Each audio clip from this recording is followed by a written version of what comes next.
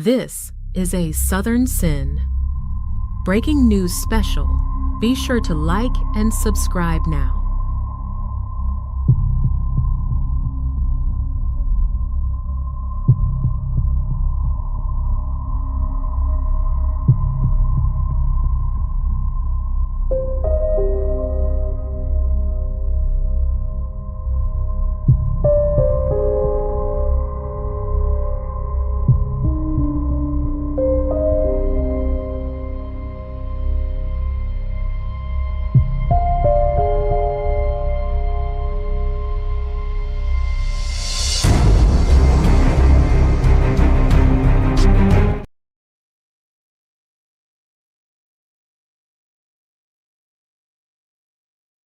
Thank you, Judge.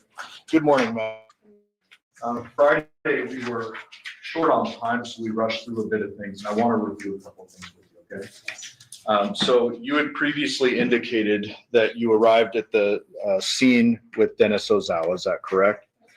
When you arrived on scene, did you interview anyone at Paladura? We did. Who did you interview at Paladura? That's going to be In addition, did you speak with the children there, or was that over at the Porcupine Rim scene? Okay, so let's move forward to the Porcupine Rim scene. When you arrive at that scene, what do you observe? When Detective Ozal and I were done, we observed Devyn Michaels going between the house and her vehicle, which is the Nissan Armada, and then I believe there was one child playing around. Okay. Did you notice anything at the Porcupine Rim scene as you arrived other than Devyn Michaels? I did, as I walked up the driveway of the residence, kind of off to the side, which would be near the opening of the garage door, there was a black cell phone. Okay. And when you say off to the side, do you mean actually on the driveway? It was on. And which side of the Nissan Armada was it? It would be to the left. Okay. So the driver's side. Okay. When you observe the cell phone on the driveway, on the driver's side of the Armada, do you immediately go grab it, or what are you thinking at that time?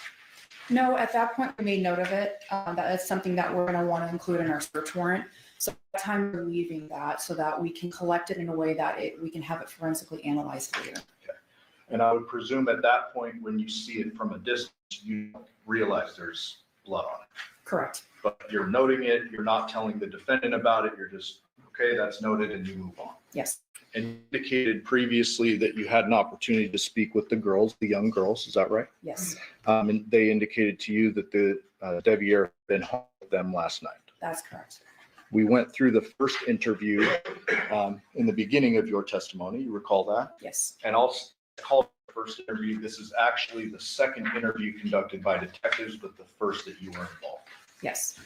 I didn't get a chance to ask you, but how were you approaching this second interview when you first go in? What's your mindset? Sure. So whenever we're contacting someone for the first time, we try to use the free format.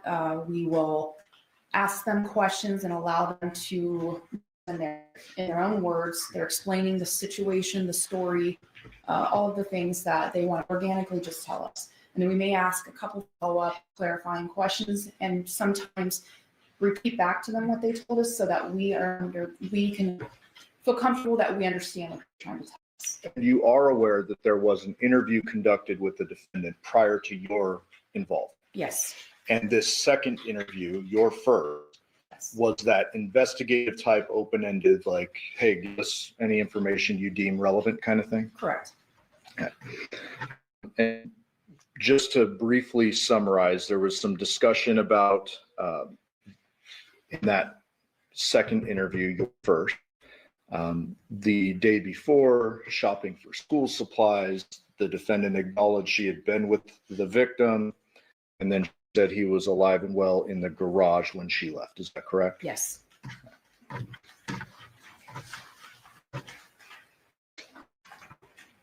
Now, during the course of this first interview you're involved in, we heard a little girl's voice approach. Is that correct? It is. Describe that, what happened, and what that meant to you. So while we were interviewing Ms. Michaels, we are engaged in our conversation. To be honest with you, I'm not sure which of the daughters, the names I still get mixed up. She approached the window and she has the cell phone that we believe is the one we previously saw in the driveway. And she says, "Mommy, here's Daddy's cell phone." That's why he didn't answer. There was a physical reaction from this, from Devyn, and she takes the phone, hands it to us, and she made a comment, "This should help you." And then that's pretty much changed the tone a little bit to casual conversations to then it became a little bit more flustered. Okay. And is it at that point where you noticed the blood on the phone? And I would imagine that's important for an investigator. Very much so. You, I believe, previously indicated that after that first interview, a search warrant is authored and conducted on the home and the vehicles outside the home at Porcupine Rim. Is that correct? Yes. During the course of that, we know the wallet with the current ID is found. It's tied in several bags in the defendant's underwear drawer, and it's kind of tucked away. Is that right? Yes. And within that same bag is the truck keys. Yes. The Social Security card was found, but that was in her purse, not hidden away with the other stuff. Right. We were about halfway through that second interview when we had to break on Friday. And so just describe for us how you're approaching this second interview differently, knowing what you know about the blood on the phone and the items found in the home.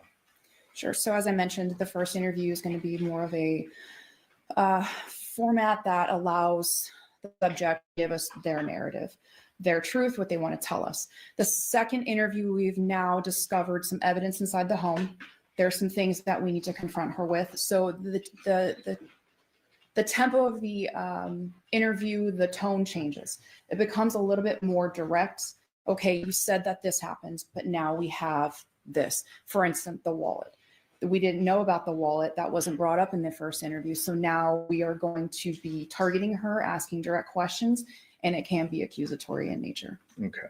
And so we left off at 36:55, but just because we were really cutting it close, I want to start back at about 30 minutes of that interview and then resume. I may pause it a couple of times and ask you some questions. Okay. May I, Judge? Yeah. What do they look like? Remind us what you did this is. 6:20. Okay. I don't know, they have all of his whole driver's license, that he had all of his old stuff. Okay, and then a whole wallet with the driver's license? How many do you think you have? I think I have 2 of his licenses. And then are they both in wallets or Yeah, and we have the older years as well. in separate wallets? No, just in separate places. Okay, where was the like the ones for Jonathon? Where do you keep those at? The ones were in Devers in a different drawer. Which drawer? One's in like my drawer with like some doorknobs and stuff, and the other one's in like a knife lamp or whatever side. And you think you have a couple of his driver's license? I know I do, I have them on my phone too. And when does he give you those, or why is he, like, I thought you had them. I don't know how it sounds, but he literally said, hold on to this because it's important. He literally said that. Like the social and everything. And I have the EBT card, and you could see it at the gas station, he handed me the EBT card and said, this is the code, and he gave me the other one.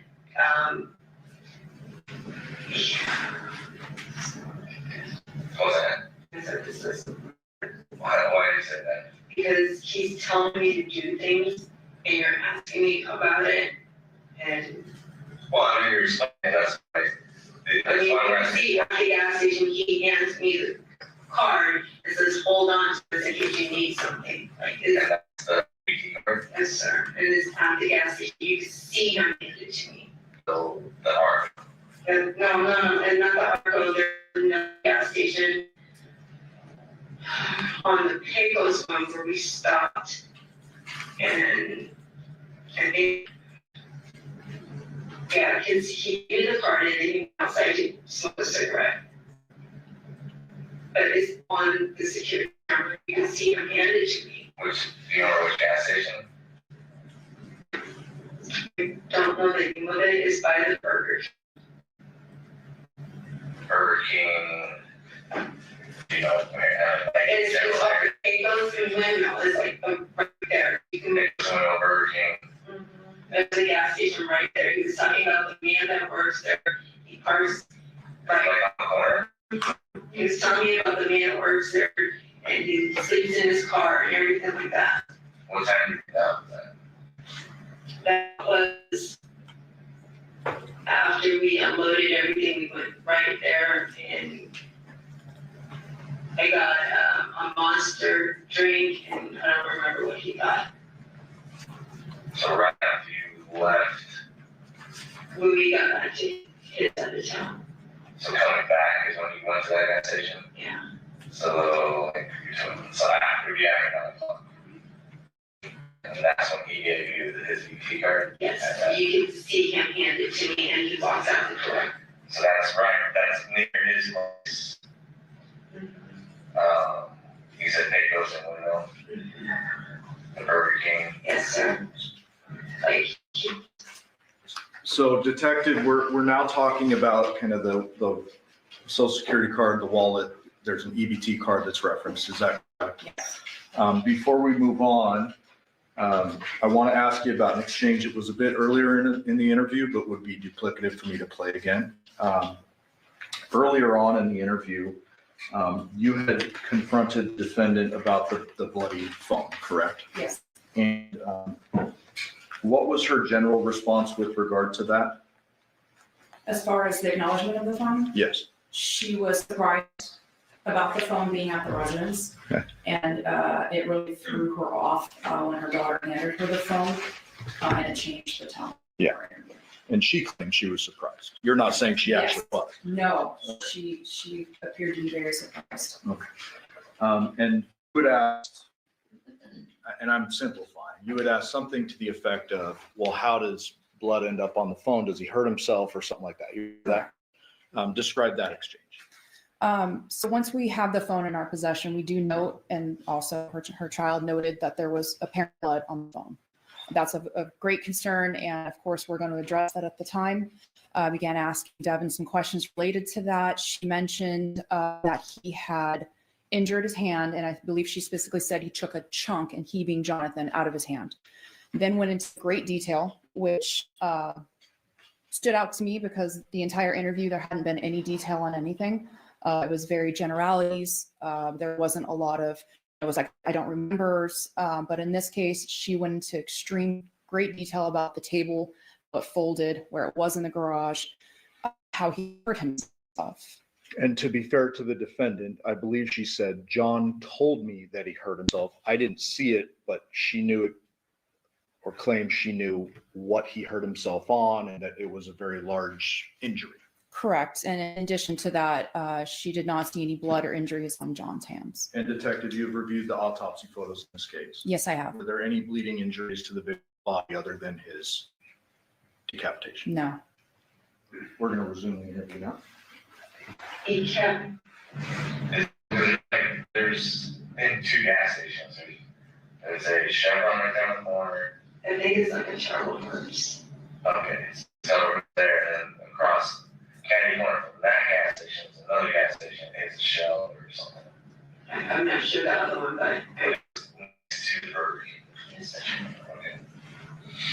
yeah, please check the security. You can see him and you can see him telling me the code and everything.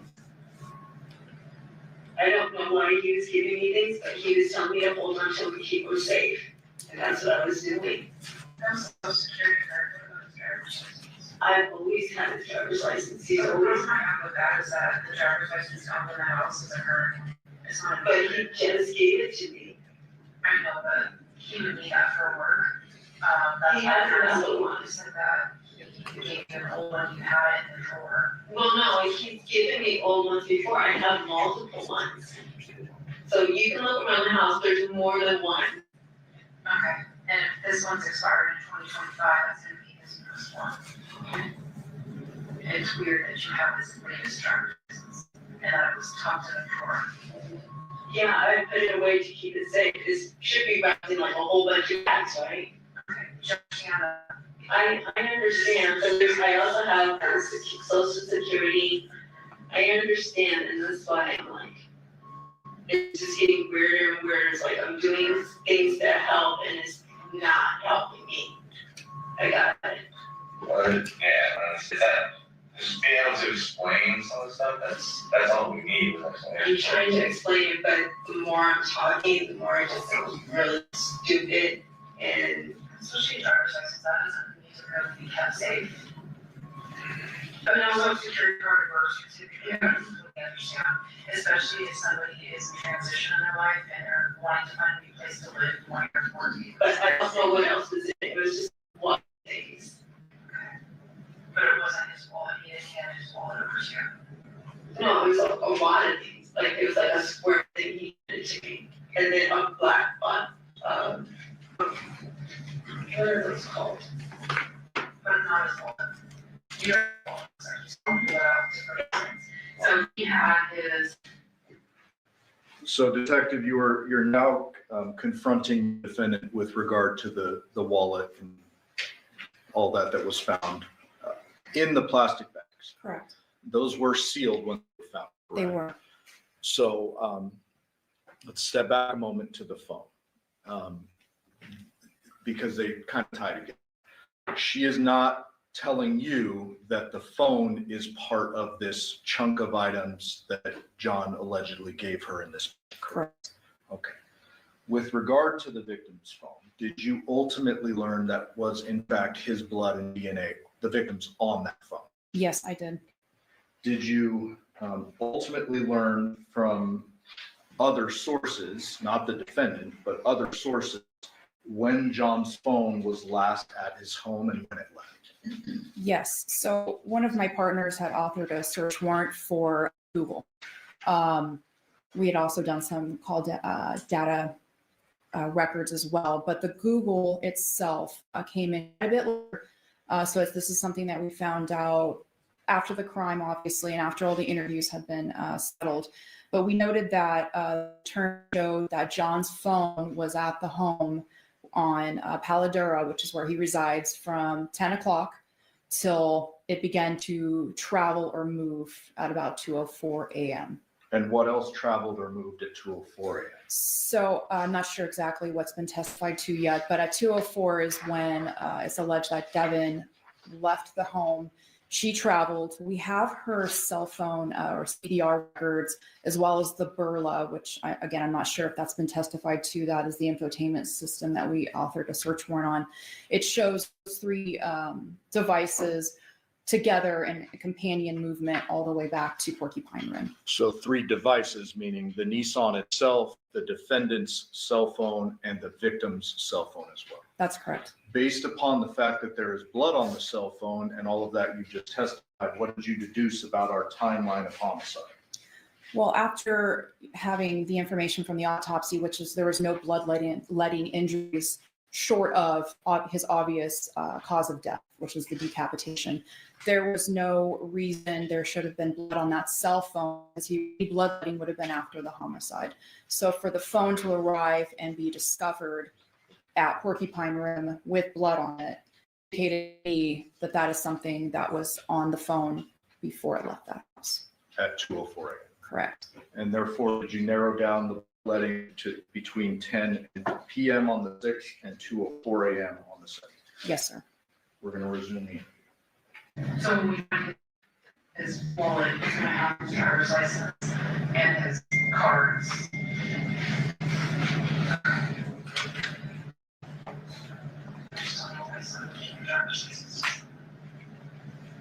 But not, he didn't give you. I told you, when John and I were together, I had everything. He had me hold on to it so he wouldn't spend money needlessly and things like that. Like, he's like, hold on to this. And You have a chance to have a relationship right now. we actually were, So you're closer than we thought. yes. I mean, Are you? he asked me to marry him yesterday. Okay. Does that make It takes to know your relationship, you had mentioned was getting reconnected, but that's more important. Right, and you can ask the girls, like, he told the girls we were gonna get back married, and they were gonna be the flower girls and stuff like that. He was trying to get back together, and I was helping him break all of these little bad habits that he was doing. So then he gives you the EBT card for one of the girls. Where's the other one? I have 2 EBT cards. Do you have both girls' EBT cards now? No, they're not the girls' EBTs, he said one was Andrea's, and the code, I was using Android. he gave me hers. I haven't used it, he gave me hers at the gas station. And then he has the other one that he got.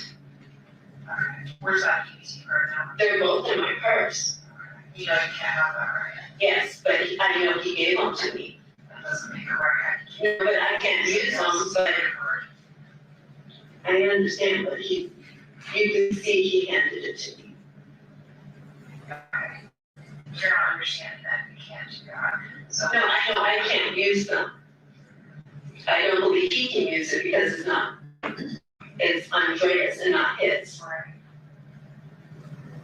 Is Andrea mad that you have the EBT card? Did you get it? Because she's got it now, that's the money.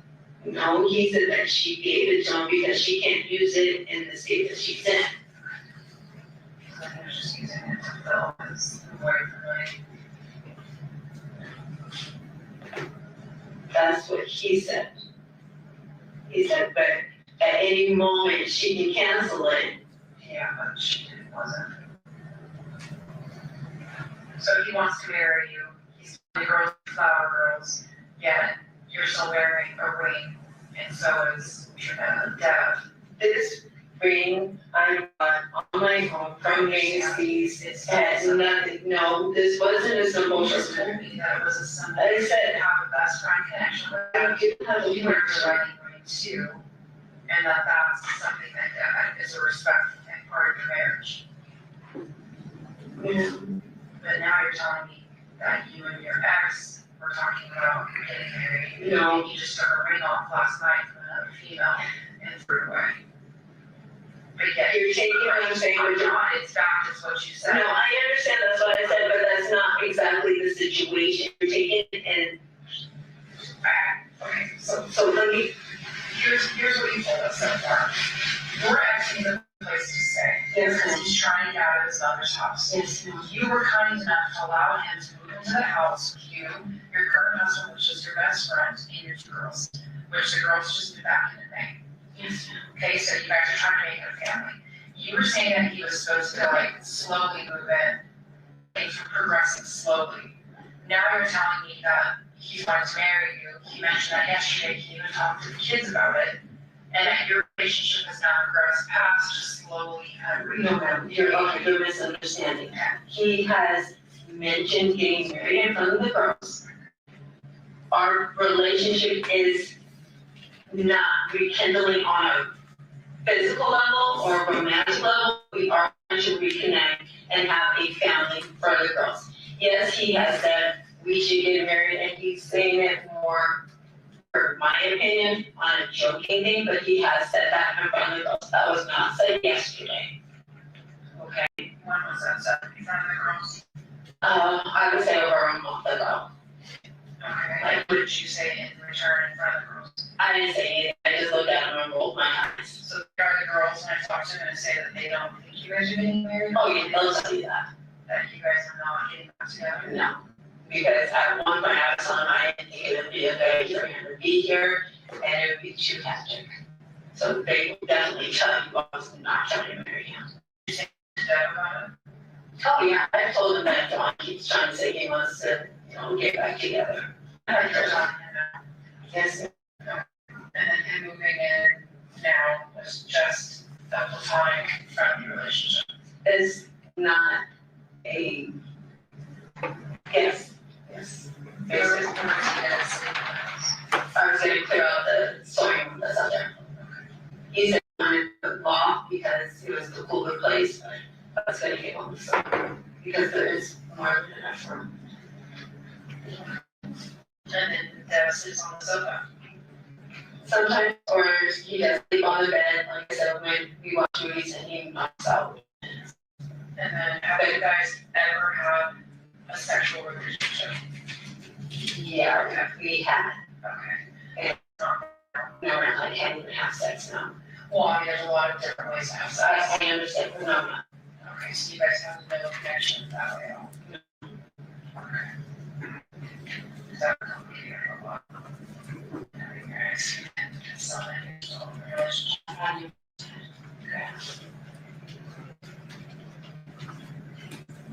you can have all my medical records and everything like that. I So, take hormones just to, I understand, but like I said, there's a lot of different ways to have sex. It doesn't have to be penetrating, a lot of things that a couple can do. And obviously you did that in the beginning, but it's not now. So much changed. pain. Well, not to be crass with you, but I need to be direct with you. And you can give them a heads up. And that gives you a connection with that person in a sexual way, that gives it a any of us, a relationship. You know what I mean? You know what I'm trying to say? There's a lot of different things that you can do for a male that you're connected with. Did you ever think we're not? Like that. Just trying to answer that. I'm not. That's right there, questions. I mean, I'm cool with the married for this, the race, that's probably the most odd thing about it for me. Is that? It's just, I like my ring. But he's wearing one. He wears a lot of stuff, He's wearing one. but he does wear more than one for himself. So, and he's bought them for himself. Sure. I got mine. No, I mean, but I didn't buy them for them to be symbolic, he's bought his own things to wear. And where did you guys get married? When you guys married? What was that? The flamingo thing? That's every one of the forms. Yeah, it was free, I got a coupon thing, and that was cheaper. Did I get a chuckle and something? Yeah, and there was the one witness and that was it.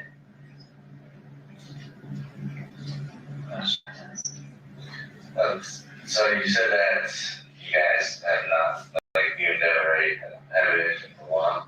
How long have we talking about? Years since he's been back. What do you mean since he's been back? He moved out of the state. That, Deborah said he's been living here for the last 4 years. Yeah, but he got moved out of the state. He lived in California and then he moved back, lived with John, and then he came back this way. Okay, so since he's been back, you guys have not. I stopped being physical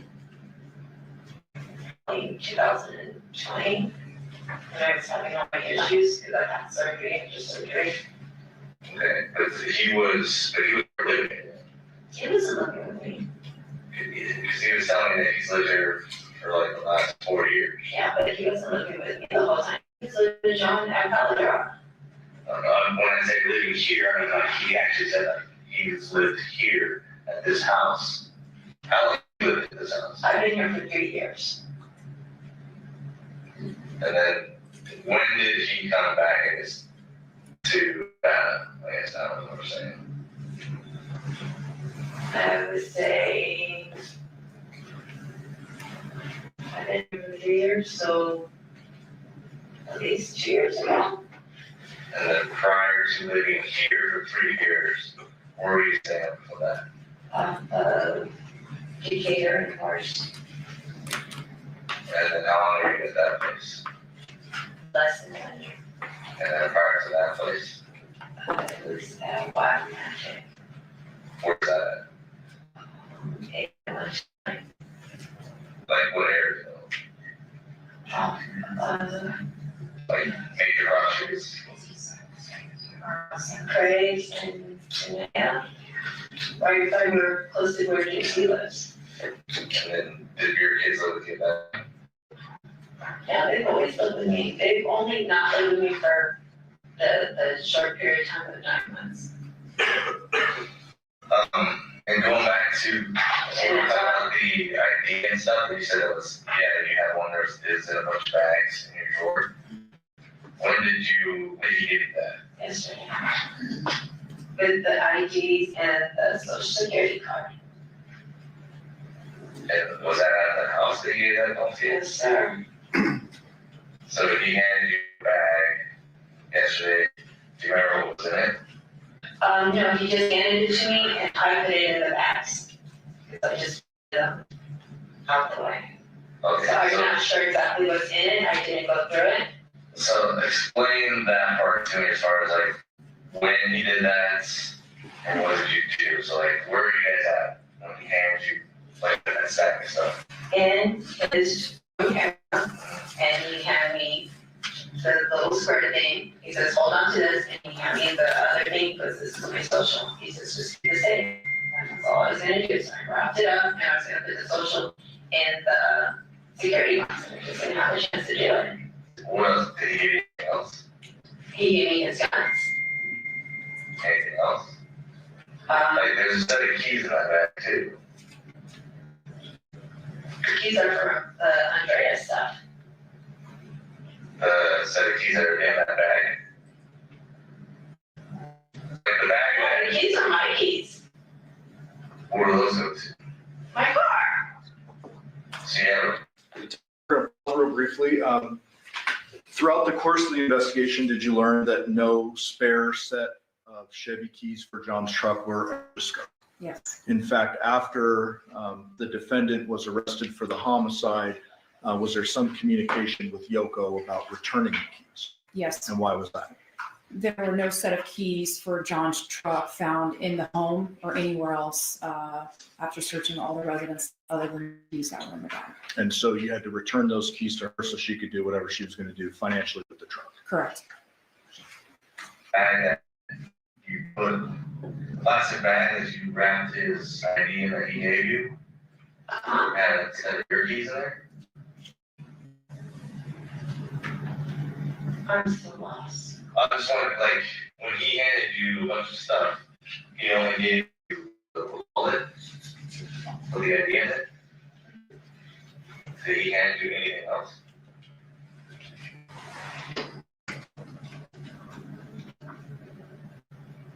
The social security card. Okay, because in that bag that it was wrapped in, that you said you wrapped it in, there's also a set of vehicle keys in there. I don't remember.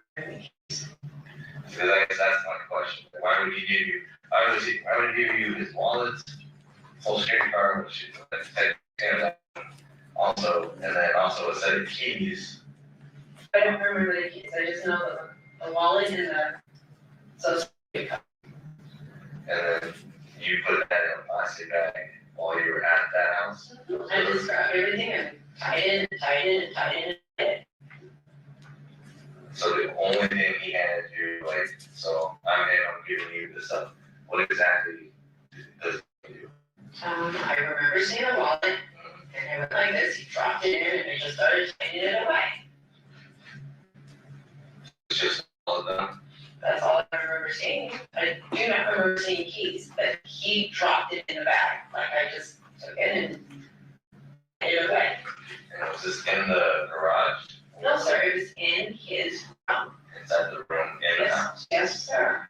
And so was that before you guys went to the garage? That was before we left. And then he also said, make sure the guns are safe. And we didn't take the ammo. So I carried out. Detective, was this timeline that the defendant gave you notable? It was. Why is that? Specifically, the keys in the bag and the wallet, when they leave the Paladura residence, she'll indicate that they were in his truck and then go back to his house or back to her house on Porcupine Rim. However, the keys have been tied up in that bag because she indicates in her statement, I tied them, and that's exactly how we found them in the drawer. And so we know based on not only the defendant's statements, but witness technological evidence that it wasn't the Nissan Verla that they made the last trip to Porcupine Rim in and then returned to Paladura. It was the victim's truck. That's correct. And so she's saying the keys or whatever he put into the plastic bag that she tied up over and over and over were given before that last trip to Porcupine. Yes. One of the guns that he carried out with a bow and a crossbow looking thing and another gun. Okay, so that was before you left there, between 9 and 10, No, that was like at 8 and 9, 8 and 9. and we came this way. And what did you do with that, all the stuff? When I got here, I put it in the drawer, like just to keep it out of the way. And then you guys drove back. Yes, sir. Okay. Did he have keys to his truck? Yes, sir, we built his truck. Do you remember where he put his keys to the truck? So we can't find his keys to the truck at his house.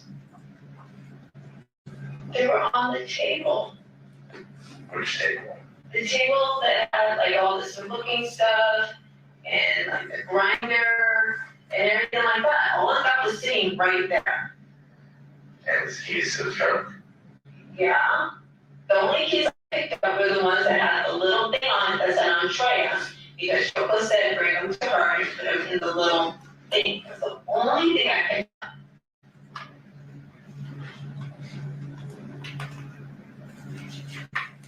Okay. So you know what keys are actually in that bag that she grabbed everything in? No, sir. Like I said, he said, keep the safe. And he took the plastic bag and he dropped it in and he started tightening it up. And then he handed me the other thing. And I was just gonna put that into a safe. Okay. So, like what we were saying is, a lot of the stuff now is like how you're saying you're talking it out loud and it just doesn't sound well. I understand that, but you didn't know John. You didn't understand his mannerisms. I know. Well, not to you earlier, like these are the things when we were saying, like, hey, be descriptive as possible. Like, what were you guys doing? Like, you guys are packing, doing this, but like specifics, like stuff that's important. All that would have been really important for us to know. I apologize, but that's not things that were like kind of going through my head at the time to remember. Is like, when you say this, it's like, okay, I remember this now. And you say something else, then I recall more information. I'm trying to remember as much as I possibly can for you. Okay, because like how you said it, how it doesn't look well, I agree with you now because you have a social security card, you have his wallet and his ID.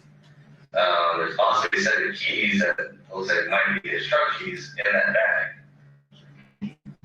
So, But I'm sure he said, I got more than one key for my car. Notifications on it.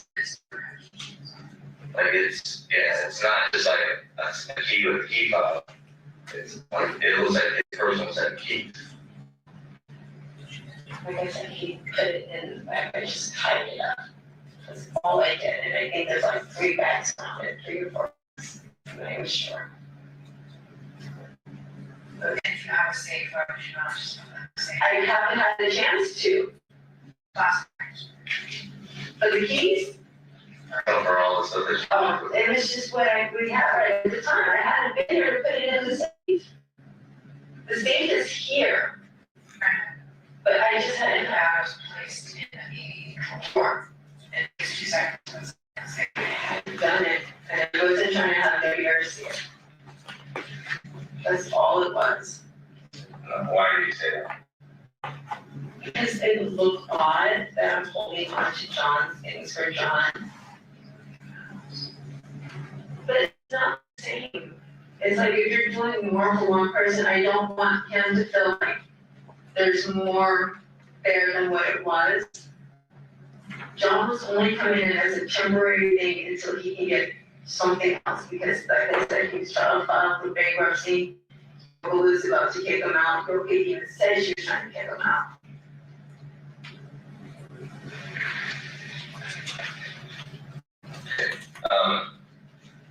So you, how many you tell us about the agency before? That you was I did. one. I did mention bankruptcy before. I don't remember that. Did I tell you, or the, yeah, I mentioned it. Otherwise, I most definitely did. understand inside the house when you guys are here. Cause, He told his mom he was gonna file for bankruptcy. yeah, gambling, how long has he had an issue with gambling? Where does he usually play? Well, when we lived together, he would go to the Santa Fe. So there's something, That's when we lived together. I don't know what his problem is now. you don't know where he would go living with the people go. Probably the Green Valley is the closest one.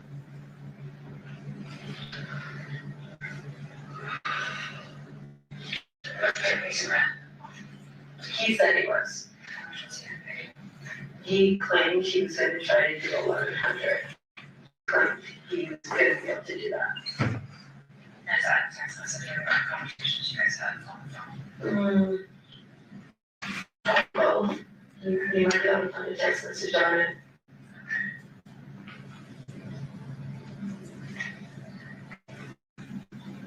And it was definitely where he understood it was not going to be him freeloading or anything like that. He had to pay to stay here.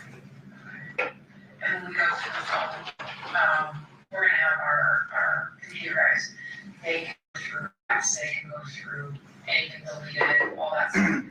Are they gonna find anything that we're gonna go back and talk to you about, that your husband doesn't know about, relationship-wise conversations, With Johnson. intimate conversations, pictures? No. So it's just platonic conversations, For the girls. so they went wrong back. They wanted him because they let their dad. Knows best, we know it's wrong. And I was told when I went, John has physical custody of us. They're supposed to live with him. So is that why? So as long as I keep him close to me, Well, then just tell us the because definitely, if I keep him close and make him happy and everything like that, I got to see my girls. I understand. So it's just so my girls love him, they want to spend time with their dad. I need to, Hopefully he pays the rent, is that, does that pay for the rent too, or the mortgage? he pays like 1,100 every month too. And then are you working? Yes, ma'am, I do real estate. Okay. Clearly, you've been sick though. Because me, I've been for almost a full year, I was making it. So I went through my savings, I had to take my stocks out just recently to get things caught up. Yeah, I've been struggling, trying to get all of this back on track. This is gonna help a lot. Yes, ma'am. So that's the motivation too, is keep the girls close, and then if you keep them close and happy, you'll be able to contact the girls, and he's gonna pay the other half of the mortgage. I figured as long as I didn't rock the boat too much, he wasn't gonna get out of control, because I know what triggers him, and I wasn't gonna do that. I know even when he's yelling and everything, as long as I'm not trying to engage with it, he does calm down fairly quickly. And you can see it on the text messages. Okay, so like going back to what Stan was saying, why are you, I know there's one, to see your kids, but also you have custody of your kids. He has, Well, he has physical custody, but they've been staying with you, they're not staying with because him. he's letting them stay with me. Exactly, why would you wanna bring him here? Because if you look at the text messages, when he gets mad, it's bring me the girls back. I want the girls back. So he's threatening about that stuff. So he's threatening about the kids. Okay, so, Again, if I keep them happy and keep everything cool, the girls can stay with me, and they were supposed to be with me for the summer, but you'll see, oh, I miss the girls, I haven't seen the girls, so it's okay. I would drive to Anderson multiple times, just so he could see the girls, and then we would drive back. do you have any other phones? No, sir.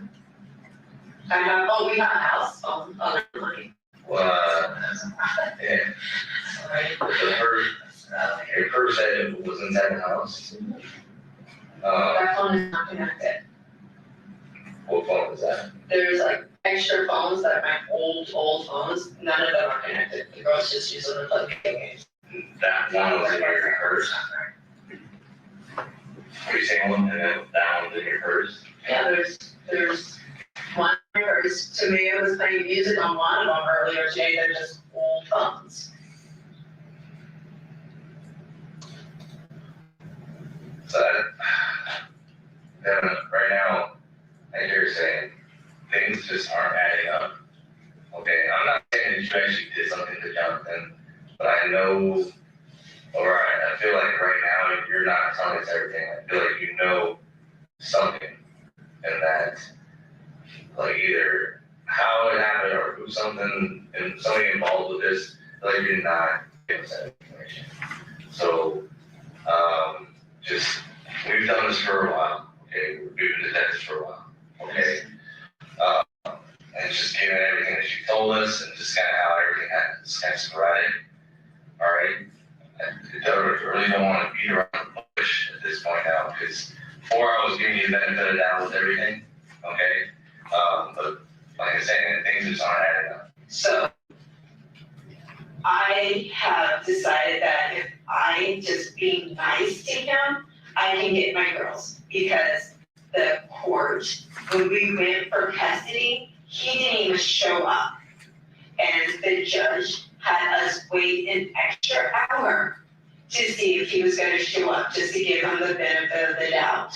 And they still granted him physical custody. They denied his motion for sole custody, but they still granted him the physical custody of the girls. I have tried to do everything through the system. So right now, all I'm trying to do is make sure I just be nice and get my girls, because that, at the end of the day, was my goal, just how my girls Can I ask you a question about your custody? Just my prior experience is in special victim unit, so I'm very familiar with family courts, very familiar with CPS cases and how powerful they are, one way or another. It's very, very unusual for a father to get primary physical custody. So She told me that day, and you can talk to the victim, that my girls were gonna be home that day. I told her, I'll do the custody class, not custody classes, the counseling, which I'm still doing, and you can talk to her. I did the parenting classes. so they took their kids away. Yes, ma'am. But they said that you have to do this, you have to do, and I did everything, Usually it's temporary. and they didn't. They still granted him, yes, now, you can look it all up. Even my therapist, everybody that has been involved in this case say it didn't make any sense. I have, Where are all your firearms? there's one in the drawer and there's one upstairs. Where's the one upstairs? We'll start. It's in the safe, in the bathroom, over in the girls. What kind of that? That's big. Okay, and then, is that a 9mm or 40? Do you know I how? have mine, Okay, and then the one downstairs, where's that? in the drawer is 9. Okay. And then are those your firearms? Yes, Okay. And have you firearms recently? no, ma'am. Not since, No, we go to the gun range just for or yes, ma'am. okay, that's fine. Yes, ma'am. It is, and my, Judge. the lady, I don't know what happened, it's like, I don't know now.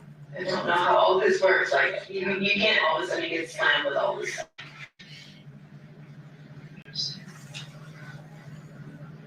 So, I know it looks weird, but I am just playing nice to keep my girls. So, I'm just trying to not create waves. So John says, I need you to do something, I do it. As simple as that. I'm not trying to look stupid in front of you guys, but Does he hold that over your head? yes, Like, does he threaten you yes, with the kids? yeah. Like, what kind of stuff does he say?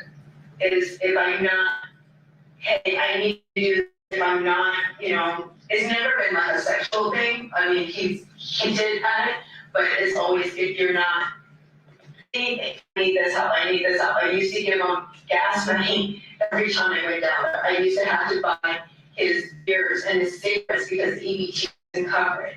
And The girls would even tell you, I was always buying them something. You can look at the gas station records. Every time you went, you would, hey, I need this, this, and this, and I would be the one paying for it. I just don't want to rob Is them. that how we got you to agree for him to come here? Yes. It's just keep my girls close. What did he tell you? That, it's not what he told me, it's just, I know. What did he say? Like, when he said, We should be a family, we should be a family, and the girls would us together. did he threaten you saying, let him move in? It wasn't a threat, it was more of a, well, if you don't want to do this, then I'll stay with Andrea, we'll have her, because he told me straight, he already moved on with his life and everything like that. And him and Andrea were supposed to get married, and I wasn't gonna be in the picture anymore. And I can't be without my girls. Did he say he was gonna take the girls to where it wasn't, right? No, they weren't moving anywhere, but it was just, I wasn't gonna really have my time with them like I do now. So I know I seem very easy to push over, but it's not, Well, it's a cycle. Obviously, he's been using your kids against you and getting him ready for something, you know. on one of the things, like, one of it was like the 4th of July, maybe put something in the microwave and it like started sparking like a metal thing, and he started screaming, fire, fire, fire, fire. So I'm trying to get the girls out, and he's yelling at them, and he's cussing at them, he's cussing at his mom, cussing at me. I'm just trying to get the kids out of the house, and there's a fire, and he immediately, back there, back, spray on back, we're not doing this. So. Was that here or? In Henderson, in Castile, she'll tell you. That's how he is. So, I mean, when I tell you that I told you earlier, and I think that you're not telling us everything, that there's something that you know that you're leaving out. And then you go to this big explanation about, this is what's happening, this is what's going on. I love my girls, he uses that against me, and you can't go into that brief explanation. So, you never really got into the other part to it. Okay, so you just can't get the explanation, which I understand completely now. Like, you're painting a different picture about what's been going on. Like, all this stuff you tell us now is not anywhere near what you were explaining to us earlier. You know what I'm saying? I'm not trying to speak ill of anyone, and I'm not Well, trying to make myself sound. It's not speaking ill, it's just trying to explain the situation and where you're at with him and your explanation. I mean, now it's a little bit more clear that he obviously uses your kids against you. You love your kids. We all love our kids. And I agree with you as far as like, I would do anything like that, right? Like you said. So it's not that I'm trying to bring him in because I'm in love with him or anything like that. No, you're trying to make, but here's where what I'm saying is, I don't think him coming here isn't something that you really agreed to. It was something that he kind of forced on you. He made it clear that it would be better for the girls, just like the puppies. We need to bring the puppies. The girls love the puppies. And Right? So that to me, when we're looking at everything here, would say, hey, well, he needs to get out of the picture, right? So that's all I'm asking. I don't think you did anything to him yourself, okay? But I do believe you know what happened to him. Detective, during the course of interviews, when you're speaking with a potential suspect or person of interest or however you want to say it, are there times in which you will change the tone and kind of minimize someone's involvement? Absolutely. So just so everyone understands, when you or Ozawa are saying, I don't believe you did it, that's part of your interviewing technique, correct? Correct. You're not saying that's what you actually. No, it's a way of keeping the dialogue going, of showing some sort of like sympathizing, comments. If you're giving that to them, they're feeling that they're heard and they're believed, and they will continue to speak with us. Okay. As who did something. So that's where, so this is the time right now that would be a good time for you to kind of explain what you know about what happened. Because as we go on further and when we leave here and you say, I have no idea, I don't know anything about what happened, and then we find out later, that obviously looks worse on you, correct? I understand. Okay, so like I was saying before, now is the time that it would be, incumbent upon you to say, hey, okay, this is what I know. Okay, like I said, I don't believe you actually did anything to him, but I do believe that you know what happened to him. Okay? John was like this with everybody, so I don't know if he got into anything with anyone else, but for me, this is how he was. For Yoko, this is how he was. I'm pretty sure he was like that with Andrea. I don't know if he could be with any other person where he's like doing this. You would have to look at his phone. But you can look on my messages.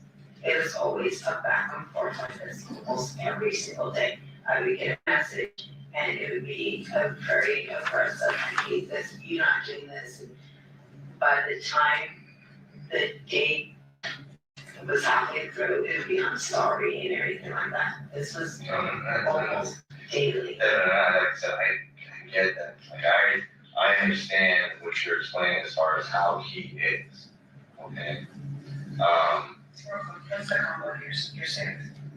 If I'm understanding that. 1978. Sorry.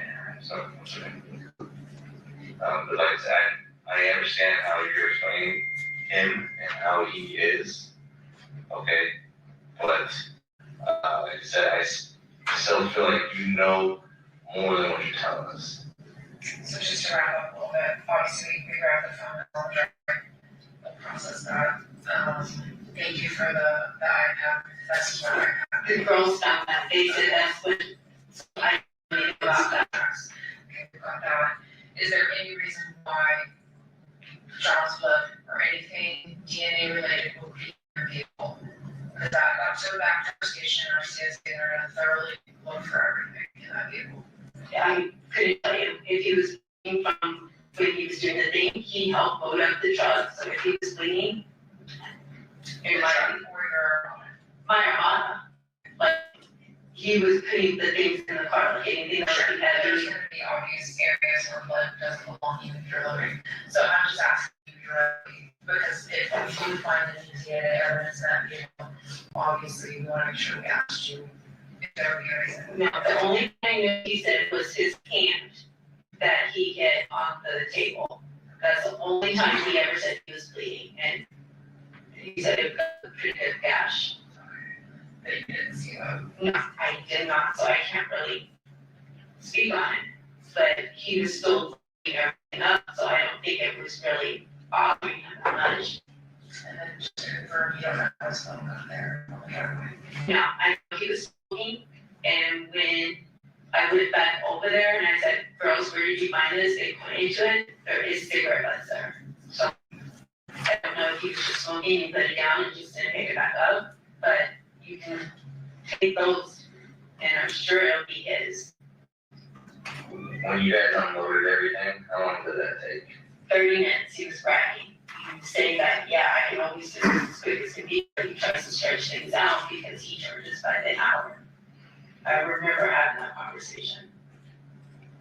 And when you guys left Palmyra to come back here, or when you left that night, or this morning, which way did you go? Like as far as when you left Palmyra, like I headed up towards the Durango area to get the medication.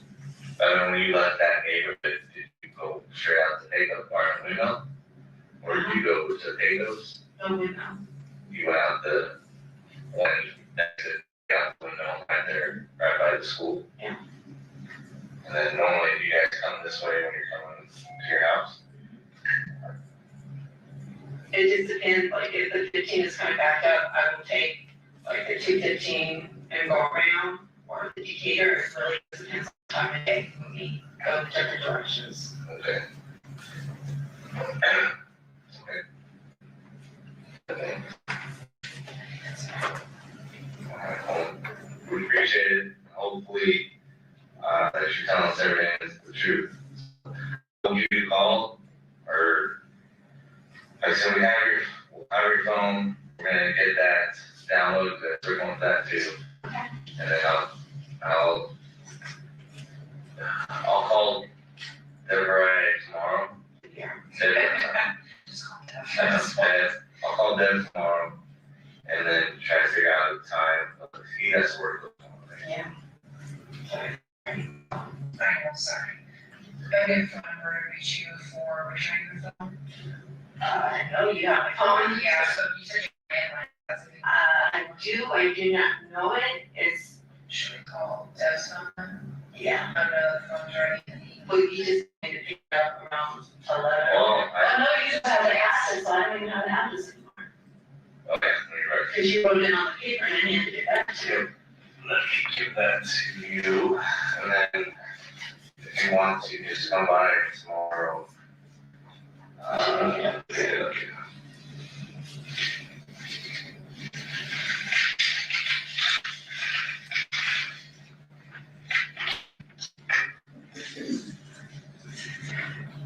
You got that card, right? Yes.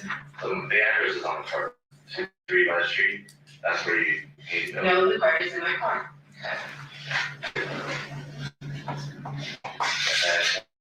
Get that back to you. So maybe I'd say 1 o'clock tomorrow. Come by the station 1 o'clock tomorrow. Okay. Hopefully everything will be good. Okay. So if you can figure out how to get right down there, I can try to get everything done for you. Okay. And if it's not, at least I hope I can just get you the phone back. I don't know what to do. Yeah, I'm not worried about it, like I said, And then if there is, I don't think there's a lot of it, I don't think he was late a lot. I didn't see it, but I do know he did mention it. so it is 9:25, that's the end. And Detective, it sounded toward the very end there, like the plan was to release Miss Michaels and about your investigation. Correct. And fair to say that there was a pretty substantial amount of digital and forensic investigation that occurred after that interview. We Yes, just heard. absolutely. Thank you. I'll pass the witness. Okay, before we proceed, we're gonna take a brief recess. Mr. Justice, whenever you're ready to cross-examine. Thank you. Detective Skinner, if we could start with a time, 8/7, Okay. specifically in reference to Devyn. Yes. It's your understanding that she was initially interviewed at 12:11, just after noon on 8/7, correct? Would that be that first interview with Ozawa and Pappas? Correct. I'm not familiar with the timeline. That sounds about right.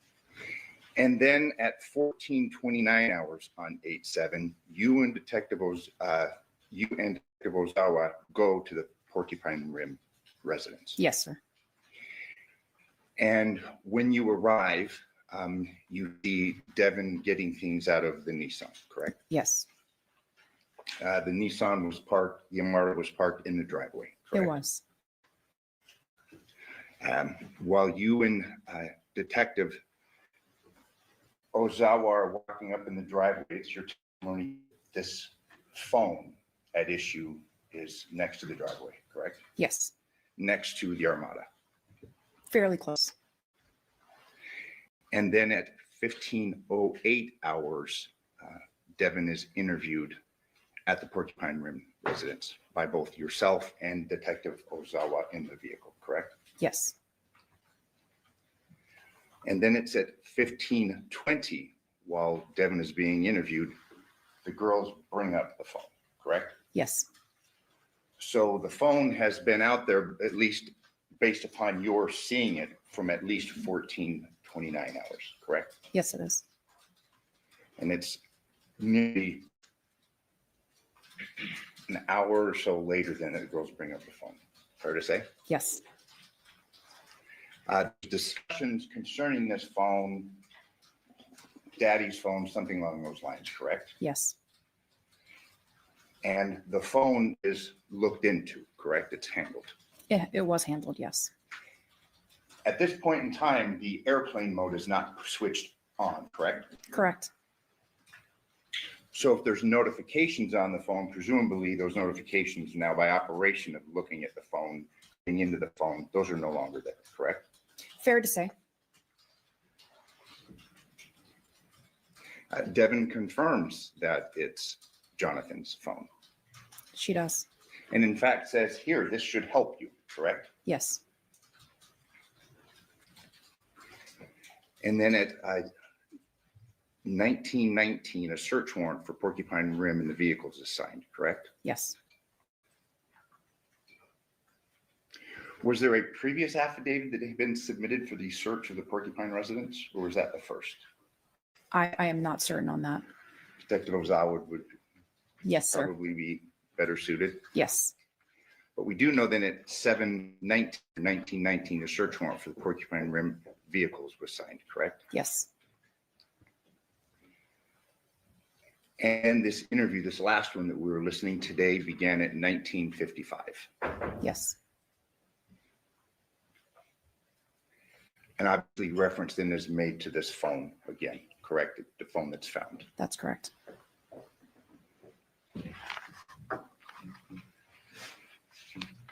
Through the course of this interview that we heard last week and this week, there's reference made to Jonathon losing his license, correct? Previously.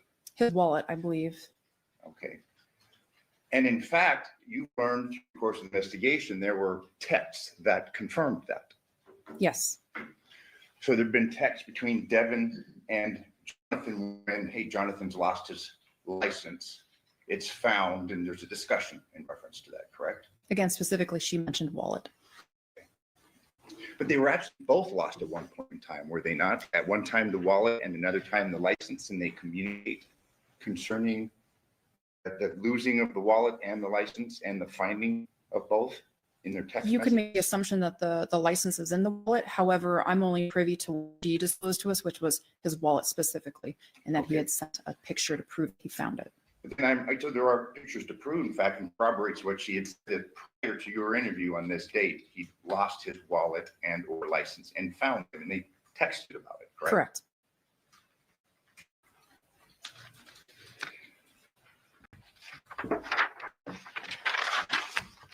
There had been, through the course of your interview, a reference made to Andrea, Jonathan's previous girlfriend, and the pulling of a knife, something along those lines, correct? Yes.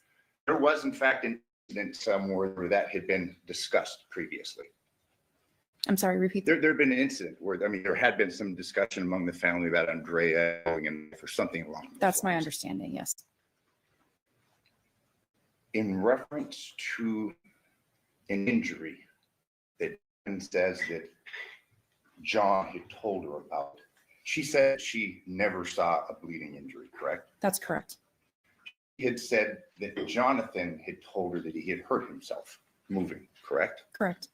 She had made reference to a white table that he was moving, correct? Yes. And in fact, that white table that she had discussed with you was in the garage. It was. Again, it confirms the movement of this table. It had the big folding sides, correct? Yes. It was found in the garage. And she made it a point to say she didn't see any blood. He had just said that he'd injured himself moving that, correct? Yes. You'd fair to say, I mean, based upon common experience and knowledge, people can hurt themselves, whether it be a cut, a pinch, like that, moving heavy furniture. Yes, absolutely.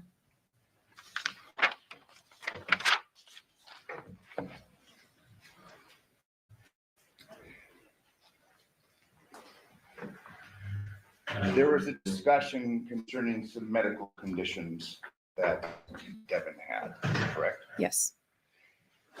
She had talked about this inability to engage in actual intercourse, and you followed up in questions. I did. To that, correct? Yes. She had said, you can look at my medical records that have these medical conditions, correct? Yes. And are you aware that in fact had medical conditions concerning sex and things that address such? No. Did you take any follow-up steps to substantiate that she in fact had seen a doctor for a variety of different reasons?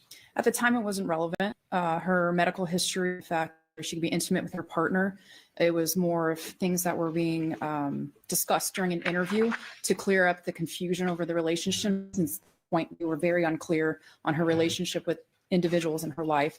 So at that point, her diagnosis, if she had intimacy issues, which wasn't something that was relevant to the investigation. At that point in time. Correct. And obviously these investigations they're not necessarily static, they're ongoing, correct? Yes, very much so. They're dynamic. Yes.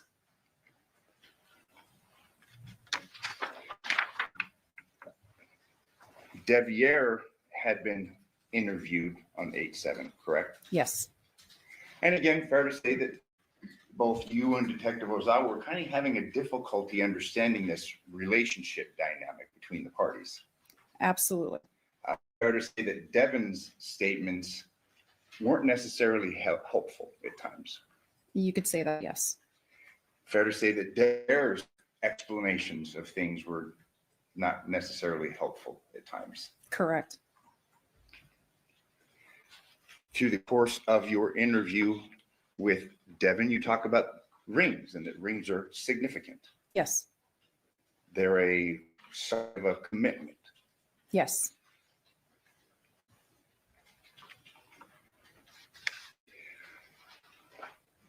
She had testified that she wasn't, or she had told you that she wasn't particularly sure what was in the bag, correct? Yes. Things were being moved, things were kind of hectic, correct? That is correct. Fair to say it's kind of ambiguous concerning when these contents were put in the bag, correct? Ambiguous is when they were placed in the bag? Yes. No, she indicated that that occurred at a specific time or instant at the home before they turned around and went right back to Porcupine. But we know for a fact that they actually were at the home and they actually went to the other home, the Palmer. Yes. Again, a lot going on, correct? Yes. Devyn had been subjected to multiple interviews on 8/7. Yes.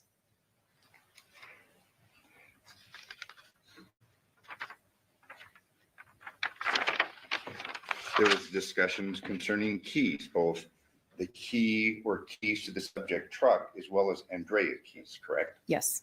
And she had told you that she had handled or was aware of the keys in both instances, correct? Yes, she indicated one had Andrea's name on it and the other one was a set of truck keys that were next to some smoking paraphernalia.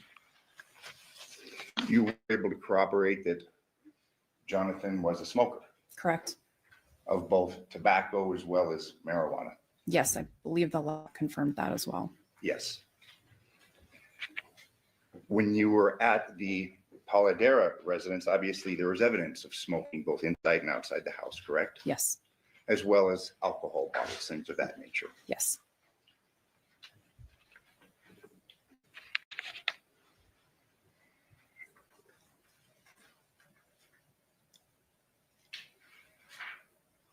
You had testified that the interview techniques initially concerning Devyn, I think you said were more like free form, Correct. that nature, Yes.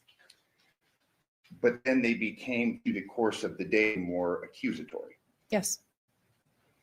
You testified that you engaged in another form of interview technique, correct? Correct. A more confrontational technique. Yes. And that was employed by both you as well as Detective Ozawa. Yes. The read technique is generally used by your police department. I wouldn't say that it's used by our department. A lot of people are trained in the read technique. However, most of us that have been detectives for, several years, we develop our own technique. We take a little bit of something that we've learned in a class that works for us. And then there's other times that we'll be taking online courses or through just our course of our experience, we'll adapt our techniques to our own strengths. So, however, it's fair to say that you have been trained and implement the read technique. I have been trained in read, but I don't believe that I'm still implementing that. Same question, if to your knowledge, Detective Ozawa, the read technique is generally the beginning, or the basis of interview techniques. I would say it's a basis generally, but I don't know that Detective Ozawa has taken that course. Okay. Early on, and this is now before your interview with Devyn, you were engaged in an interview with Yoko at the Paladera residence, correct? Yes, that's correct. That interview began at 10:43 a.m. Yes. and concluded at 11:28 a.m., correct? Yes. 45 minutes. Very fast. 45 minutes. Yeah. You were there to try and gain information to help you in your investigation, correct? Yes, She cooperated. she did. You didn't have the use of an interpreter, but it was clear that you both understood each other. Yes, During that night in question. yes. On 3 different occasions, it was discussed and I don't recall a noise being discussed. dogs barking. Okay, dogs barking, yes. 3 different instances during that interview, there's a discussion of dogs at 3 a.m., correct? Okay, I would have no reason not to believe you. And if I showed you the interview transcript, you'd have no reason to disagree. I would not disagree if I could read them. So 3 times dogs at 3 a.m., correct? Sure, yes. Okay, I'm not. Yes, sir. At no time was there any discussion of a bang or anything like that at 2 a.m., correct? Not that I recall. Because that's something that you would have taken note of because it would have It would have been significant. If I can have the court's indulgence just one moment.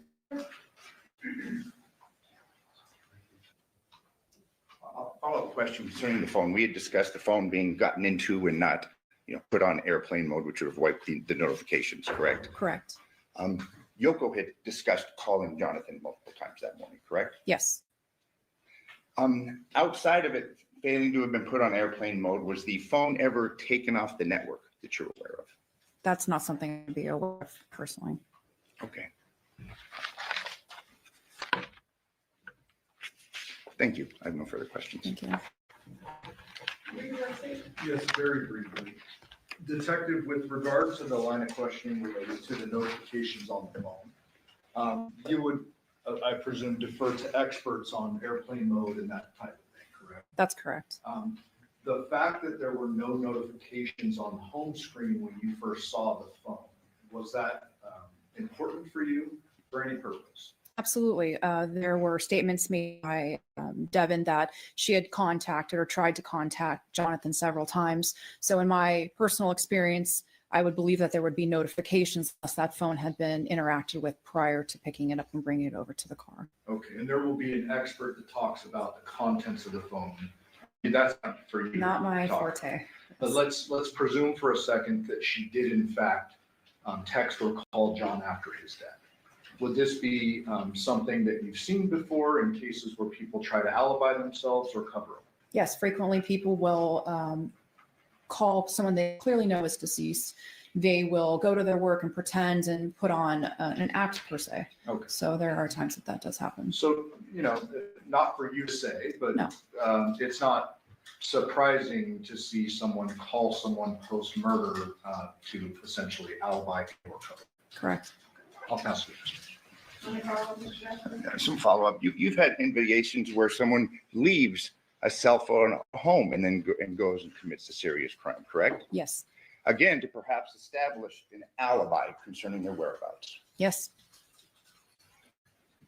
In reference to the phone, Jonathon's phone, there was communication, specifically a text sent by Devyn to Jonathon about 3:56 a.m., correct? I'd have to defer to the records, but I have no reason to believe that that didn't happen. And that concerned the girls in registration that was to occur the morning of the 7th, correct? Yes.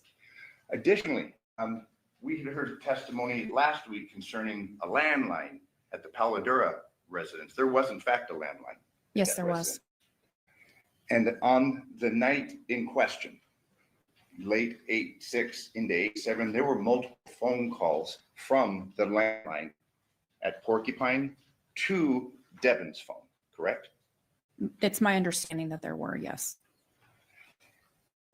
Previous night, that would be the night of August 5th, there were multiple phone calls from the Porcupine residence. That's where Devier and the girls to Devyn's phone, correct? I believe so. Again, I'd have to defer to the records to be certain. Thank you. No further Thank questions. you. Any follow-up? No, thank you. Ladies and gentlemen, Jerry, have any questions for this witness? Sir, if you write your question on a full sheet of paper with your name and your juror number, and counsel can approach.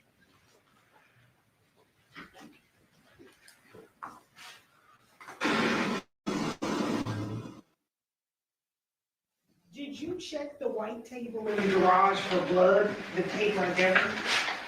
person did not check the table, however, our CSAs or crime scene analysts, as well as the detectives did, and they photographed the garage as a whole.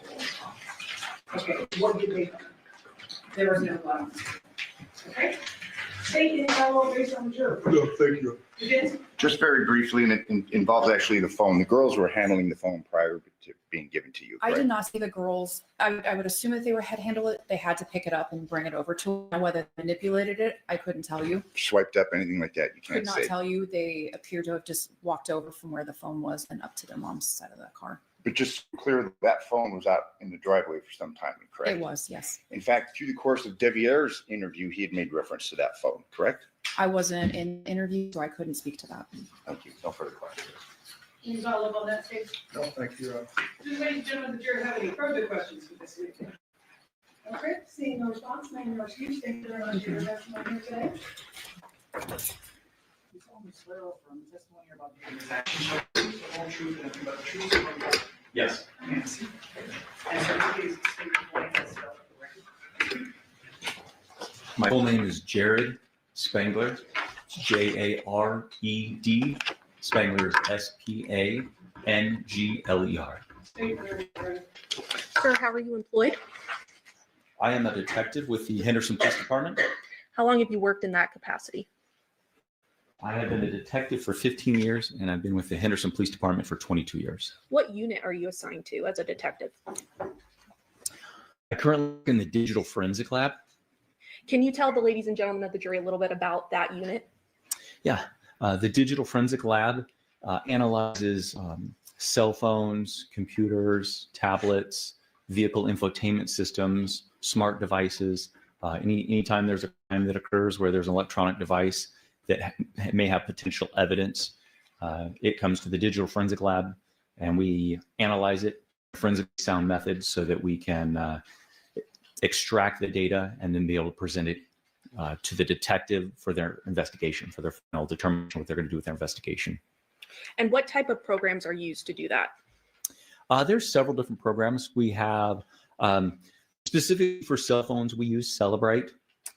We also use another software company called ICYMI.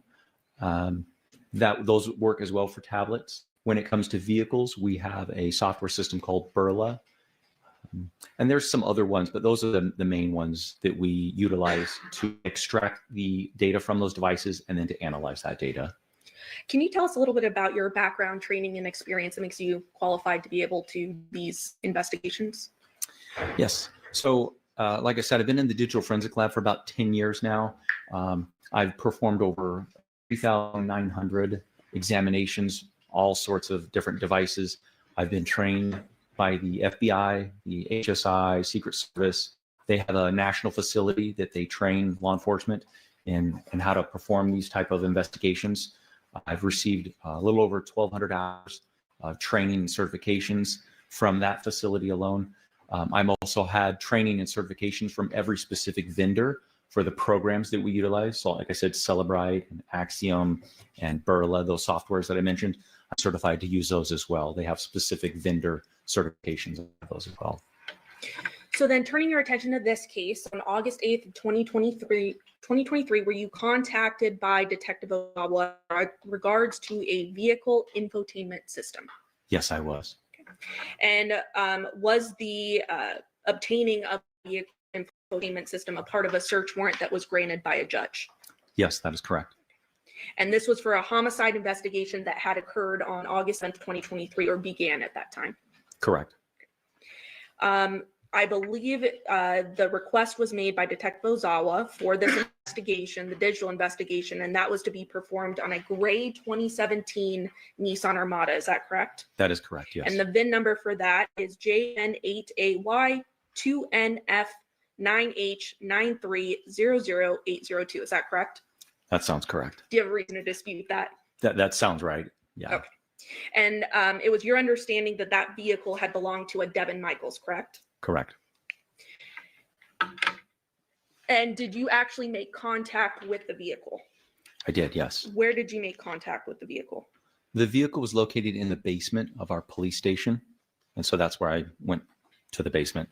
And is that common sometimes for vehicles to have their investigations done in that basement area? Yes, it's a secure area where it's not going to be disturbed. No one will be around the vehicle. It has a door that prevents anybody from coming and potentially altering any evidence or anything like that. So it's a very contained area. Is that right? Yes. Yes. When you came into contact with the vehicle, it had already previously been sealed prior to being transported to this basement, correct? That is correct. And prior to your testimony, there were a lot of photos that were taken in this case, but you saw the vehicle yourself, correct? I did. Okay, and you reviewed these photos prior to testifying today, these in my hand, correct? Yes, I did. And I believe pursuant to stipulation between the parties, the state is going to move to admit 442 through 463. Those stipulations, Yes, Your Honor. Yes, Your Honor. 442 to 463, they stipulated to. Permission to publish? Yes.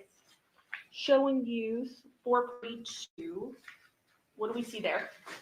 That's the 2017 Nissan Armada. And 443, angle of that. Yes. Same vehicle. 444, Yes. 445, we get a license plate there, and can you read that into the record? Yep. It's Nevada 30A as an Adam 470. 446, another angle of the vehicle. Yes. And I want to note sort of both passenger doors to this vehicle. There appears to be these red tapings there. What are those? That is evidence tape that I believe the crime scene analysts are the one that put those on there so that you would know if someone's opened the door, if it's been altered, because the seal would be broken. And that's the sealing we were talking about earlier, Yes. correct?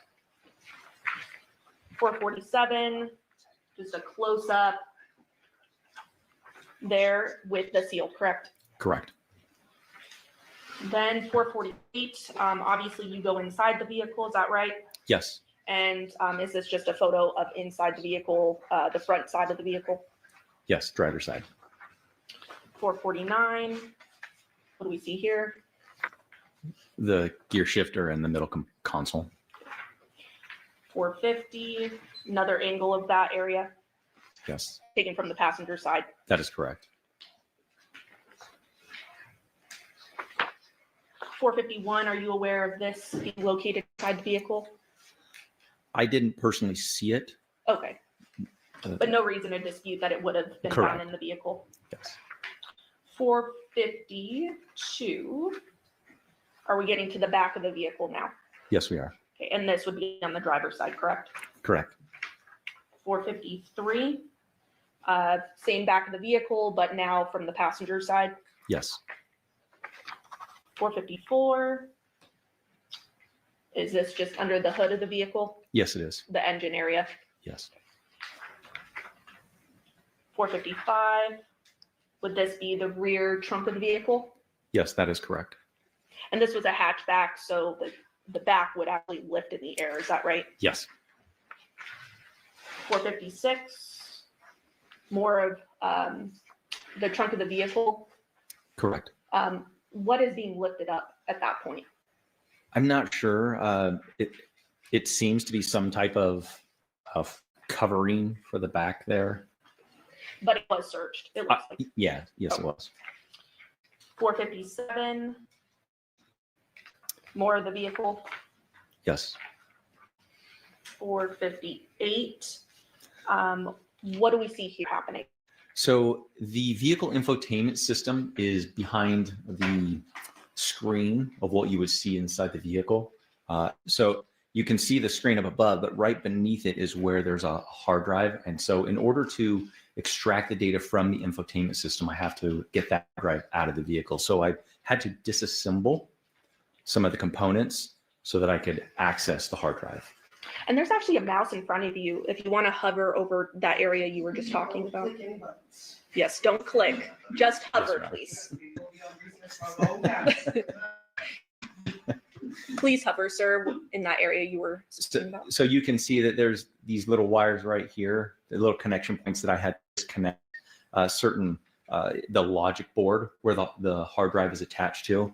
There's one right there, and there's a few down here. But in order to access this, you have to take the the whole front piece off of it. And do we see that in that photo, that front piece? Yeah. Can you please hover over that? Right up above, up here. That's where like the volume for the stereo is to change the channel, things of those nature. So that had come out.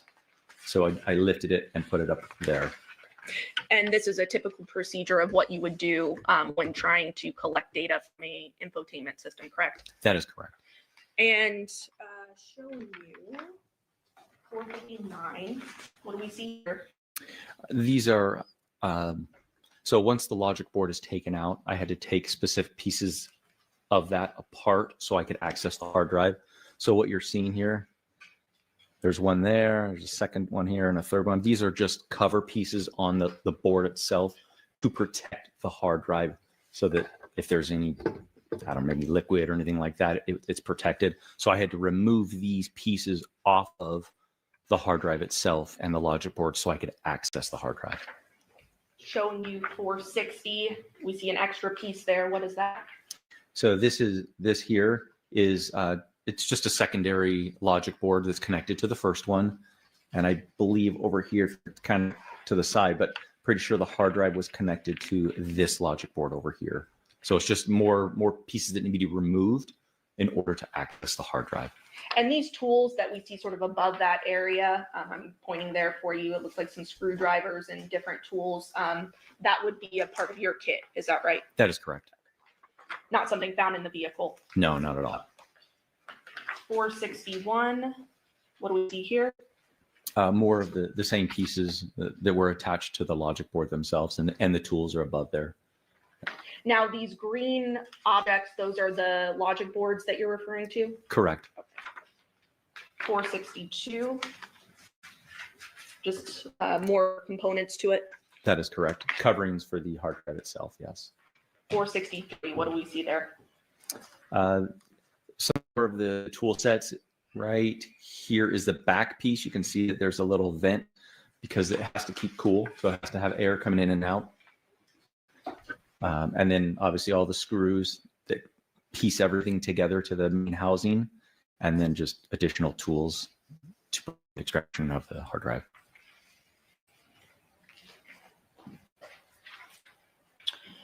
So now that you've taken apart the infotainment system, what do you do after that point? So once the hard drive has been removed from the logic board, I bring the hard drive back to the digital lab, which is in the same building. I take it up to the digital forensic lab and I connect the hard drive to a forensic computer. We have to use forensically sound methods, which means we have to prevent anything being written to the hard drive. So we use a write blocker, which only allows us to see the contents on the hard drive. So I can see the contents, but I'm not able to alter those. That way we preserve the evidence. So at that point, we create a digital forensic fingerprint, we'll call it. It's a hash value, but it's a fingerprint of the data on the hard drive. So when I extract the data and I put it on my forensic computer, I can then create another fingerprint and compare the two to what it was before, what it was afterwards, to make sure they match. So I extracted the information, put it on the forensic computer. Then I open up the BEHEADED software that I mentioned earlier, which allows us to process and analyze the specific data on that hard drive. So specifically, what type of data is being imported into this BEHEADED software? So the hard drive contents itself, the databases, that's usually what infotainment systems have, are databases. Kind of think like an Excel spreadsheet. It's a database with what data on there. And from there, it has to be analyzed. It has to be sorted through to figure out what specifically is it saying. What is data? So it may be an oversimplification, but it's essentially BEHEADED acts as sort of a reader of the data. Is that right? Yes. And put in a reader-friendly format so that you can actually see what this data is saying. That is correct. And it's not altering the data at any point when you're inputting it from the drive into the BEHEADED system, correct? Correct. So after you do that, the raw data is now inside the BEHEADED system. What does the system do? What does the software do at that point? It allows the user to be able to analyze it, So it specifically for infotainments. This infotainment system, it recorded GPS location, and that GPS location is organized in trips.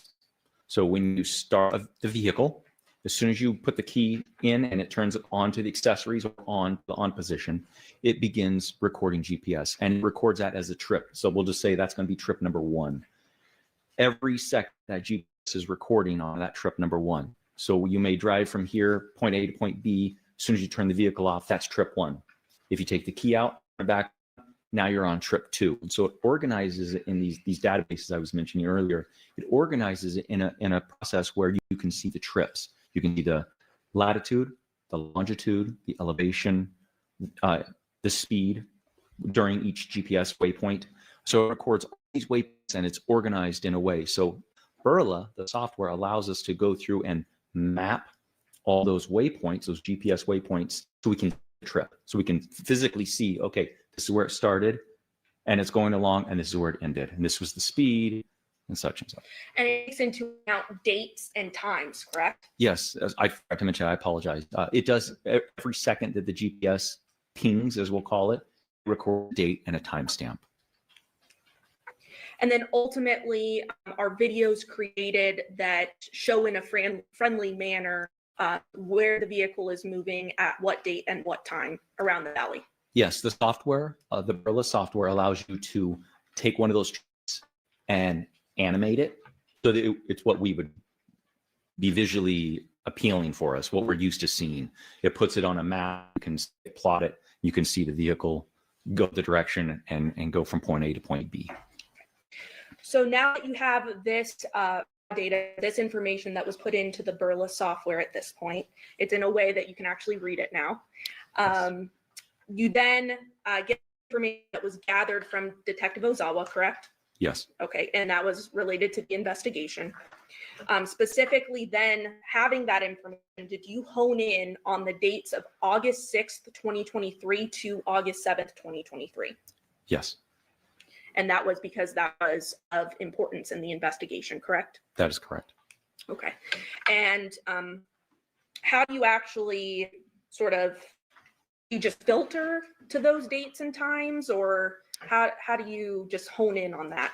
Yeah, because everything recorded in a descending from the oldest to the newest, you just scroll down to the dates you want, and you can see everything in with a 24-hour period or a 12-hour period, whatever is requested by the detective. And so he requested a specific time period, and so I just scrolled down and highlighted at that point. Those were the focus. And you were able to find 11 videos of evidentiary value, is that right? Yes. And so that would essentially be 11 trips or so? That's correct, yes. Okay. And prior to testifying today, you provided those trips on a flash drive, is that correct? Yes, I did. And I believe at this time, Your Honor, pursuant to stipulation of the parties, the state is going to move to admit Exhibit 7. Yes, Your Honor. 7 will be a minute. Permission to publish? Yes.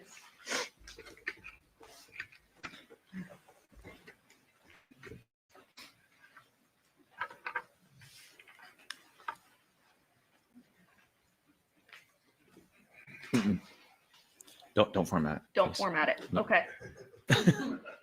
Can I ask you to step down? Do you know what's going on with it, or? Yeah, if it's okay. You're Yeah. you're the tech guy, so I better leave it to you. Yeah, I need to watch this all happen right now. Okay. Yeah. Here. This is why we employ the experts. All right, sir. So I have pulled up here Exhibit 7. It appears that there are videos entitled number 1 through number 11. We don't see it. Oh, that would Sorry. be helpful.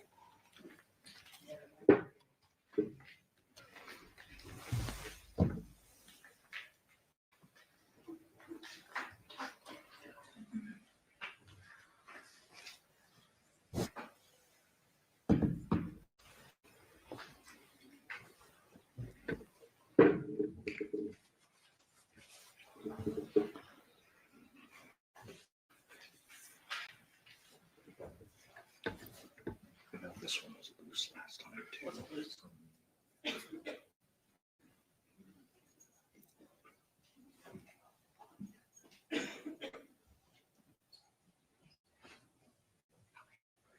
we're back up and running. All right, so we see here, again, video number 1 through video number 11 of Exhibit 7, correct? Yes. Okay. And going through this, obviously you went through each video and there's certain trips that became important as part of the investigation, correct? Yes, that's correct. So we're gonna open up video number 1.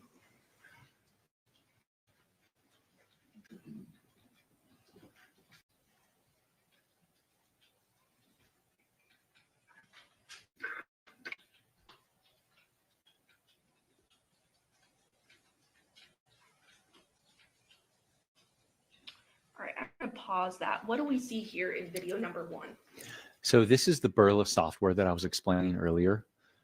These videos I created, I just used a Windows capture program so you could see what I see as an examiner. So this is the Burla software. The trips that were of importance, I made videos for those trips. So this is one of the trips. If you look, I'm not going to click, but I'm going to hover my mouse over here. You can see this is the timestamp of when this trip, we're looking at trips, when this trip began on 8/6 of 2023 at 5:19 p.m. That's adjusted for UTC, for our time. It's not UTC. Everything is recorded in UTC. So we have to subtract the 7 hours. And then the trip ends on the same date, 5:58 and 33 seconds p.m. So one thing you'll notice if you look over here, you can see the count is 2,368. That's how many waypoints. Every second the GPS is recording, that's how many waypoints or GPS points are recorded in this trip. So you can see the distance was 25 miles, the elapsed time, the average speed, those things that that the GPS system will actually record. So what I did was, when we hit play, you'll be able to see, I'm going to animate this trip so you can follow where it goes. And just briefly, because I don't think we've talked about this yet, can you explain what UTC time is? Yes, so it's Greenwich time. It's the time over in England, and we are every hour that it's spread by distance. And where we are at right now, we are, well, I think we're 8 now, but we were -7 at the time. So it's either -7 or -8. So everything's recorded in UTC time. It's the same way with computers and cell phones, vehicle infotainments. Everything is recorded in UTC time, and the system and us, we have to manually adjust according to time, daylight savings or not. And so the times we're seeing here are not UTC, they're the correct times. They're adjusted, yeah. And it even, Yeah, I'm working on it. it said it on Thank there. you. I adjusted it so we wouldn't have to do any math in our head or anything. It's just automatically adjusted.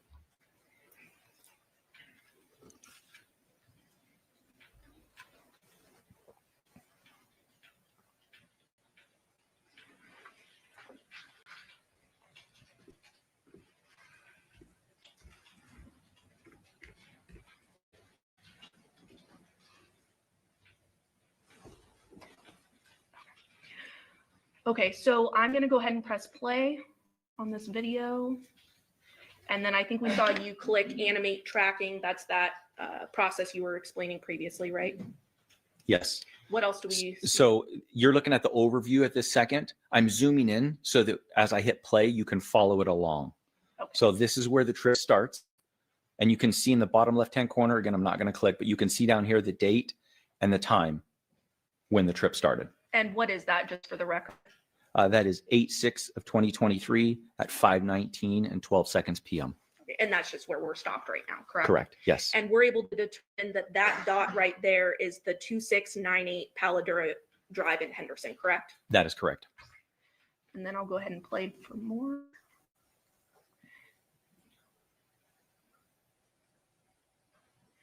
And what I notice right now is it's going fairly quickly. It looks like, I'll stop here. Yeah, The if you just bottom pause it. right, there's something that says 5 times. What does that mean? Yeah, over here we're next to the mouse 5x. I didn't want to have a 45-minute video for a 45-minute trip, so I times it by 5 so it'd be a little bit quicker so that I could condense it a little bit. That's the only reason I made it 5 times, so we wouldn't be here all day watching videos. And we appreciate that. playing the video. So at this point, you can see there's just a little bit of movement. It means the vehicle's on. It hasn't moved yet. There's a little bit of movement. Doesn't necessarily move that the vehicle, doesn't mean that the vehicle has moved. It just means that it's on and it's recording GPS location. Kind of bounce around a little bit right in front of the residence.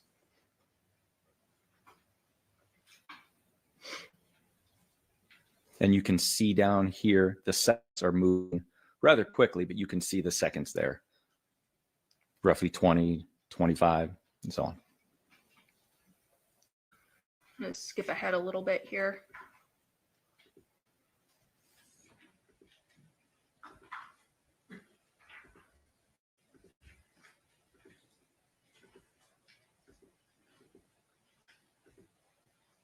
Okay. At about, I think it was around 5:32, we then see the vehicle begin to move. Is that right? Okay, and I'll press play. And it appears it's going down Windmill Parkway at this point outside of the neighborhood. Yes. And ultimately, this trip, as I scroll across, is just the vehicle is traveling across the valley, correct? Yes, that's correct. Here in Las Vegas. Yes.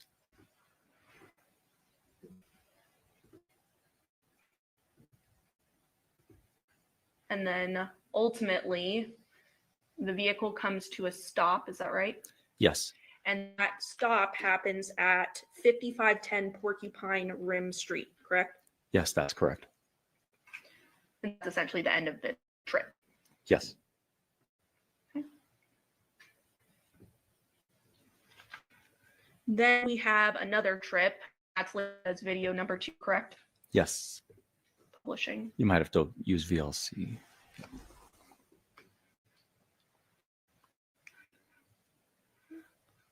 And again, you're clicking animate tracking, correct? Yes. Log, excuse me. And where is the start of this trip? At the Porcupine address? The 5510 Porcupine Rim? Correct. Yes. And what date and what time? You could see the date down here. It is 8/6 of 2023 at 7:37 p.m. Pressing play.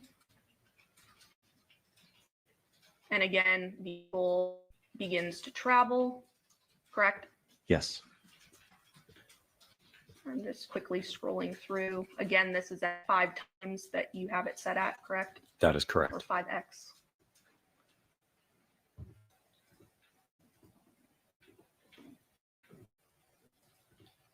Ultimately, vehicle ending its trip at that same 2698 Paladura Drive Yes. in Correct. Henderson. Yes. Okay, and roughly at about 8:06 p.m. on that same date, August 6, 2023, is when the vehicle comes to a stop on that trip, correct? Correct. And that's the end of that one. Yes. Okay. Opening file video number 3. Again, clicking animate track log. So if I could just push pause just real quick. So this actually has 2 trips. And I'll explain real quick. So this first trip is very, very short. It's a span of 10 seconds.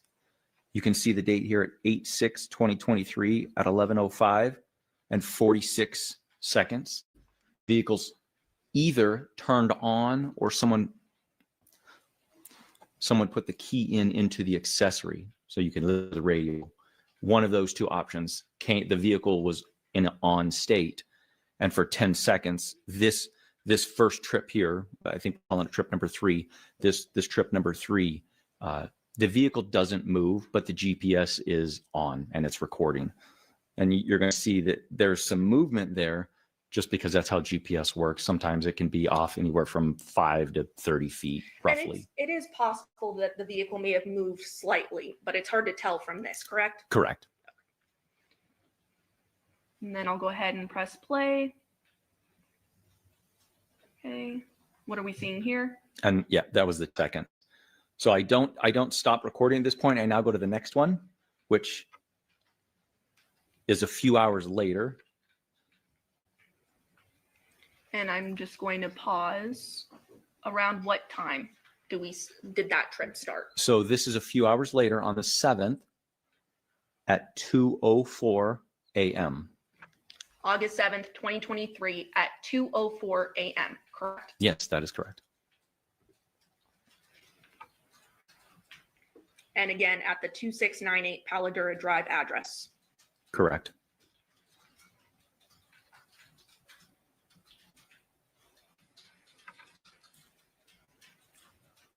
And the vehicle is now moving, correct?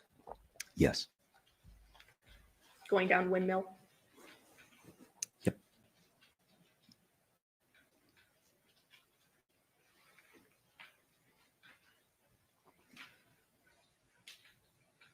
I'm going to go ahead and skip ahead a little bit.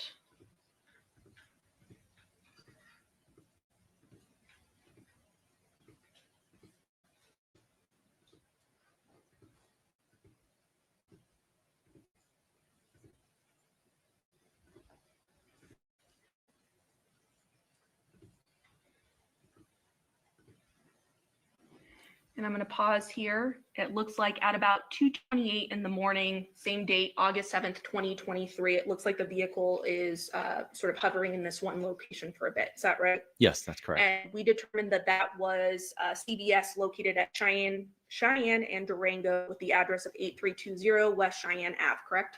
Yes, that's correct. Pressing play.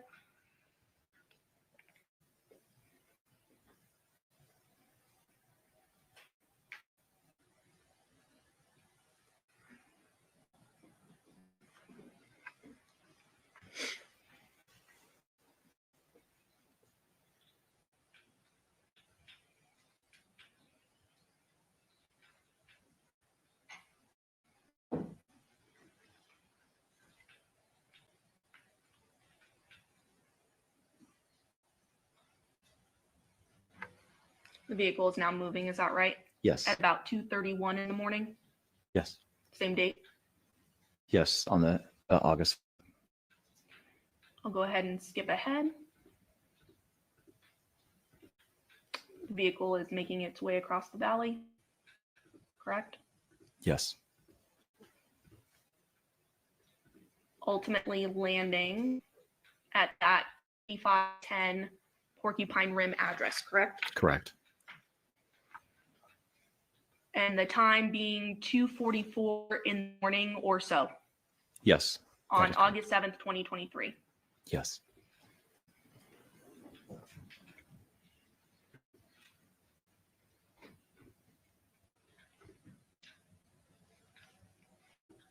Playing video number 3 with the animation zoomed in at the end.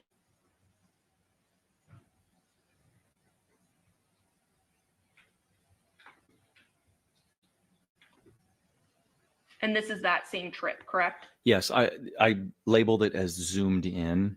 I wasn't sure what was going on. See, there's a lot of movement down there. And after further investigation, it seems like Okay, I'll stop you there. So at 2:44 in the morning, this is that Porcupine Rim sort of stop, but it appears that there is some movement within the neighborhood, correct? correct. Yes. Showing you video number 4.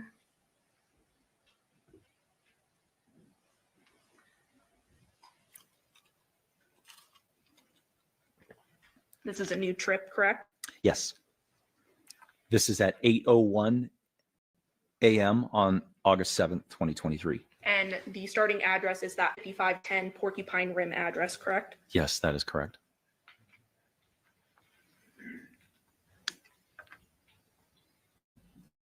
And I'll go ahead and skip ahead.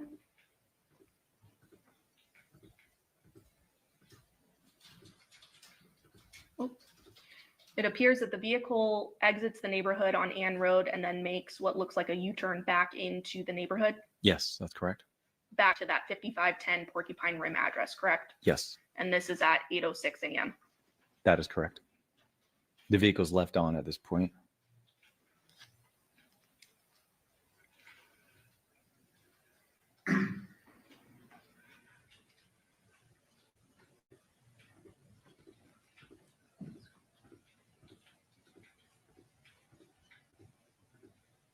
The vehicle begins moving again roughly at 8:10 Yes. in the morning. Go ahead and skip ahead.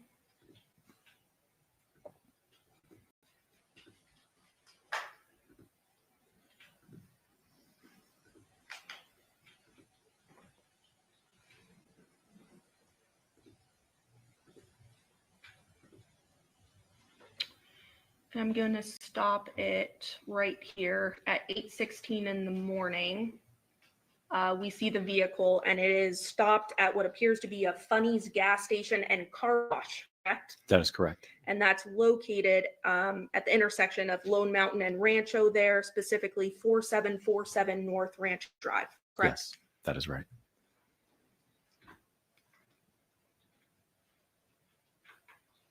Pressing play.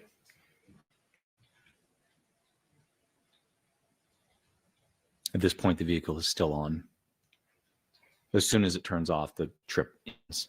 So it's still on for these remaining minutes.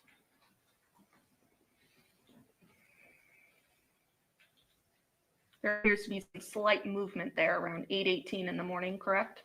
Correct. Still some slight movement there, Yes. inching along. And that trip then ends, correct? Yes.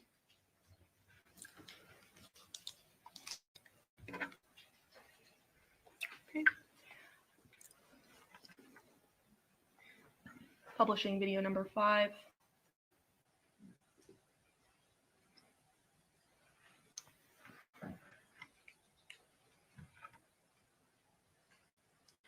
What time does this trip start? This is on August 7th, 2023 at 8:21 a.m.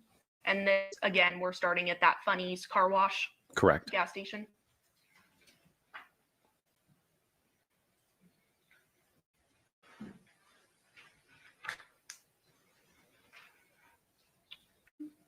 Looks like vehicle begins to move around 8:21 or so.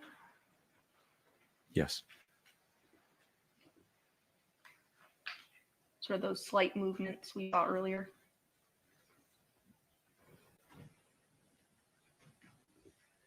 And now the vehicle is moving out of that area, correct? Correct. The vehicle then proceeds through the valley.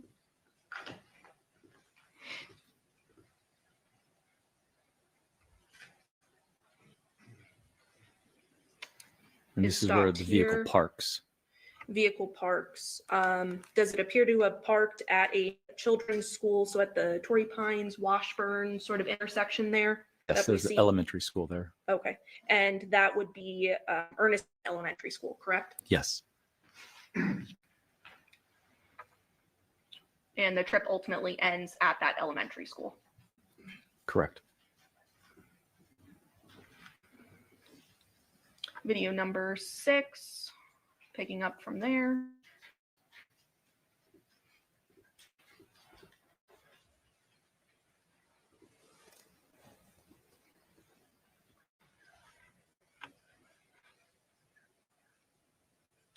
And around, it appears 9:27 in the morning is when this trip starts, still on August 7th, 2023. And again, we are starting at that Ernest May Elementary School, correct? That is correct.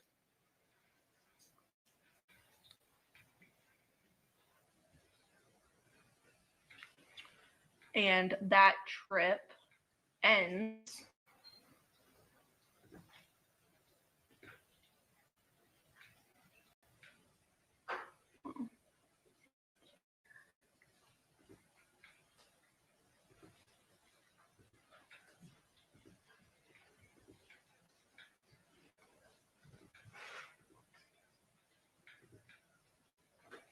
vehicle goes back to that 5510 Porcupine Rim address, correct? That's correct.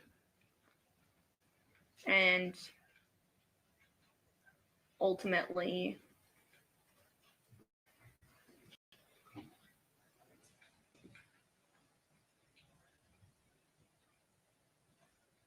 ends there. That is correct. At 9:30 a.m. Publishing video number 7.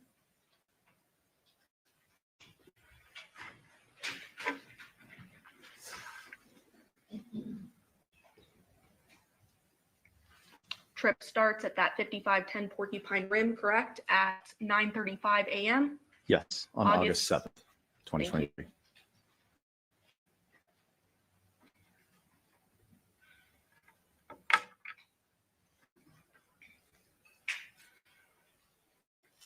Go ahead and skip through. Traveling across the valley.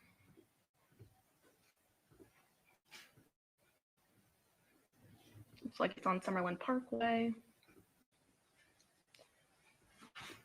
Ultimately, trip is concluding at 9:57 a.m. That is correct. And that appears to be Summerlin Hospital, 657 North Town Center Drive, correct? Yes, that's correct. Publishing video number 8.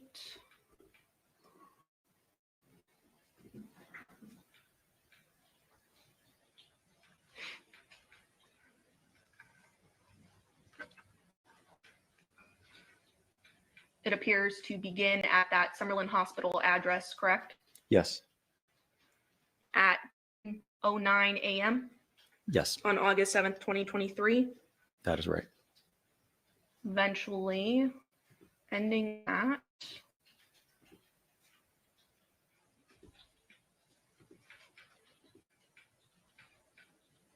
that 5510 Porcupine Rim address, correct? Correct.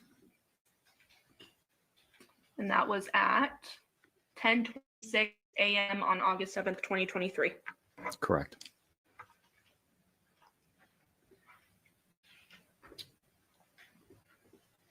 Publishing video number 9.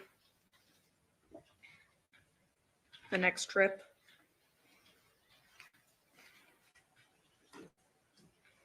Starting out at the defendant's home, 5510 Porcupine Rim Street at 11:33 in the morning, same date. That's correct. Ultimately, the vehicle traveling across town to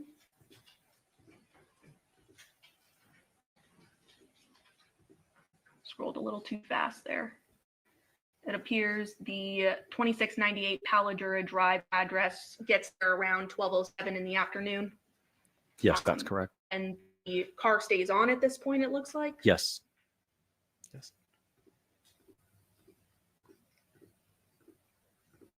Rolling forward a bit.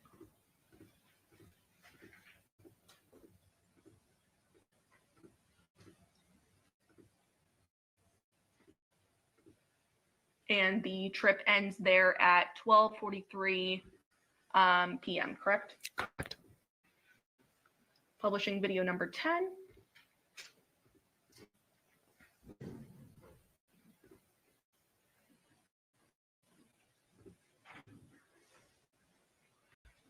Next trip.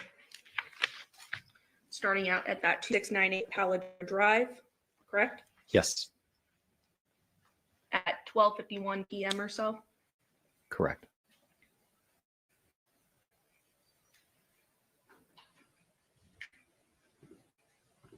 Scroll through.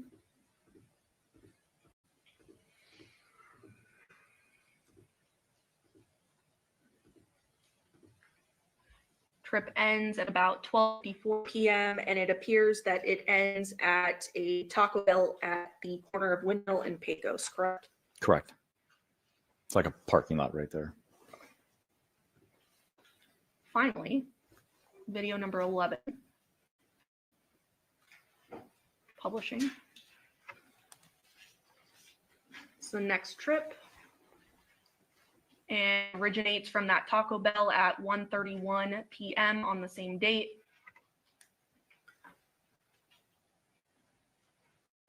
Ultimately, once we scroll through,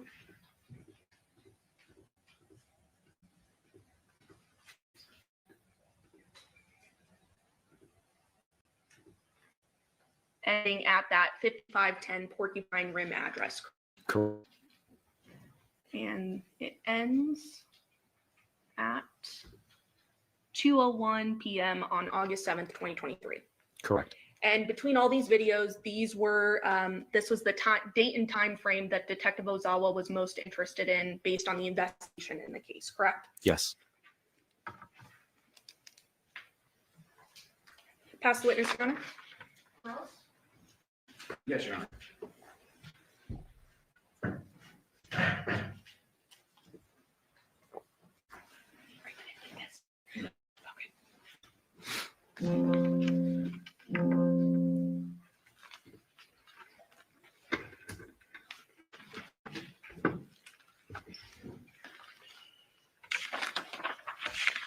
Detective Spangler, now, when the car comes in, you're the one that actually physically goes in and pulls out the unit, correct?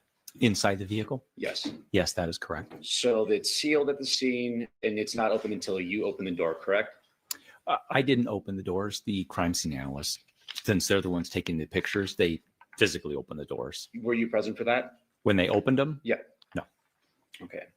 In your time in spending the car pulling out this unit, you kind of observe the general condition of the car when you're pulling out the unit, right? Yes. I'm putting up what's State Exhibit 58. And then how do I switch over to this?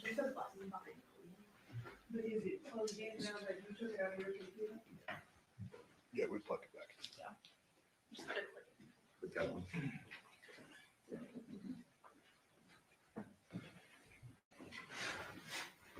And right here is where you take the unit out, correct? Yes, that's correct. And you see this, console with brushes and various items of Miss Michaels, correct? Correct. I'm going to put up what's State's Exhibit 448. This is a different view from the car, correct? Yes, the driver's side. And you would go into the driver's side to get that unit. So you would probably sit in the driver's seat and pull that out. I believe I accessed both sides, at some okay. point So throughout. you're aware of the, the condition of the car and kind of what's in there. In the front, yes. Right. It's kind of a messy car from your view of this, correct? I have teenagers, so my idea of messy might be a little different. Well, it doesn't look like it would just, it's not wiped down. Look, she's got brushes, there's things in the car, it's dirty, we dirt on the floor. So it doesn't look like it just went and got detailed. Correct.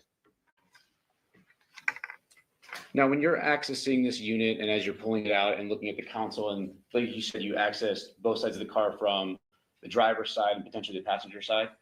Yes. You didn't observe any blood in the car, did you? I don't recall any blood. Nothing on the steering wheel?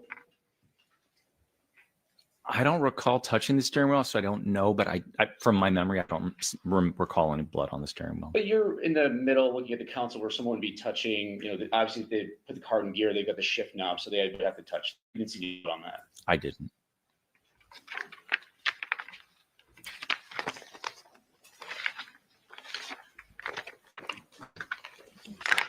I'm going to put up what State's Exhibit 451. This is just an ID that was found in there. Like I believe you said that you didn't see this, but this is something that would have been in the car with Miss Michaels' personal belongings, correct? Yes, I personally didn't see this, so I don't know where it was, but the crime scene analyst must have taken it, so yeah. Now, going back to the videos of this, there, end of video 3, there's like some squiggly lines kind of going. Do you remember that? Yes. And you previously testified that when the car is there, it can give or take 30, 50 feet. In that clip, it looked like it was zoomed in on. 5 to 33 feet. 5 to 33 feet. Correct. Okay. And then are you aware of the Funny's gas station or you just know the location? I'm not aware of it. I just look at the map. So it's not like Yeah. you went out to Funny's and looked and saw what was there? No. Funny's gas station has gas pumps. I would imagine. And if I told you there was one, do you have any reason to disagree with me? No. At that location? No. Now, you looked at the infotainment system. Were you asked to do anything else on this case to examine anything by Detective Ozawa at his request? Yes, later on, there was believe it was a cell phone. Cell phone, Samsung Galaxy Z Fold 4 cell phone. I don't want to read up all the model numbers, but it's safe to say you looked at that, or did he Yes. ask you to examine that? That is correct. And that happened to be one of Devyn Michaels' phones, correct? I believe so, yes. And that was a additional request by Detective Ozawa. Yes. Court's indulgence.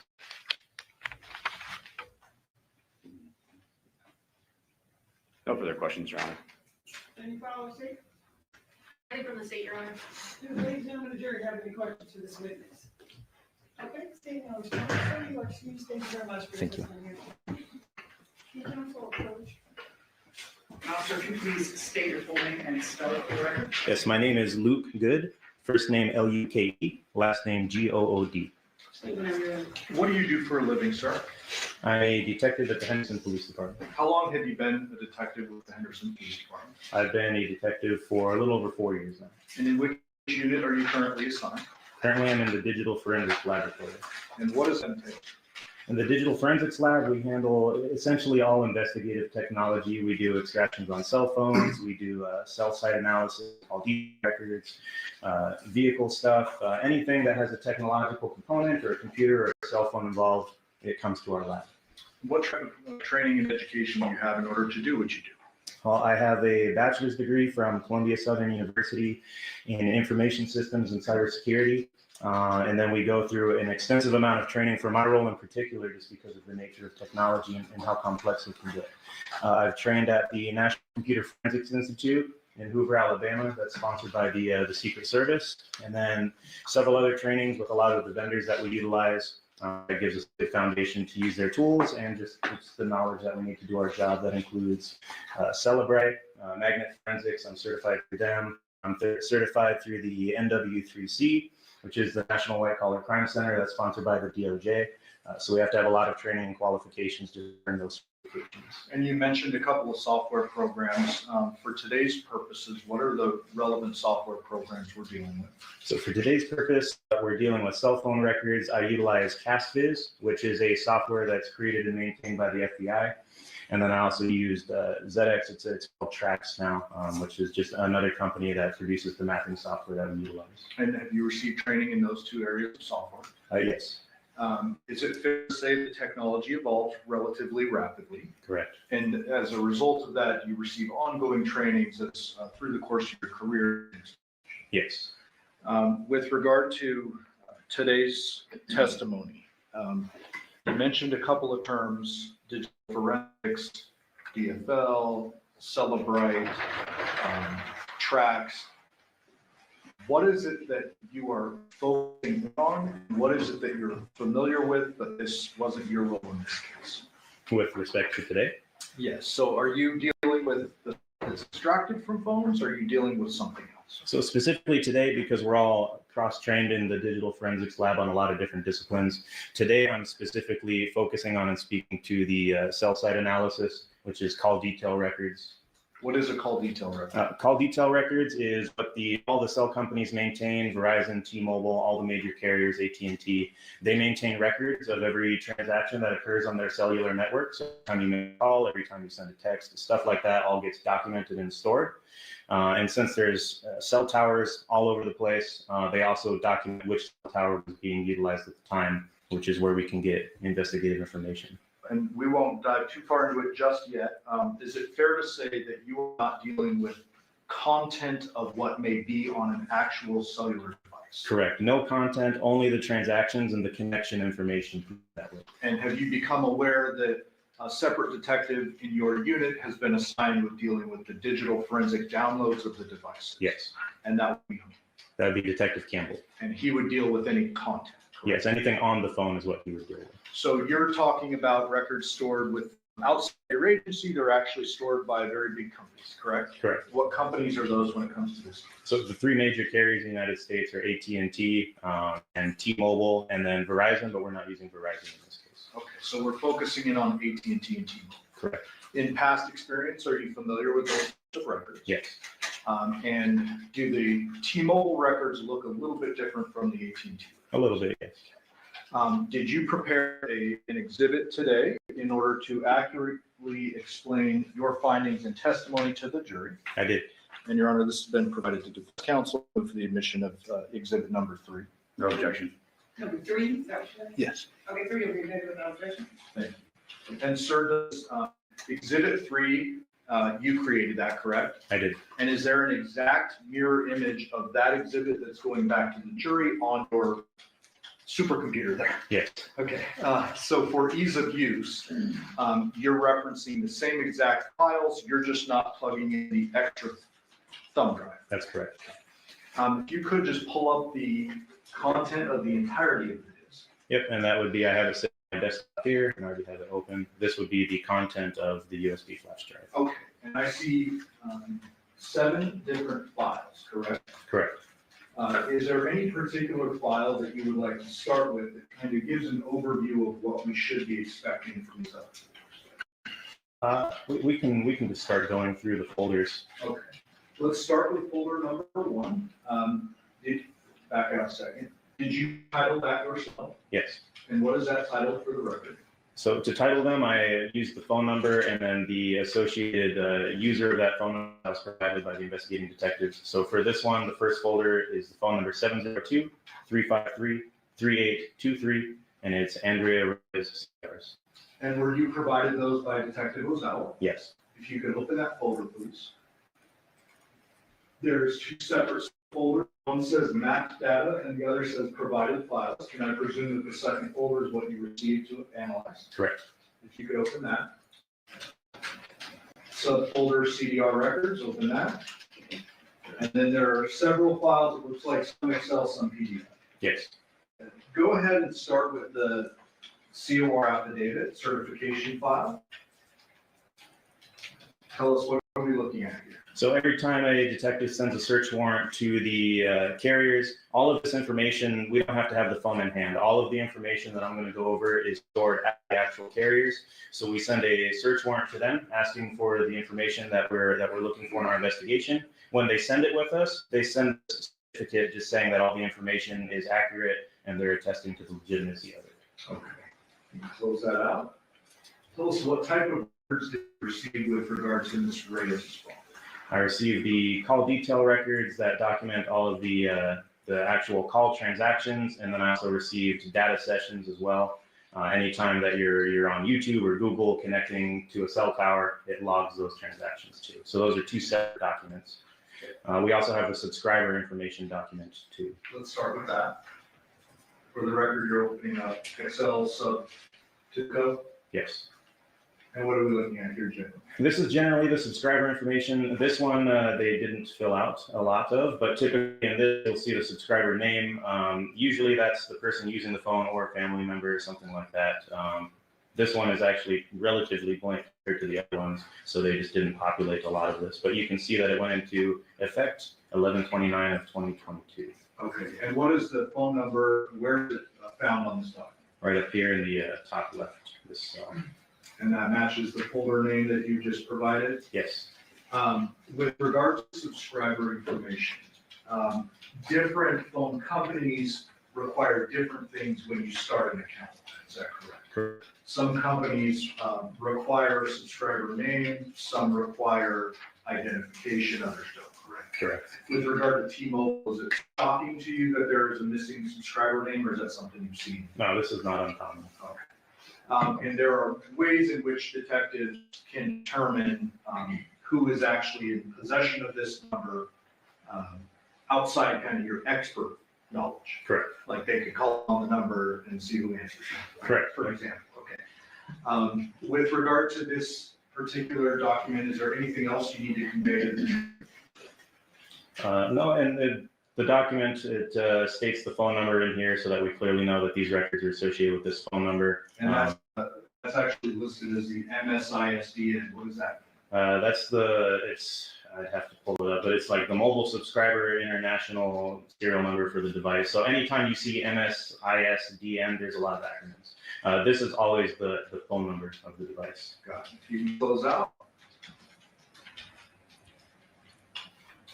Now there's one separate document for the CDRs and then one for the data sessions. Tell us how those differ, what we're looking at. So the CDRs is going to be the actual call detail records. Typically, it's always going to be the dialing and receiving calls. Anytime there's a call transaction with the cellular device and another device on the network or off the network, it's going to include text messages. So any kind of transaction that traverses the network that's related to communications on the device, whether it's calls, text, stuff like that. What about the data sessions? The data sessions are specifically for internet connectivity, and it'll say in the actual file how many bytes up and down are occurring with each transaction. So if you're browsing the web, if you're using YouTube, something like that is what would be in the data sessions. It doesn't tell us what the data is or what sites they were connecting to, but just they were using mobile data. Okay, and so let's step back for a moment, and if you could explain to the jury how it is that a cell device actually interacts with the cell tower, generally. Sure. So you can think of cell towers kind of as giant Wi-Fi routers. So it's using low frequencies to connect to the cell phone in your pocket, for example. Whenever there's any kind of transaction that occurs or you send or receive a call, it's reaching out radio frequencies to typically the nearest cell tower. It's establishing a connection wirelessly, and then it's using that cell network to transfer any data or any call that you may have through the network to where it's supposed to go and back and forth to your device. So you're always going to be connected to a cellular tower. And you'll notice if you go into rural areas, you lose connection. You're just so far away from cell towers where you're blocked, you're not going to be connected. And you said generally you're going to be connected to the nearest cell tower. You mean nearest geographically? Correct. Okay. Are there some exceptions to that? What is a general? Yeah, and I actually have some exhibits prepared if you would like to go into that. It can really help illustrate it a little better. So While you pull that up, just a couple more follow-up questions. Sure. So the jury understands if I have my phone and it's locked, right? Like I'm not doing any activity on it. Is my phone interacting with the nearest cell tower at this point in time? Oftentimes, yes. Why is that? Or how is that? So the cell towers are constantly trying to keep you connected to the network, and oftentimes the cell towers, especially if you're moving, you're getting transferred to other towers. They're constantly gauging connectivity to you. If you're in a crowded space, the network traffic can sometimes be a factor. So if that tower is becoming congested, then it'll move you to another best available connection. So there's always stuff going on in the background with cell towers to keep you connected and to give you the best. I don't need to be actively on my phone sending a text to interact with the tower. Correct. And likewise, if my phone is quiet or in sleep mode in my pocket and I receive a text, that could be coming through, or has to be coming through the tower. Correct. Okay. And what did you want to illustrate? So I have a few photos just to kind of help make this concept a little more clear. So this is an example of the mapping that we do. We'll come back to these. So the data at the top left is not as relevant now as the actual imagery that you see on the screen. But what we have here is at the base of this triangle is going to be a cell tower. As you're driving around, I'm sure you've probably seen them. They're usually three-sided. They look like giant triangular poles. Each one of those three sides is an antenna. So most cell towers have a set of three antennas that face out in three different directions. So what we can glean from that investigatively when we request these call detail records is it will log the transactions, it'll log the connections with the cell tower location that you're using. And then it will also tell us which of those three antennas on the tower your device was connected to. And from that, we can typically infer distance from the tower and the direction from the tower based on the density of other towers in the area. So let me try to break that down. But this just shows an example of our mapping software. The big red section is just showing you which direction the angle is facing. It doesn't say anything's in that red area. It's just letting you know that the antenna is facing that way. So if you were at this house, for example, you would be connecting to this antenna on the cell tower. And again, there's three antennas. So if you were off over this way, say in this neighborhood to the right, I don't know if you can see my mouse over there or not, but if you're over to the right, you're typically going to connect to the antenna that faces that direction. That's not always true 100% of the time. Sometimes there's geographic interferences and stuff like that that could cause another tower in the area to be the signal. Or it could even cause, this line is not necessarily a hard line. It can even cause you to connect to the other nearby antenna just because that one has a stronger signal. And we'll get into that a little bit more. Yeah, in a moment. Just to kind of break it down. So if this particular cell tower or this particular cell tower has 3 antennas on it facing different directions. Correct. They cover 360 degrees. That's correct. But they're split in 3, so it's 120 each. Yep, correct. So this angle we're seeing, this particular antenna is 120 degrees of the total coverage area of this particular tower. That's correct. And you mentioned that sometimes there's a little bleed back, or I can't remember the term you used. I use bleed back. Yeah. Do you have something to illustrate that? I do. Go ahead. Yep. So we'll get into that. And towards the end, I'll show you an example of multiple towers and how that would look. But if we zoom out a little bit, one of the questions is how can we determine then cell towers? There's documentation out there that shows they can travel in excess the signals of 20 plus miles in rural areas, and you can still get a connection. So in cities, we have multiple towers all throughout this area. Just in this image, there's multiple cell towers that you could be connecting to. So how do we know where that coverage starts and stops? There's a couple different ways. Typically, we can 100% map the direction from the tower that the antenna is facing. And then from there, and based on the cell tower density, we can start to infer coverage area, especially in an urban environment, because typically you're not going to be connecting to a cell tower across the entire city. Most of the time, you are going to connect to the nearest tower. And in my experience mapping these, I'll see that you will connect to the nearest tower and usually the antenna that's facing you. So another way to visualize that, though, by estimating the coverage area with other towers in the area, would be this. And this is we call it the horizontal plane. So if you're looking down on a cell tower and you slice the coverage, this is what it looks like. And it's just a good representation to kind of see the coverage area. In real life, shapes aren't perfect. Even the wedge that I showed you previously with the little pie slice here, it's not a perfect shape. And I mean, I'm sure everybody's experienced that as they've dropped calls driving behind buildings, stuff like that. So there's a lot of shadowing that occurs. This edge is not perfect. So just keep in mind, this is illustrative to give you a general idea of the direction someone is from the cell tower and where we can generally expect that coverage to be. So go ahead. Okay. For example, and just to show the difference, this shows the direction from the tower. If we estimate coverage using this is tracks mapping with their estimates and their algorithms and their understanding density of the towers in the area. This is the size of this particular tower that they came up with. Each tower is going to have a different size, again, based on how close other towers are to it. But the coverage area would be that entire red area. In theory, that's theoretical.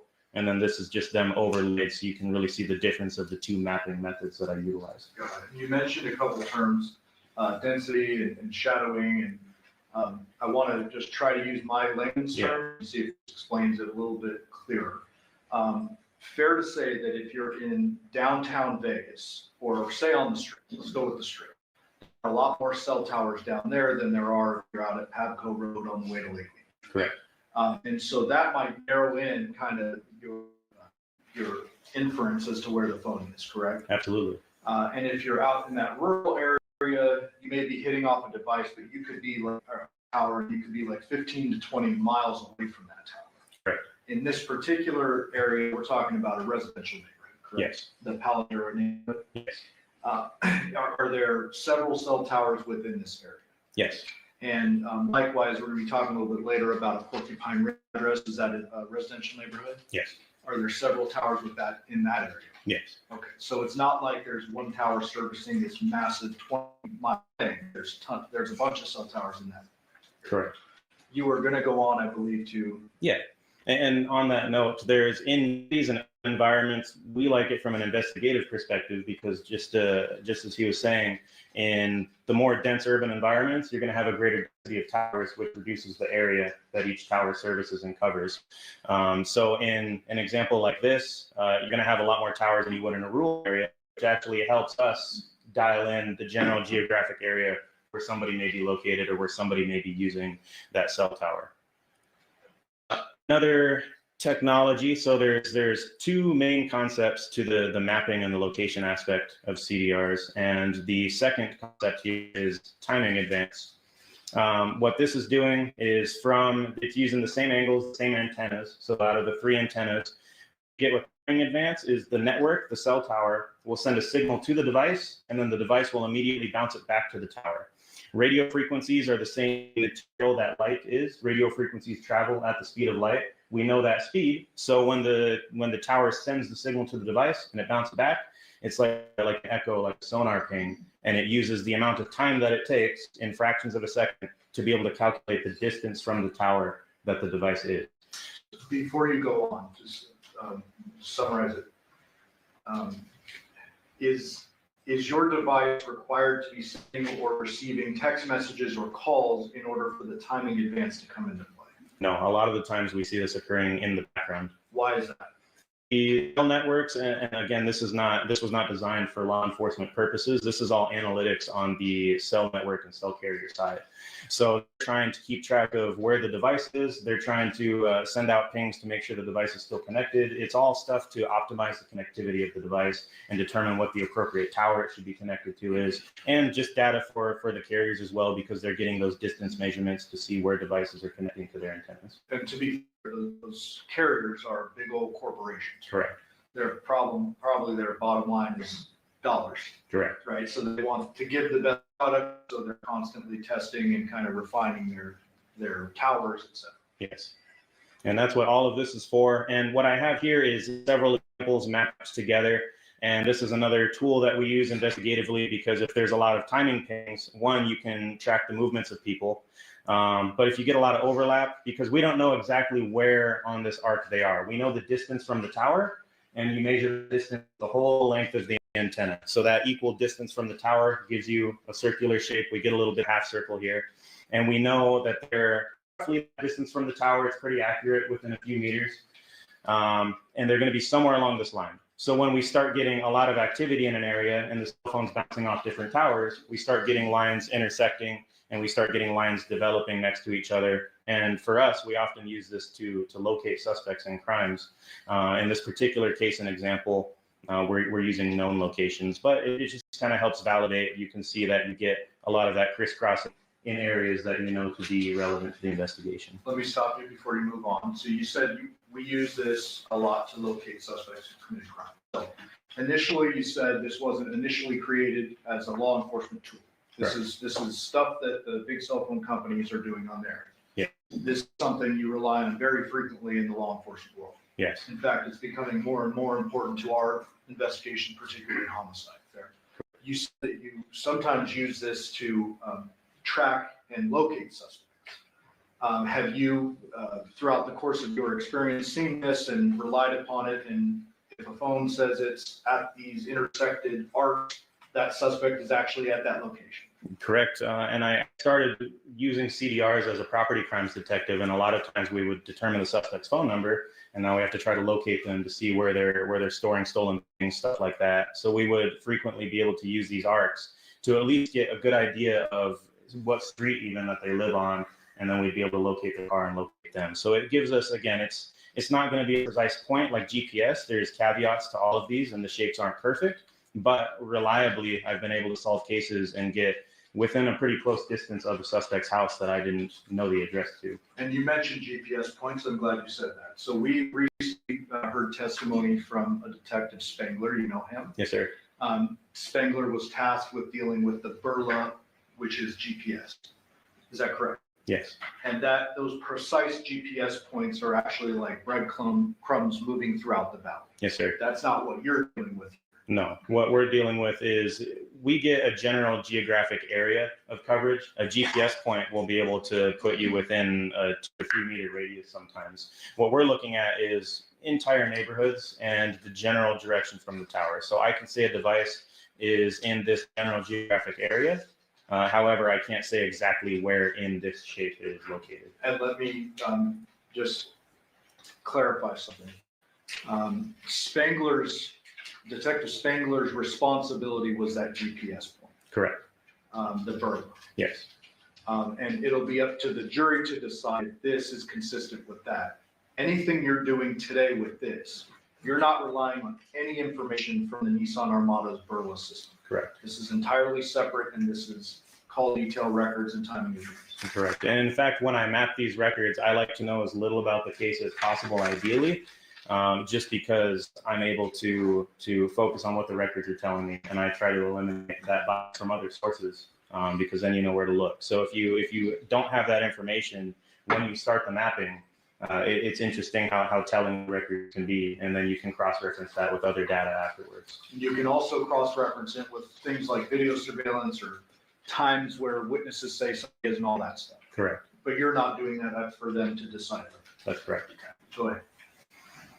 And then we just have a couple more. This is another example. So if we go back a few slides, this is one tower that services that address. This is another tower that services that address. So you'll see there is a lot of overlap.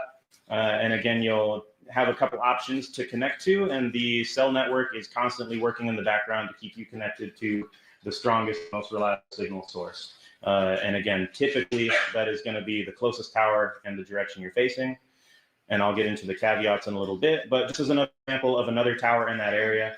And I should have overlaid them, but we'll see that in a little bit. But the coverage does overlap so that you don't drop calls. Obviously, there can't be dead spots between towers. And then this is again mapped with both features. The little, we call it a wedge. That's a wedge shaped little pie slice. And then if we're trying to estimate or just show a visual estimate of the coverage area based on the tower density, this is the coverage area that we're getting for Trax's calculations. Okay, before you move on, I just want to ask, up in the left corner, it has your event number. It has August 7, 2023 date, map CDR records from AT&T in red. And then a little bit further down, it says time frame 0200 hours PDT to 212 PDT. Is that Pacific time? Yes, Pacific time, specifically Pacific Daylight Time, because every time the clocks change, it puts us on a different time standard. Okay, so we previously heard the term UTC through another witness. What does that mean to you? And that's Universal Coordinated Time. It's UTC, and that's the standard that we receive all the records in. That's the standard time that the entire world can utilize if we wanted to be on the same page. And then when you have time zones, you calculate the offset based on UTC. So UTC is always 0, and then PDT, for example, is UTC minus 7 hours, and that's how we would get to PDT. And it's either -7 or -8. Correct. Depending on the time of year. Yeah, we just switched to -8 with the time change. Okay, and so if we're talking about August 7th records, you're doing a -7 to the record. Correct. Are the AT&T records themselves going to be reflecting UTC time? Yes. And so anytime this jury sees a map like this, you have already done the conversion for them. Correct. If they want to go back and look at the original records, they have to do the math and subtract 7 based on the time of year in the original raw records. Correct. Okay. Are there Yep, there's a few more. explanatory slides? Okay, go ahead. This is an example of 2 different carriers that service the same area. So the blue is T-Mobile, and then red is going to be the tower that AT&T utilizes. However, these towers, even though they're 2 different networks, they are using 2 different towers to service the same general geographic area. So this is just what that looks like. And then I wanted to show this example just because we do get these outliers sometimes where you see this line from the, and again, my mouse is on there. Okay. So you see this line, and you'll notice that this little house here is going to be outside of that line, outside of the expected coverage area based on the wedge that we're looking at. However, and this is what I wanted to show at the alternative method of mapping, if we utilize this H-plane, and the shape of that H-plane is determined from a bunch of scientific testing through the antenna manufacturers. They're able to use a chamber. It's called an anechoic chamber, is a scientific name for it. They're able to basically measure the shape of the coverage area of the radio frequencies, and that's where this shape essentially comes from. So you can see that it propagates out from the tower, not in perfect lines, and sometimes you will have that coverage a little bit back from where the wedge shows. So we're now seeing a 249 next to the red ping and a 5657 next to the blue ping. So those are just the lines, the rows from the records that it was derived from. So this is when we're mapping, and we can even pull it up live later on, and I can show and get into that. But it's referencing each one of these points in my mapping software. This is just a screenshot, but I can click it, and it'll give me a little bit more information about where that specific record came from. And the way Trax does it, which is what we're seeing here, when we're using just Trax, it's referencing the actual row number that pulled that data from from the spreadsheet that they provided. Okay, before you move on, just so we're clear, if the jury wanted to go back and double check a particular point, they see a 249 like that on the AT&T records, they can go to line item 249 and look for themselves on the wrong. Correct. Got it. Go ahead. And all of those records, it's providing us latitude and longitude. It's providing us the antenna information. A lot of times it'll give you the rough street address as well for all the towers. So the software is designed to take all of that information from, it's just Excel spreadsheets with the phone numbers, the dialing number, the receiving number, all the information of a transaction or a call, including the location information of the towers that it was using. That's all in the boring spreadsheets. And then the software turns that into mapped data, and it allows us to see it. Did you have more explanatory slides? Yep, and this is one of the last two. This is just a good example I pulled from the internet where it shows it's not that perfect wedge shape that we depict in the mapping. That's just to give you a general idea, again, of the geographic area that a phone might be connecting. However, in reality, it's more like a blob. So what you can see here is the dark blue would be this antenna. It's out to here. Sometimes it'll bleed over to the side of the lines. And again, there might be obstructions, buildings, something like that, that creates shadowing because radio frequencies behave similar to light. They're the same material. You might have tall buildings here, so the better connection will be the cell tower that's actually further away. And then just to give you an example of a dense urban environment with all of that overlap, this is what it could look like with the various coverage blending into each other with multiple cell towers. So this is similar to a neighborhood, like what we were just looking at with all the pictures I showed you before. Got it. So with this particular exhibit, I want to get into a moving cell phone. So if a cell phone is interacting with towers or someone's on the phone and they're driving, is there like handoffs between these towers as the phone moves? How's that? Yes, and so the coverage overlaps intentionally because when you start away from this tower, the network is constantly measuring and keeping track of your signal strength. And once you reach a certain point, and again, that can change from today even, you reach a certain point where the network will decide now the next closest tower is the strongest signal, and it will seamlessly transfer you to that. So you can drive around town without ever dropping a call. Maybe. Yeah, sometimes you do. All right, is that the end of your explanatory exhibits? Okay, so let's go back to folder 1 with Andrea Reyes as CDRs. Okay. Under files, CDRs, and then if you could open up the particular records we need to describe before you go in and map. Sure, we can open up the CDR records. So this is what it looks like when they send it to us. And what you'll see here is each column, they'll provide us, it's a ton of data. And I apologize, I wanted to be here with this before we get into the moving and the other exhibits, just because it's good to foundationally understand where all that data comes from and where all that comes from. So start with column A. Column A here, we have the date, and it'll show you what date that cell transaction occurred on. And as you see, as I scroll down, the date will change. They're all in chronological order. Column B. Column B is the actual time in UTC. Now, if someone on the jury wants to look at a particular line item, they've got to do their own math. They subtract 7. As a result of that, the actual date might change. Correct? Yes. So if you're looking at like a 2 a.m. record, minus 7, you're going back 5 hours. Well, and this first one is a good example. So on 8/2 of 2023, the first transaction we have is at 1:45 in the morning. It uses military time, so it's a 24-hour time display. So if it's 11 o'clock at night, you'll see it be 2300, similar to these. First one is at 1:45 in the morning, so you would have to subtract 7, and it's a little confusing because of the 12, but you just have to work it out. So it would be 1:45 a.m. minus 7 hours. Okay, so let's skip over column C and go to column D first. Okay. What is that? This is the call type, so it's telling you, and there's a reference key we can get into because I don't have all of these memorized, but some of them. A couple examples like this is SMS. That's just typical cellular messaging. So if you send or receive a text message, that is what this is.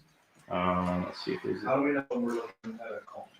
So when we're looking at a call, you'll see it's going to be either MTC or MOC in these records, and you all will have the actual key as well if you're curious what these are. I reference it a lot because it's too much to memorize. There's so many different acronyms. However, when we're looking at a call, line 1 is another example. You have the calling number and you have the dialed number. The number for the subject number of the transactions that we're looking at is always going to be on one side of those. So either they're the dialing number or they're the receiving number. So you'll see the target phone number of these records is 702-353-3823, and you'll see that 3823 on one side of every transaction. And this here is a call. It's the calling number or the dial number. Correct. Got it. And so I skipped over 3 duration to get into call time first. So when we go to your example, example at line 11, go to 11 first. Yes, sir. That was a text message. Yes. So the duration column, we see nothing, just blank. Correct. If you look above that, those are calls and you're seeing a duration. Correct. So how is it that, or what does duration actually mean? Is it like the whole time I pick up my phone and I dial and then it's ringing, ringing, ringing? Or is it the time we're talking or? It can vary between carriers, but usually it's when you connect. So the actual time that the call is connected. So when you hear it's not connected yet, they pick up, and you'll even notice on your phone the timer starts. And that's how it's reflected in the cell network as well. So duration is approximately 30 seconds for this phone call. Okay. And then do you know off the top of your head what happens when the call goes to voicemail? Not off the top of my head, because some of these are codes. So when it says the calling number, voicemail is often 9999. Okay. Like this. Well, but that would be in the key, right? Yeah, so that'll be in the key, but it'll tell you if it goes to voicemail, and then there's make sure there's no other columns because each carrier is a little different. No. So it would be under the call type, and or there will be an actual code in the calling number to show that it went to voicemail. So you'll see weird little numbers like this, and you would just have to reference the key to see what those mean. Yeah. Okay. So go to the top. We've gone through first 5 or 6, I guess. Yeah. Let's go down the line and you tell me what's important for the jury to know about the rest of the call. Yeah, so, and this is for the phone number ending in 3823. And so, for example, this first line is just showing that there was an incoming call from this phone number ending in 3557. The number that they dialed was our target phone number, the 3823. And then same thing, they say it a couple different ways with T-Mobile, the destination number, the called number, the dialed number, but you'll see that that's consistent with the target phone number for the records at the top. The IMSI is the International Mobile Subscriber Identifier. That's just a serial number for the SIM card in your phone, because sometimes we'll have people changing out the SIM cards. It'll show that in the records. Sometimes it'll get messed up like that if I click too much. The IMEI, that's going to be the serial number for the device itself. So your cell phone will always have that same IMEI. That's just the digital serial number that's always attached to the device. So let me stop you. If I keep my phone and I switch out the SIM card, the IMSI will remain, the IMSI will change, the IMEI will remain the same. That's correct. So the way I always say is like the IMEI is like the serial number of the phone, the IMSI is the serial number of the phone number. Right. Go ahead. And then you'll just have some completion codes. These are things I don't typically worry about. The service codes, this is an example of actually a forwarded call, and I start to retain some of these as I look at these records a lot, but the 02A with T-Mobile just means that the call was forwarded. And then this is all in the key as well. So these could be important if you're kind of curious about the nature of certain calls or you see something weird.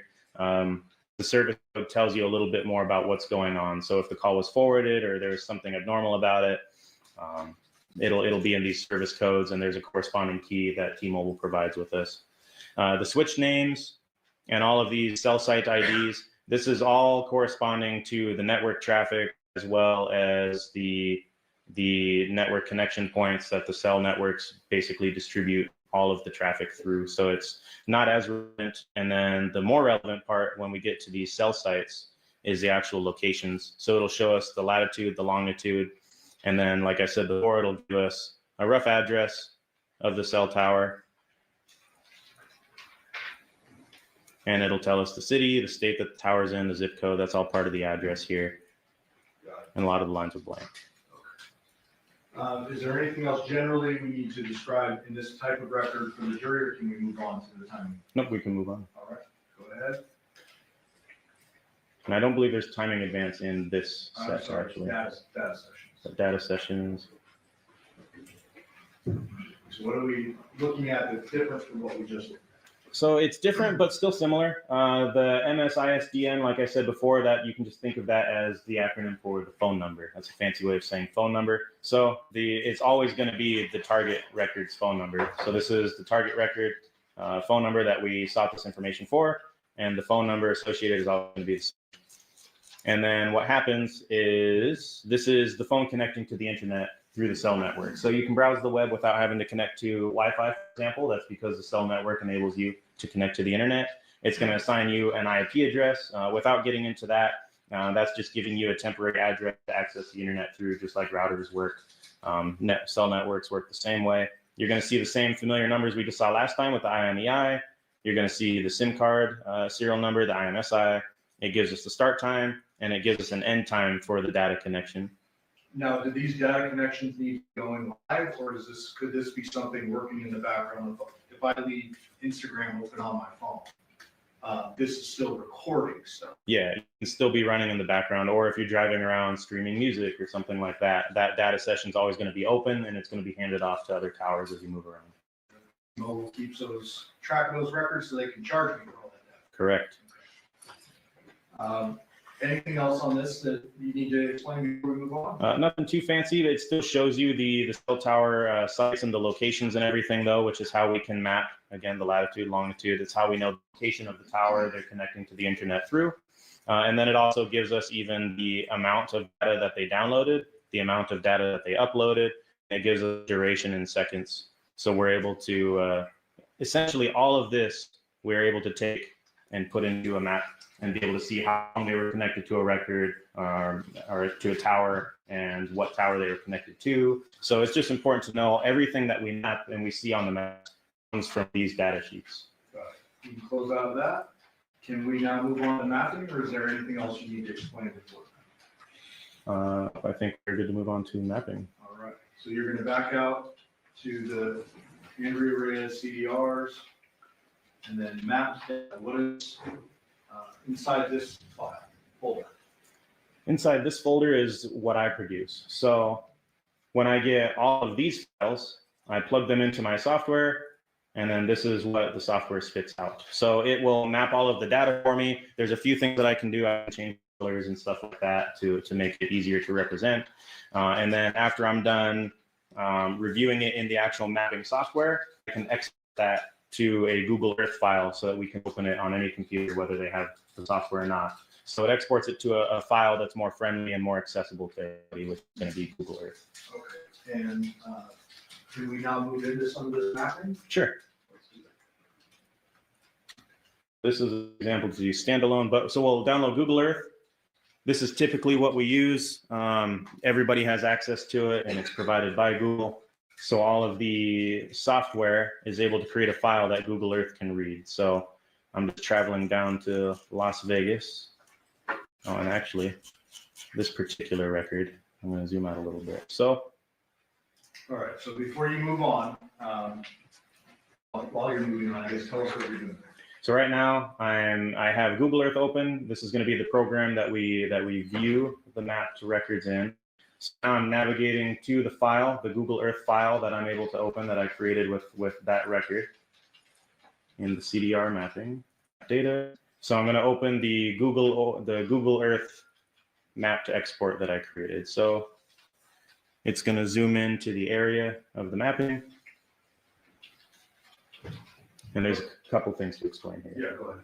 So what we have up here on the top left is our little, and this is where it'll be more and more interesting for you guys. In the top left here, we see the time period that's displayed. So we have the records starting on 7/31 and they end on 8/21 of 2023. So right now it's showing all transactions during that time period. Is it converted from UTC already? Yes, I converted it in my mapping software. So I already converted it. This is PDT, so this will be minus be an hour offset from our current time because of daylight savings time that just occurred. However, it's showing me what I showed you before, these towers, and then every tower is going to have associated data with it. So it copies all the data from the spreadsheet, and it'll show me how it used that data to map it. So now we have the actual maps that we can produce from all that data on the spreadsheet. And the date range that you were just referencing, that is the entirety of the records that you received for Andrea Reyes. Correct. So it goes back to July 31st of 23 and then it's August 21st of 23. Correct. Is that common to get that amount of time in records? Yeah, oftentimes what we'll do is if we know when an event happened, we will look for a pattern of life as well. So we'll request a few weeks maybe before the event, just so we can see what their movements are, where they're typically located before the actual event in question that we're interested in. And all of this has to be approved by a judge. Correct. And so, there's a lot of private information contained on your phone records. So you can't go overbroad and ask for like the entire cell phone history of this phone. Correct. It's not a blank check, otherwise the warrant will get denied. So we can only ask for a reasonable window of time that would be relevant to what we're looking into. And so this is the records that you received from Detective Ozawa associated with Andrea Reyes' phone. Correct. And show us what's relevant about the mapping related to this phone. So if we zoom a little bit, we'll see that it's in the state of Oregon. I don't have the state lines here, but this is California. Las Vegas is right here where my house is. And then up here, just north of California, we have an area in Oregon. And I can even turn on some borders and labels so we can actually see a little bit more familiar. So here we have the state of Oregon. Zoom in down here to Southwest Oregon. That's where all of the records are at. It started automatically zooming in because there were no records outside of this area. So for this particular phone number, the records are only in what you see on my screen right now. They never go anywhere else. Got it. And so you as a detective, you don't have any information as to why Andrea Reyes may be relevant, may be irrelevant. You're just given this information and you're trying to figure out where her phone was at an operative time. That's correct. And I prefer not to know that information so I can just review the records as they are. Can you focus in on the late evening hours of August 6/23 through the early morning hours of August 7th? Yep, and what I can do is I can either adjust the slider here to narrow my window of time, but since we have something specific, I can actually type it in as well. So what was the date range that you wanted again? Let's go with 10 p.m. on August 6th into 2 a.m. on August 7th. Okay.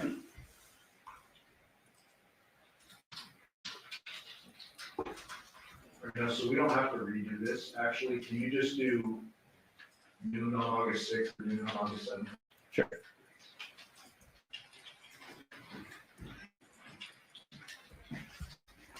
So noon from August 6th, Pacific Daylight Time, to August 7th. Noon again, Pacific Daylight Time. And then you can see here, it'll show what time zone I'm using. And again, this is Southwest Oregon. And these two towers, we can infer based off everything I just told you about how the cell towers and network coverage works. This is a good example actually of a rural area where there's not a lot of towers and there's multiple cities and areas one tower can actually service. And you'll see there's two main towers that the people in this valley utilize, and the records were bouncing back and forth depending on which one had the best signal. Okay, so it looks like Ms. Reyes' phone was in Oregon during the operative time period you just. Correct. You can back out of, well, unless you want to illustrate that with the moving map. This one's great for it because, and this is where rural detectives might have some troubles because you don't get a lot of movement in rural areas just because there's not a lot of towers that service large geographic regions. So I can close this out if we're done with it. Yeah. Please.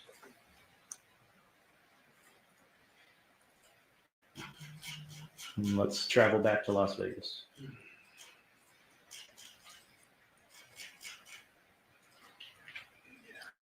All right, so if you can exit out of, or don't exit, minimize Google Earth, go into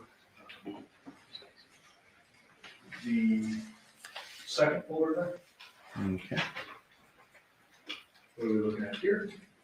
This is the provided files and mapped data for the phone number 702-561-9242. And that was provided as Jonathon Willette CDRs. Correct. Let's open the provided files real quick. CDR records, original. What are we looking at? So these are the records that they send.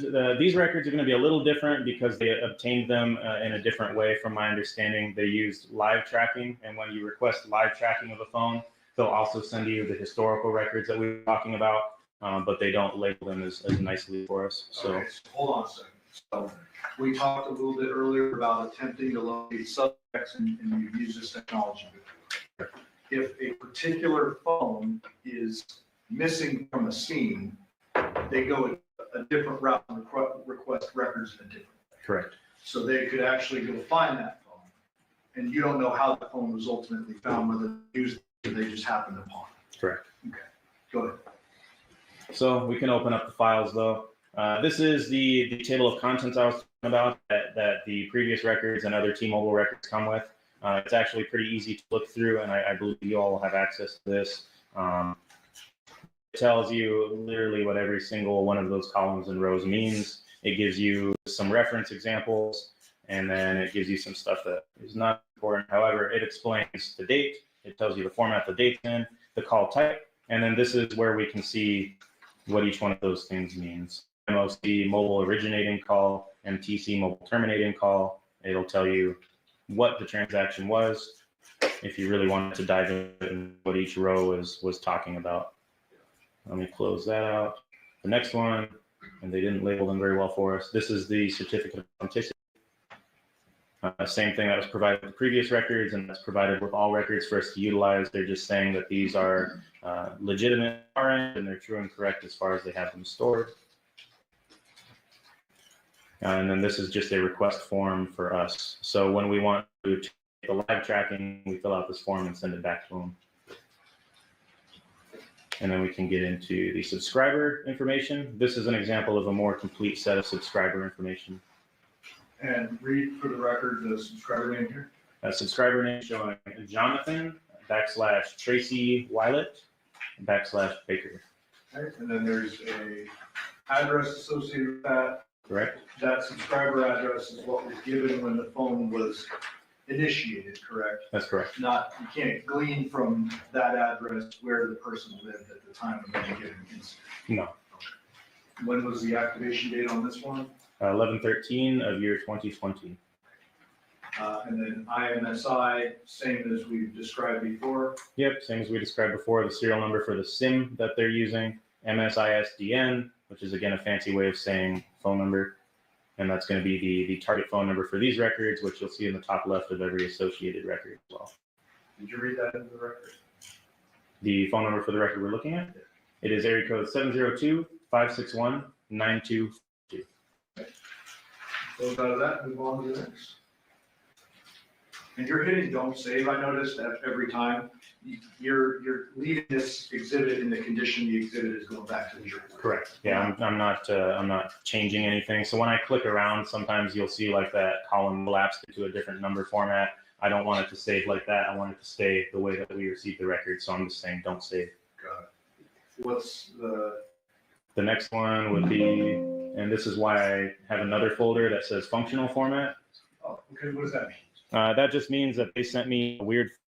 It's Microsoft Excel 97 to 2003. So that was the way they saved it on their end. So what I was able to do, it just asked me if I wanted to convert it to a format that my computer can read, which I did, which is why I made this functional format folder. So now we click that and it'll actually. Okay.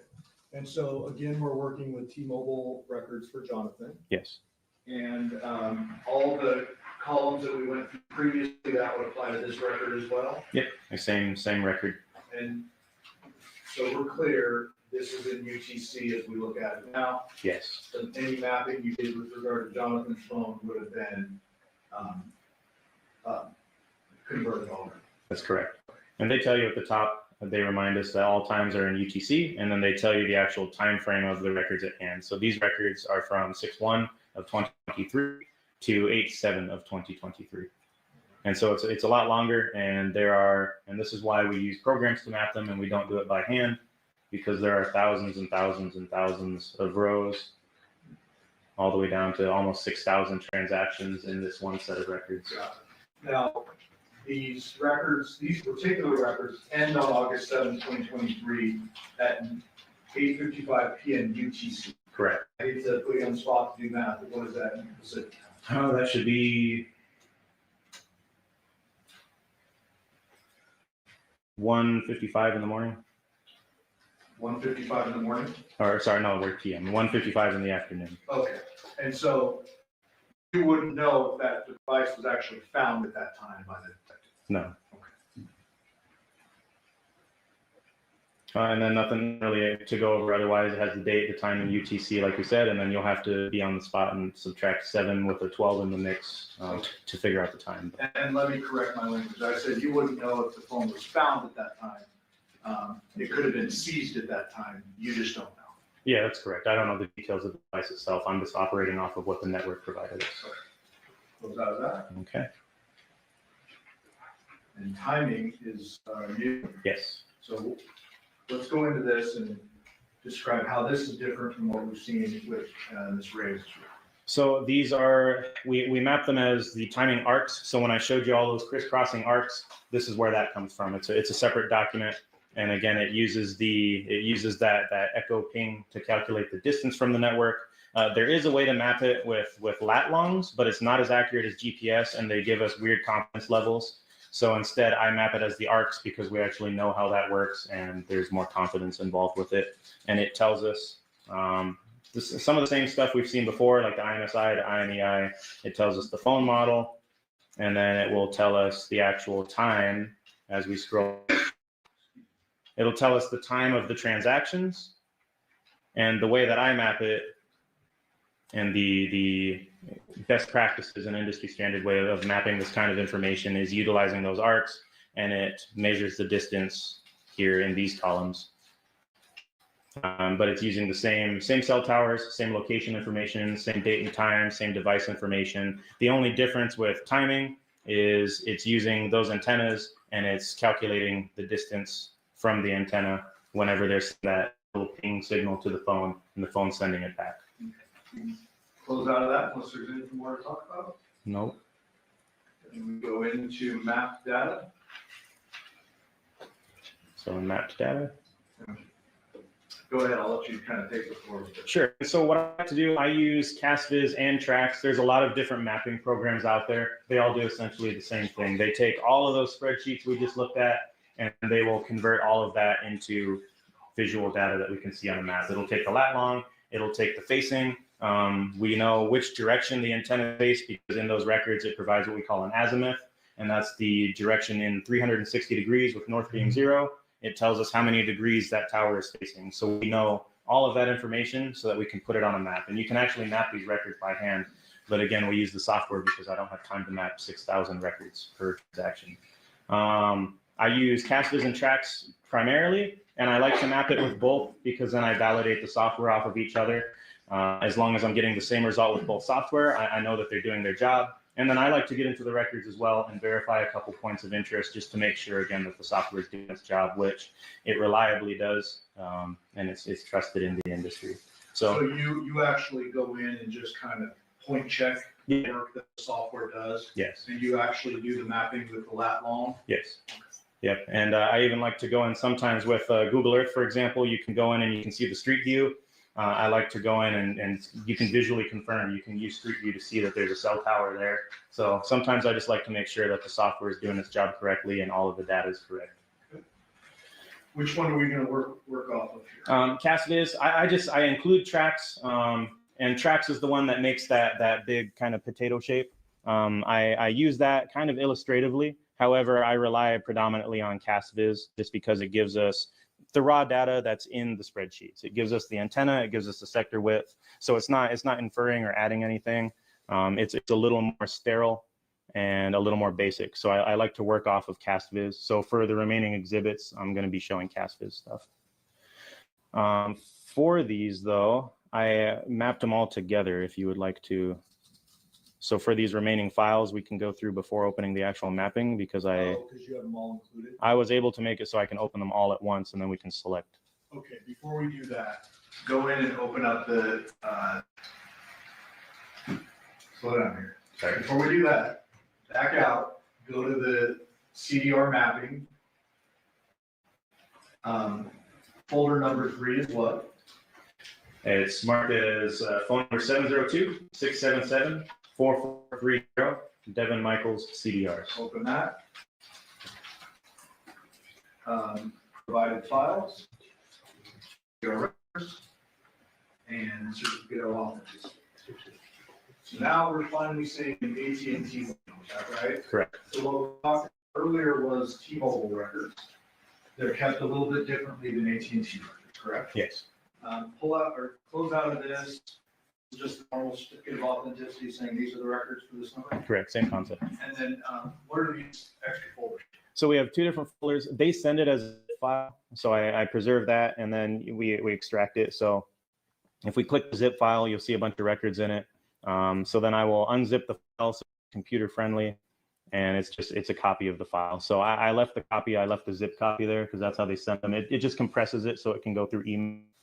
Got it. So let's open up the uncompressed or decompressed version. Yep. So the uncompressed, there's 2 different sets, by the way. They requested the time, I believe, after the fact, or we got 2 different sets of records through 2 different requests. So yeah, this is the timing. So this is the main one where we actual call records, if you want to get into that. Yes, please. So let me open up the key first. Similar to the T-Mobile key, they give you a reference key just because it's too much to be able to memorize or know what all of these things are when they send it to regular detectives. So everything is defined, everything that you would need to reference. So when it's talking about cell locations, it gives you details on how it works, deeper than what we need to go to today. But it's given you the actual site IDs for the cell towers, it's giving you the lat longs, and then it's giving you the actual beam widths, which is how we make that wedge. It's almost always 120 degrees. And then it gives you some definitions. So there's just a lot of good information in here that I refer to frequently whenever I see something weird in the records that I don't understand or that I want to know more about. And it explains how it all works.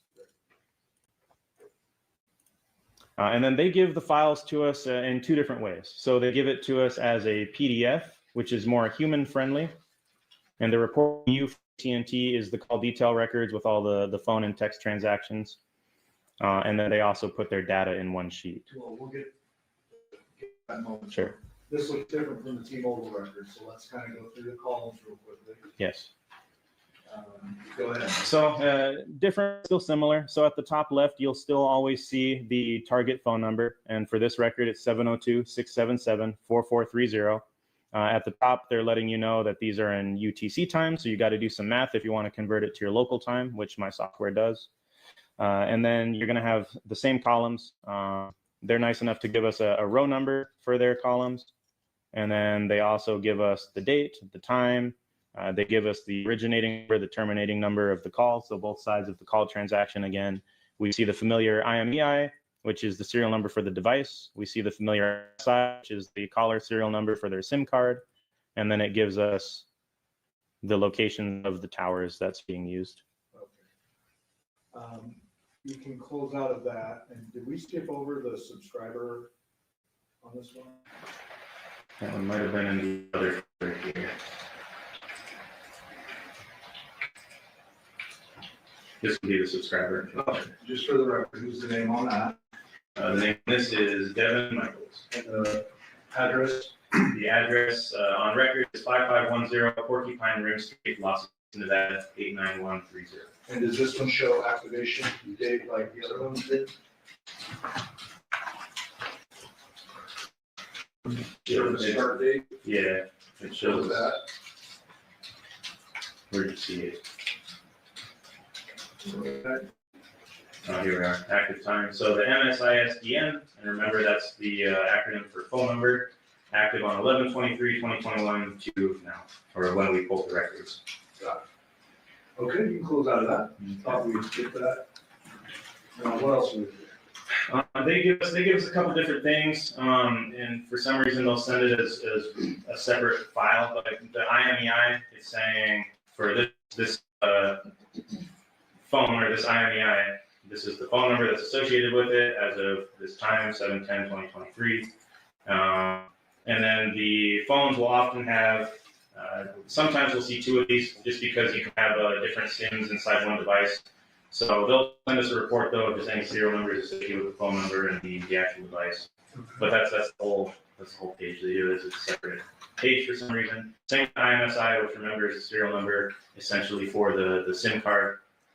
Okay. And then location. So AT&T has this proprietary way of locating devices that they don't even fully explain to us because it's part of their secret sauce. But it's called Location Database of Record. It's unreliable, I've found, and a lot of experts have found, so I haven't mapped anything with this. However, it is possible. It gives you GPS-like points, but if you look at the column, it says location accuracy unknown. And I don't like dealing with unknowns. I like stuff I can explain and information and data that I can actually source and rely on. So when they're saying location accuracy is unknown for these latitude and longitudes they're providing, that's worthless to me, so I don't have them. Good. And then timing in advance is what we're already familiar with. That's that sonar thing that it sends to the device and back, and then they have a whole separate file for that as well. Similar again, has the phone number, the IMSI, the date, and then it gives us the latitude and longitude of the cell towers, and then it even has the sector orientation. This is azimuth. That's where on the 360-degree compass that it's facing, so we know which way that antenna is facing. We know exactly the lat long of the tower. That's how we're able to match it. Okay, based on that. Before you go into your overlay mapping, back out one. This was the other folder as well. But Okay. They just break up the record, and this is not relevant to our mapping. Okay, so we can back out now, go to the main folder, see our mapping. And go down to the next one. For the record, what's that title? The next one, phone number is 707-628-1336. Devyn Willette, CDRs. Provided files, CDR records and timing advance. Yeah, and again, they sent it as two separate. So I just broke that up. But So CDR let's go to records. CDR records, go to the, well, the certification is the certification, right? Yes. Is there a subscriber sheet for this one? Yes. So subscriber sheet. And again, at the top left, it has the phone number 707-628-1336. This is again T-Mobile records. And this has a subscriber name of Joseph Sands and a address out in California, correct? Correct. And you don't know if Joseph Sands is a family member, Mr. Willette or anything, that's just the info that was given. Activation date? Activation date, it's showing 3/1/2010. And then the same information we had on the previous records. All right, and then this one says data sessions. Correct. And then CDRs, which we've already gone through. Correct. Back out one folder. And then go to timing advance. So this also has timing advance records. Correct. So this particular device, we have CDRs, timing advance, and data sessions. Correct. Is that just more information you can glean from the record? Yes. Okay. You can back out. Okay. Before we go into our mapping, there's a folder entitled, well, let me skip that for a moment. NDCAC Tower List, what does that mean? So that's NDCAC. That's an organization that's managed by the FBI. It's a subset of the FBI. It's the National Domestic Communications Assistance Center, something along those lines. But they're a resource that we have that we partner with the FBI on. I have access to a lot of their resources that they provide law enforcement. That's where I downloaded CASVIZ from. So they have tools on there such as CASVIZ for mapping software. They have a lot of other tools. One of the tools that they provide is tower lists. So sometimes the carriers will neglect to send us the tower lists on a search warrant. NDCAP keeps a database of all tower lists from a certain time period so that we can have something for that call detail record to grab onto. Because without the tower list, there's no way to map it. Got it. So you don't need to go out and drive around and see where the towers are. This is the tower list of Correct. the operative time period listed on. Correct. Okay. So I have those as a resource, just in case we're missing towers or something like that. Or if it'll show half of my records weren't mapped, then I know that they must have neglected to send me the full tower list. So I just go in and I get the full tower list. Okay. So before you go into your overlay map, there's a folder entitled Google Location Map. Yes. Is that included in your overlay mapping, or should you handle that separately? That I can include it. I already created a separate exhibit for it that we can open up. Okay, well, let's go with it first. Okay. So Google location data. And it says 3 folders, first step, second step, third step. Correct. Those records are also provided to you by Detective Ozawa. Correct. And this is a little different from CDRs from a cell phone company. This is from Google directly. Correct? Yes. If you can open one of the folders, or if you need to go into all 3 to explain generally what type of data you are mapping with regard to Google location data. Yeah, so with Google, and I'll take it from the top a little bit just to be able to explain it. But what Google does is when you start up a new phone and you download a Google-based application and you're signing their big long privacy document and check to understand, inside of that, they are giving themselves permission to collect data related to, among other things, your location. And Google will use that for analytics. They use it for advertising purposes. They're storing as much information as they can grab from your phone. So what they're programming into their applications on your device is the ability to read locations from GPS, from cell towers, from Wi-Fi, and then it's sending your device is sending all of that to Google, and they're keeping a database of it. So similar to how the cell carriers are storing all of your information from when you're making calls and sending texts, Google does the same thing on their end as well. And so what we're able to do is we're able to ask Google for this information, but it's a little bit of a complicated process. When Detective Ozawa did this, I've done a few of them a few years ago when I was a property crimes detective. But what Google does to protect the privacy of their customers is they require a search warrant, and we'll ask for a geofence. So we will look for any devices. We'll ask Google, do you have any devices that said they were in this geographic area? And we'll draw a square or a shape. And inside of that geographic area, we'll send them all the coordinates so that they know the shape. At a given time. At a given time. So a certain time period. So maybe this week in August, we're looking for any devices that entered this location, or we can make it as narrow as this 10-minute period. We want any devices that you Google logged inside of this geographic area. What they send us back is a spreadsheet of, it's called obfuscated IDs. So they send us, it's a bunch of random numbers, and every device has a long random number associated with it. And we can map it still, but we have to pick out based on that, hey, we're interested in these 3 different ID numbers.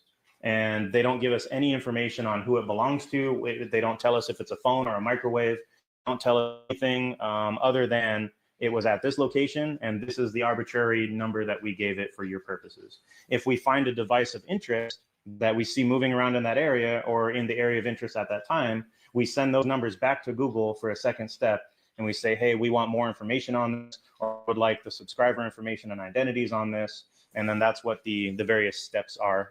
Detective Ozawa would have to go into more details of what he was requesting each step, but that's how they do it, just so the customer data is initially anonymous. Because if we do a bank robbery at 12 o'clock in the afternoon, we're going to capture a lot of innocent people whose privacy is completely unrelated to what we're investigating. So we have to try to pick out what we think are the suspect devices. That way we're not just arbitrarily violating everybody's privacy who happened to be there at the time. And in this particular case, did you or Detective Ozawa receive Google location data ultimately in the 3rd step for 1 or more devices? I believe he got multiple devices, but I only focused on 1 in particular. This should be, yeah, he got, looks like 1, 2, 3, 4 of interest that he picked out. Okay, and they're titled Jonathon Willette, Devyn Michaels, Tracy Baker, and Yoker. Yes, and each file has an associated file that is the original zip from Google, but he didn't want to change the actual file. So in good practices, he made a copy of it and then he noted which one was which. Got it. And so I believe you said you narrowed it down or focused on one. Was that the victim or Jonathon Willette's Correct. device? Yes. And what type of information did you get before you go into the mapping part that allowed you to map Jonathon Willette's device? So they gave us, let me see if I can pull it up. The information they send you, and just so you know what I'm looking at, the information that they send you, this is like the billing information, so that we can see, once we ask for, hey, what's this big long number? And you can see up here, these are the big long numbers they provide us. What's this big long number? Who's associated with it? So they send it back and tell us it's based off this billing information. And then a lot of times we'll get suspect information, or we'll get, whoever is in charge of accounts.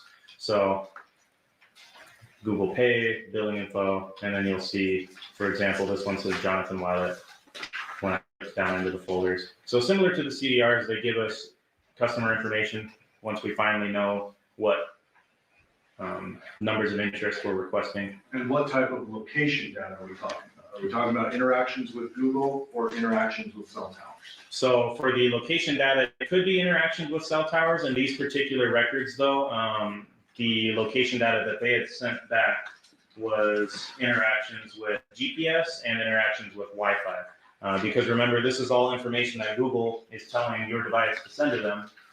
They're getting into the GPS databases, they're getting into the Wi-Fi databases on your phone and telling your phone to send them all of that information that they're storing. Anything else foundationally we need to do with these records, or can we go now into the big mapping? Well, just to show you what the records look like, this is the reverse location obfuscated ID. So this is what they send us, and this is associated with each device, has its own unique one of these.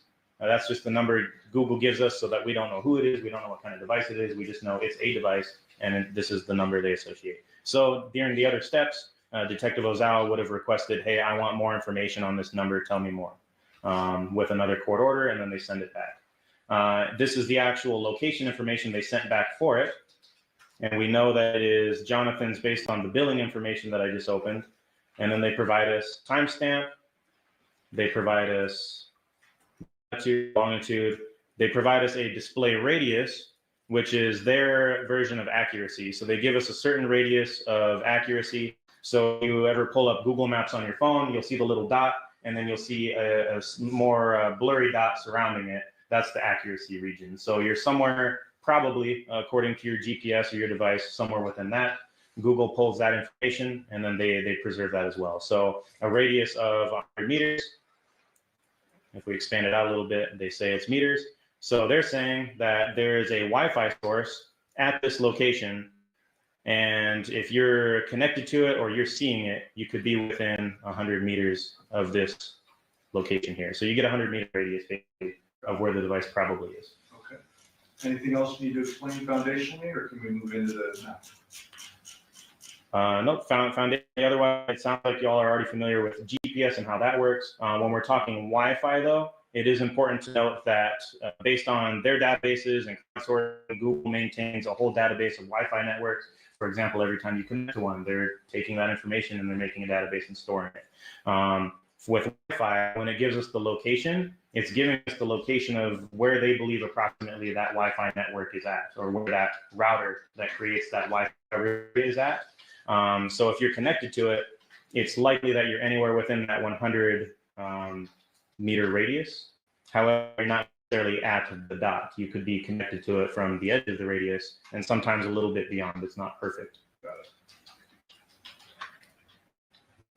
All right, let me back out of all these files. Okay. So how best and most succinctly can you explain for the jury what you did with the mapping for all four of the, well, I should say all three of the phone numbers, because Andrea, we've kind of excluded. Yeah. And the Google. Andrea is still in this. So what I did, that first file that I opened up for Andrea up in Oregon, what I'm able to do is I can open all of those files up in Google Earth, and I can just combine them, and you'll see that in a moment what that looks like. But I just create a folder inside Google Earth. I can set that as another Google Earth file so that everything's included and we can open it all up at once. So let me do that. So we have Google open. I like to open it from Google Earth.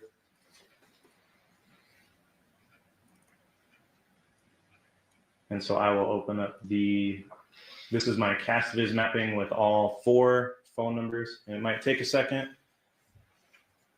because it's a lot of data. As you saw, some of those sheets are 6,000 items long, and my computer is now processing thousands and thousands of items at once. So it zoomed out because there's some activity up here in Oregon that we're already familiar with, as you can see. That's what we saw before. I'm gonna uncheck that. And what I just did is I opened the file that I created. There's a dropdown. It's basically a Google Earth system. So I created a few points of interest so that way we can easily see them and we don't have to keep trying to type it in and guess where they're at. A few or two? 2 points of interest. And then that is 5510 Porcupine Rim Street, Las Vegas, Nevada, 89130. And the second one is 2698 Pauladura Drive, Henderson, Nevada, 89074. I'm going to uncheck just to help my computer processing Andrea Reyes, the 702-353-3823 phone number. And when I uncheck it, it's no longer displaying information anymore. Let me go down to Las Vegas here. And so the 3 phones, cellular device records that I have up now is the number ending in 9242, the number ending in 1336, the number ending in 4430 for Jonathon Willette, Devyn Michaels, and Devyn Michaels. Okay, so let's narrow this down a little bit to the evening hours of August 6, 2023.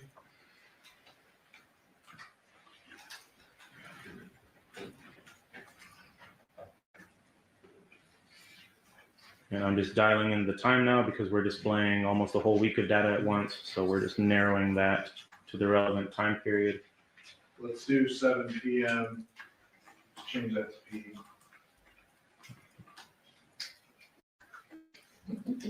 So 7 p.m. on the 6th. Yep, and then I guess 9 a.m. on the 7th. Sure. And if the jury wants to see outside that range that I picked as an example, they can go into this box on the exhibit itself and they can change that stuff. Yeah, as long as they have Google Earth on the computer they're using. And yours, if you are looking at it, yours might crash. This is an expensive computer that's made to do this. So that's why I brought it today. Oh, well, now. But I do have, yeah. I was gonna say, you made some backups in the event that happened. I made some videos for you as well. Okay. Do you need to explain that now or after this? Whatever you prefer. I would like to be able to play the videos just because it's set for speed and everything's easy to just have a. Okay, so before we get there though. Yeah. Just representative wise, you've unclicked Andrea Reyes, so we have the records associated with Jonathon Willette, Devyn Michaels, Devyn Michaels. Correct. Next to the names on the left, it says the colors. Jonathon, Devyn is in green, Devyn is in red. Correct. And so anytime we see green on that map, it represents the year. Anytime we see blue on that map, it represents Jonathon. Anytime we see red, it represents Devyn. Correct. Okay. Would you prefer to go to the videos? Yeah, it might be better to play the videos, and I can keep this up in the background too. We can go in and look at stuff live. The benefit of being able to do this is just so we can, for example, we can zoom in on records and in Google Earth without having to have my mapping software because I exported it to Google Earth. If your computer can handle it, you can go in and you can click and you can see the information that it's pulling to map those records and a little bit more detail about it. Because as you're clicking around, you can see if a call transaction, this is just timing advance because it's zeros, but you can see how long certain calls are. For example, this one was 2 minutes and a second, this transaction that used this particular tower and antenna facing. So it's just something you can click around and explore. This is what I do investigatively when I'm trying to determine information based off of cell records. Got it. But let me pull up the videos that I made because those are less likely to crash. And the jury will have access to these videos too. Correct. Yep. And that's not linked to Google. That's like a screen record of you doing this prior to court. So I used Google Earth and you're able to, it's gonna freak out when I do it right now, but Well, don't do it. we can, we'll leave that. So I can hit this play button though. I just haven't adjusted the speed, but you can change the speed. And if I hit play, it'll slowly start going through whatever time window I have. So the time slider will move through time, and it's kind of like the snake game. If you have a larger window, you'll see at the head of the snake, transactions are popping up. And after a couple seconds, you'll see the tail of the snake falling off. And it's good to have that window of time instead of just a point, because you can kind of see the history and where the snake is coming from when you play it. Instead, you'll have points popping up if you don't trail it a little bit. And I'll show you what that looks like in the video here.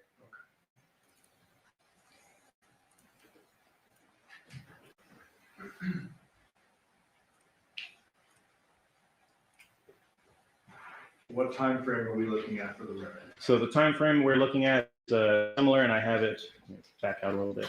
I put it in the file names so that we know. The time frame you're looking at is going to be 1900, which is 10 p.m. on August 6th, and then it goes until 2 p.m. the next day on August 7th. I have it set so that every second that passes in our lives right now is approximately a little less than a minute on the display. I can slow my playback time down a little bit if it's too fast and we want to pause it and go back. We can manipulate this however we want. But let me just hit play. So we're starting at 7 p.m. on the night of August 6th. The blue is Jonathon's records, and the red, okay, I hit play. The red will be Devyn's, and then the green will be Devyn. And you can see up here at 55 Porcupine, you'll see some red and some green popping up, indicating that they're in that geographic area. You'll see down at 2698 Polladura, you'll see the blue. And from Porcupine, this is that snake I was telling you about. You can see the device traveling based off the nearest cell towers. From Porcupine down to Polladura Drive, just got there around 8 p.m. the night of the 6th. Well, there's been flashes of green up at the Porcupine Rim, correct? Let's just put that into the record when you do see it. Go ahead. Okay. And so what we just saw was the red records, Devyn's records, appearing to travel down. And you'll often see that you can infer what street people are even on based on how the records travel. So I'll back it up a little bit so you can see that traveling again.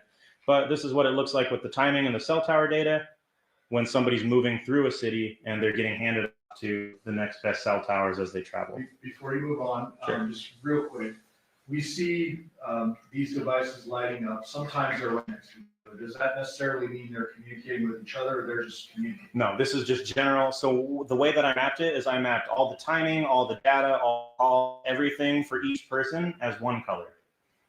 So everything in red, if you see red, it could be either data source, it could be call records, it could be text messages, it could be anything that involves the cellular network. That's all it's showing is just activity for that device and which cell tower they were using. Okay.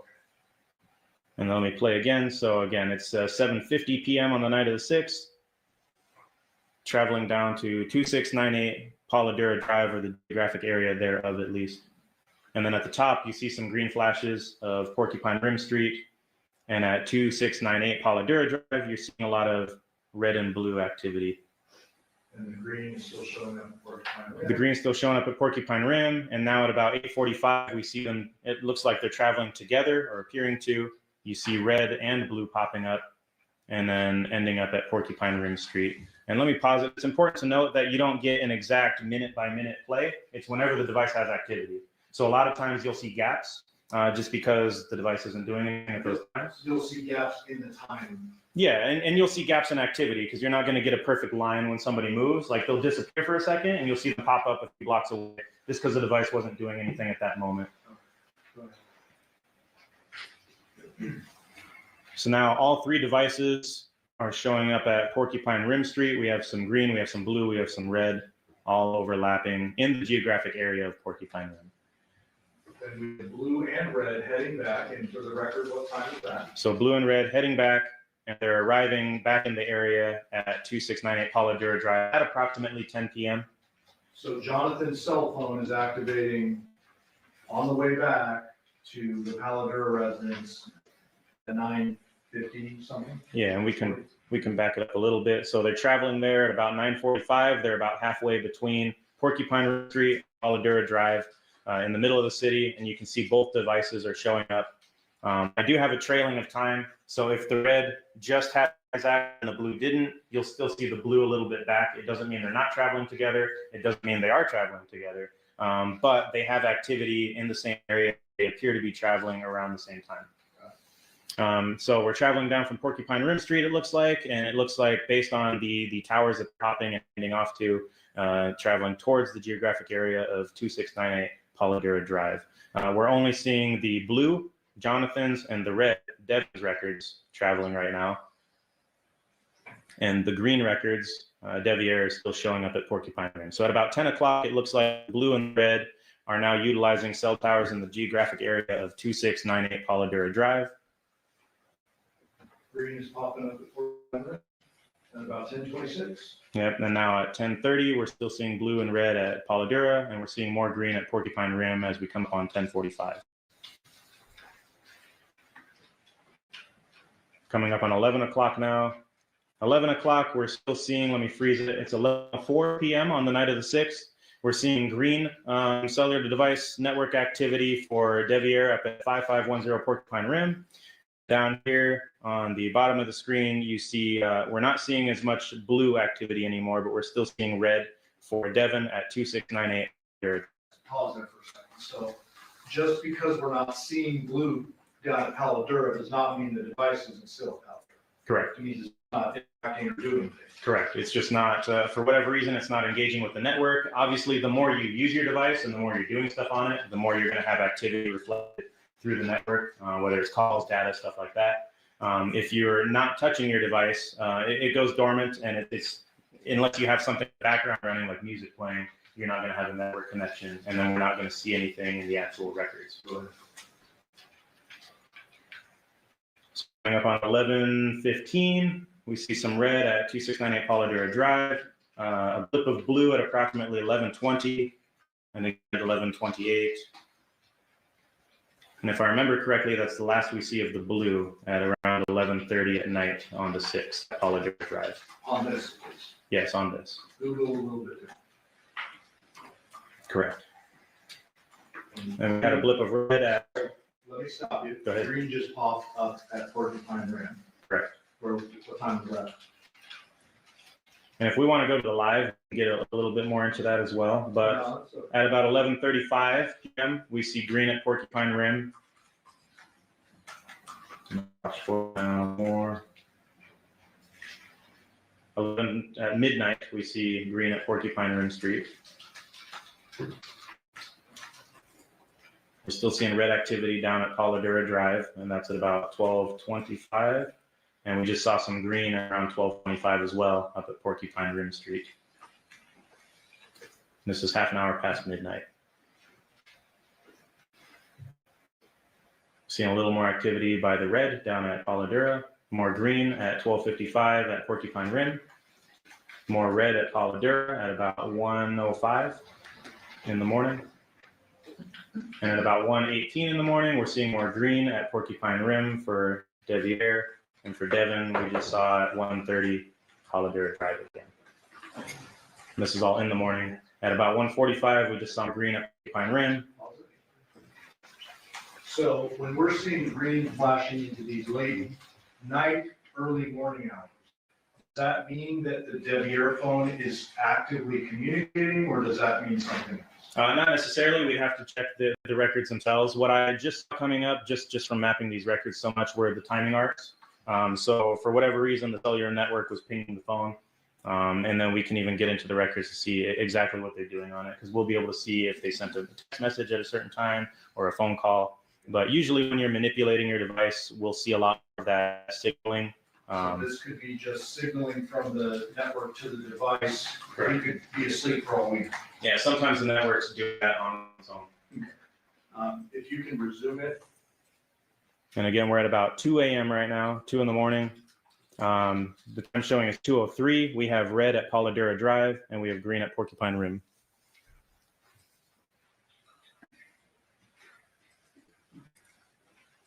And I'll hit play again. 2:05, 2:08, 2:10 in the morning. And now we see the red. It appears to be leaving the geographic area of Colorado Drive. Okay, back up, sorry. Go to around 2 o'clock. It's 2:04. Okay, that'll work. So 2:04, the red phone appears to still be down to 690 Colorado. Correct. Go ahead. And hit play. So we're coming up on 2:10, 2:15, and the device appears to be in traveling towards the geographic area of 5510 Porcupine Rim Street. Okay.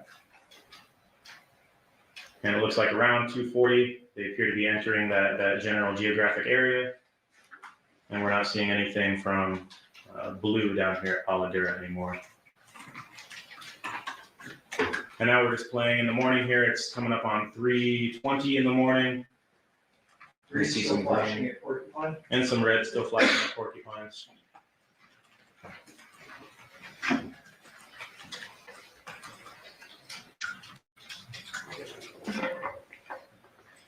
Can you note that when the green flashes at Porcupine? You don't need to stop it. Just Yeah, at approximately 4 a.m. at green and red, both appearing at Porcupine Rim Street, and it's continued into the early hours of 4. We're coming up on 4:30 now, and we still see more red flashing at Porcupine Rim.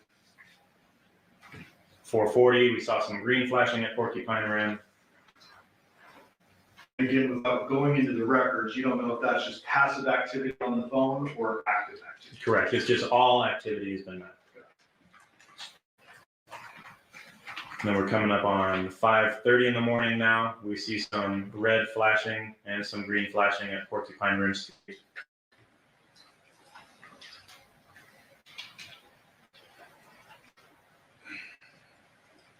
We're coming up on 6 a.m.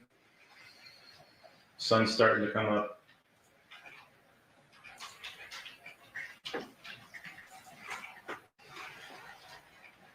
We have some red flashing around 6:30 and some green flashing around 6:30 in the morning at Porcupine Rim Street.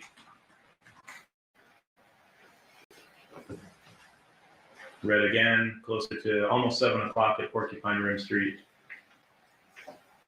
Now we're into the 7 a.m. hour. We see some green, Porcupine Rim, red, Porcupine Rim. And now, Yeah, you missed it. There we go. at around 7:25, we now have red, green, and blue all appearing at Porcupine Rim Street. So we had some blue for Jonathon pop up now at Porcupine. Okay, so you don't need to go back to it in the exhibit, but if I recall correctly, the blue phone didn't have any activity after a certain hour, and this is going to be the first time it pops up on these records at 7, and it's crossing. Correct. The last time we saw the blue previous to this was around 11:30 at night, the previous night at Paladura Drive. You can. Now we're seeing some green, some red, and it's coming up on 7:45 in the morning now at Porcupine Rim. Now green starts to move about 7:50. Yeah, green starts to move around 7:50, traveling southeast. Red is still at the geographic area of Porcupine Rim, and blue as well, showing up now at 8:20. Green's still traveling, looks like they're traveling southeast towards Henderson, as we still see more red and blue popping up at the Porcupine Rim Street geographic area. And I don't think you know really any facts about this scenario, but No, the green appears to go across town. It does not go to the Paladura address around 8 or somewhere else. correct. Based on these records, the device is showing closer. This is Boulder Highway over here on the bottom right, and that's where the green appears to have ended up. And then obviously we all know what it looks like if they were in the geographic area of Paladura, which they are not at this time. And you wouldn't be aware of that particular phone's owner said he was working that day. None of that is on your radar. This is just based on the record. I know none of those details, correct. Go ahead. Continuing, it's again 9:10 in the morning now. We're seeing red and blue popping up at Porcupine. And this is important to note, those are those 2 towers that service that same geographic area that we talked about at the beginning. That's why I made that screenshot of this. So you can see those 2 towers are the ones that we're seeing popping up. And I have another video that has a closer view of it. But 9:30, we're seeing red, blue. 9:40, we're seeing red, blue at Porcupine Rim. And the green for Devier appears to be down near Boulder and Lamia and Henderson. Sorry to interrupt you. Yes. So the red appeared to leave around 10 a.m. is a rough estimate. Around 9:45 a.m. 9:45. And then I saw a little flash of blue that suggests that the phone, the blue one is left up at Porcupine Rim. Correct. Did I see that? Yes. There is still a flash of blue at the same cell tower that services the geographic area of Porcupine Rim Street. And then we see that snake trail for the red appearing to travel southbound. And the green for Devier, because I know we're keeping track of three things, is still down here near Lake Mead and Boulder area in Henderson. When we hit play, we see the red traveling to the Summerlin area. The blue is still showing up at Porcupine Rim at that same cell tower. Green's looking like it's moving. Green's moving, but green appears to go even further south into Henderson. It actually is it cut off on our video? Maybe we can go into the actual records if we wanted to follow more on green. But it's available if the jury wants to. Yeah, it's It goes available. down. But it goes down out of the picture here that we have cropped. Okay. But not near the Paladura. Red's back up at Porcupine Rim at the 10 o'clock hour. Correct. And then we see activity from green.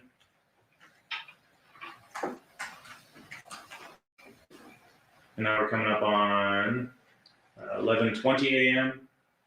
Green looks like it's moving back toward north. Yeah, we're getting some timing measurements from green based on cell towers in the Henderson area. And we see red traveling back down again around noon. You see green still in that Boulder Lake Mead area, and then you see the red landing at noon at the Paladura Drive address. And then you can see the green still over here. To note, you might have seen those gigantic arcs from the green. Remember, those were timing advance. It could be anywhere along that arc. So not necessarily if it's showing an arc coming close to an area of interest, we can't say for sure whether or not it's actually on that line. It could be all the way across the city at the other end of the arc. And these places where the green has all the crisscrossing, Yes. on the map, your map encompasses almost the entire Las Vegas Valley, correct? Yes. So it looks a couple inches away, but here we're talking about like a distance. No, these are several miles. Between Paladura and. And where this location is, yeah, correct. All right, and we're coming up on 12:30 p.m. Red still showing up at Paladura Drive at approximately 12:50 p.m. Green still showing activity somewhere near Boulder Highway. And then green appears to be moving north back towards the Porcupine Rim geographic area. And we saw a flash of blue as well around 1:20. And red is still down at Paladura Drive now, coming up on 1:45 p.m. And red is now traveling at approximately 1:45 p.m. northbound towards the geographic area of Porcupine Street, where they're arriving at around 2:05 p.m. in the afternoon. Green is there as well now. Okay, I think you can close out of this one. Yeah.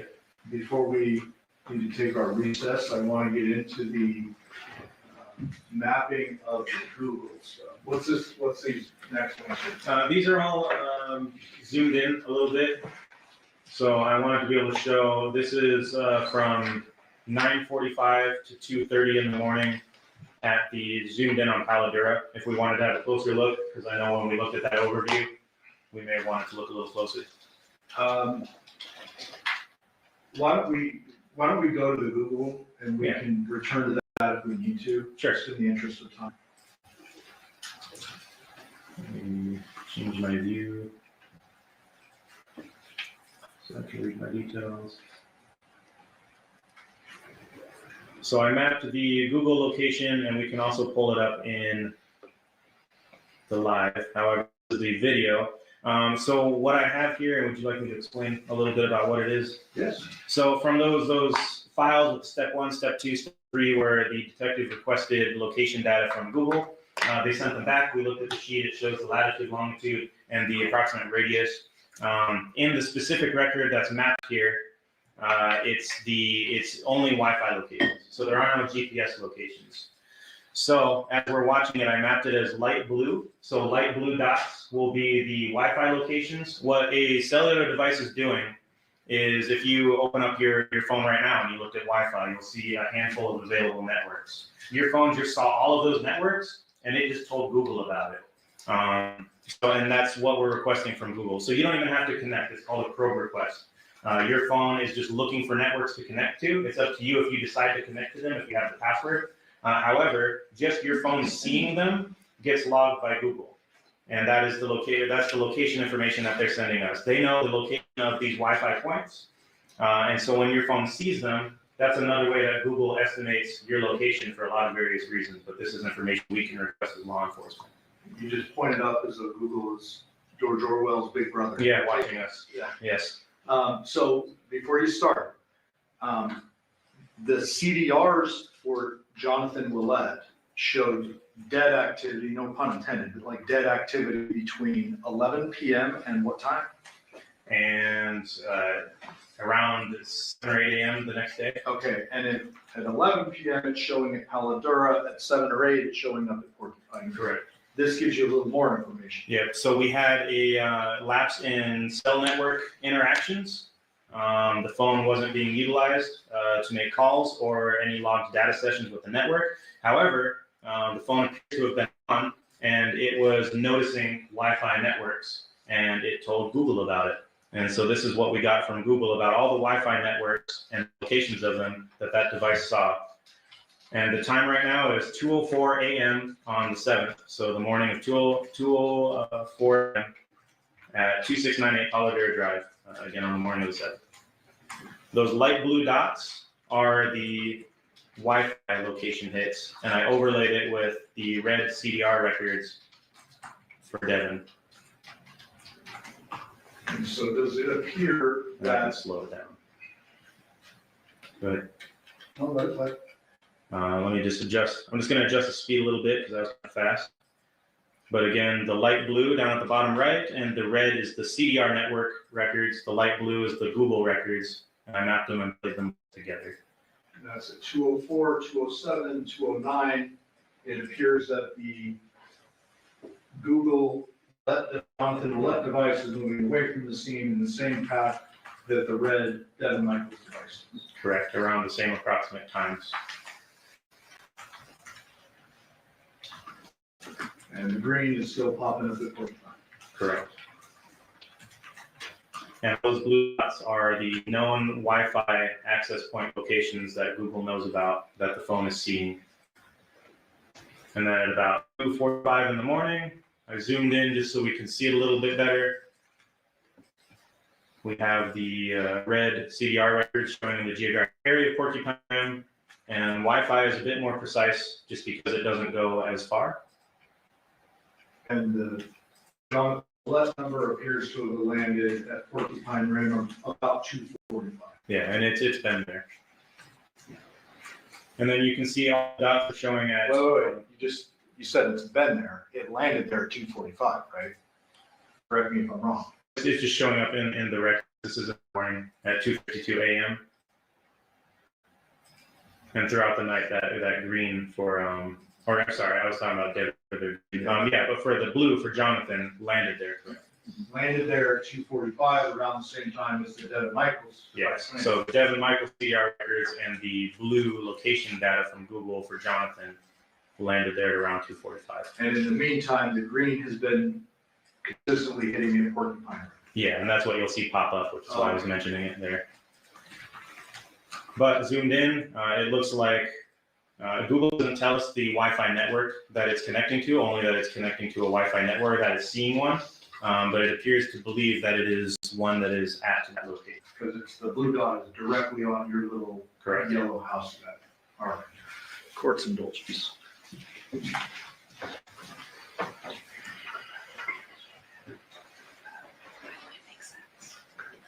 All right, thank you, Detective. I will pass the witness. We're going to take a brief recess before we do cross-examination of the detective. Just a few follow-up questions. When regarding to Devier's phone, you said the name came back as a Joseph Sams on that the subpoena return? I can pull it back up if you like. The subscriber. The subscriber information. Let me pull that one back up.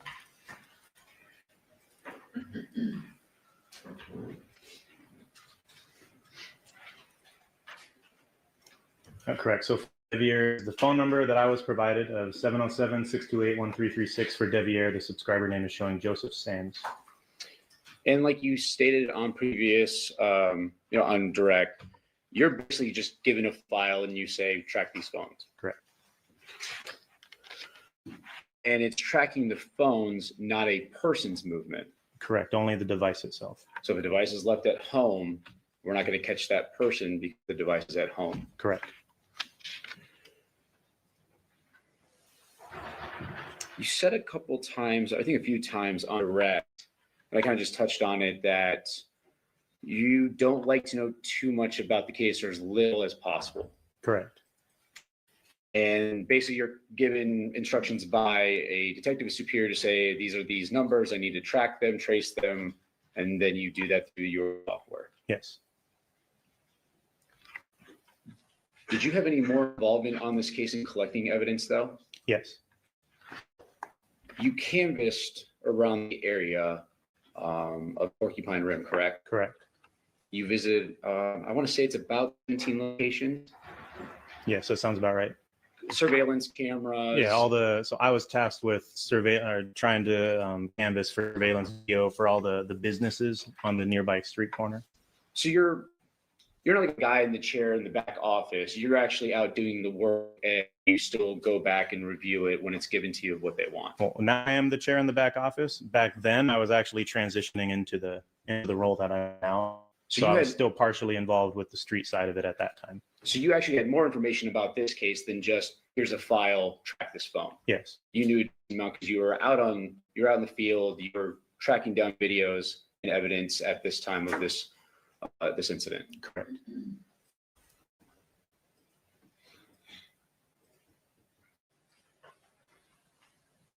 And you're given the phone numbers by the detective to track.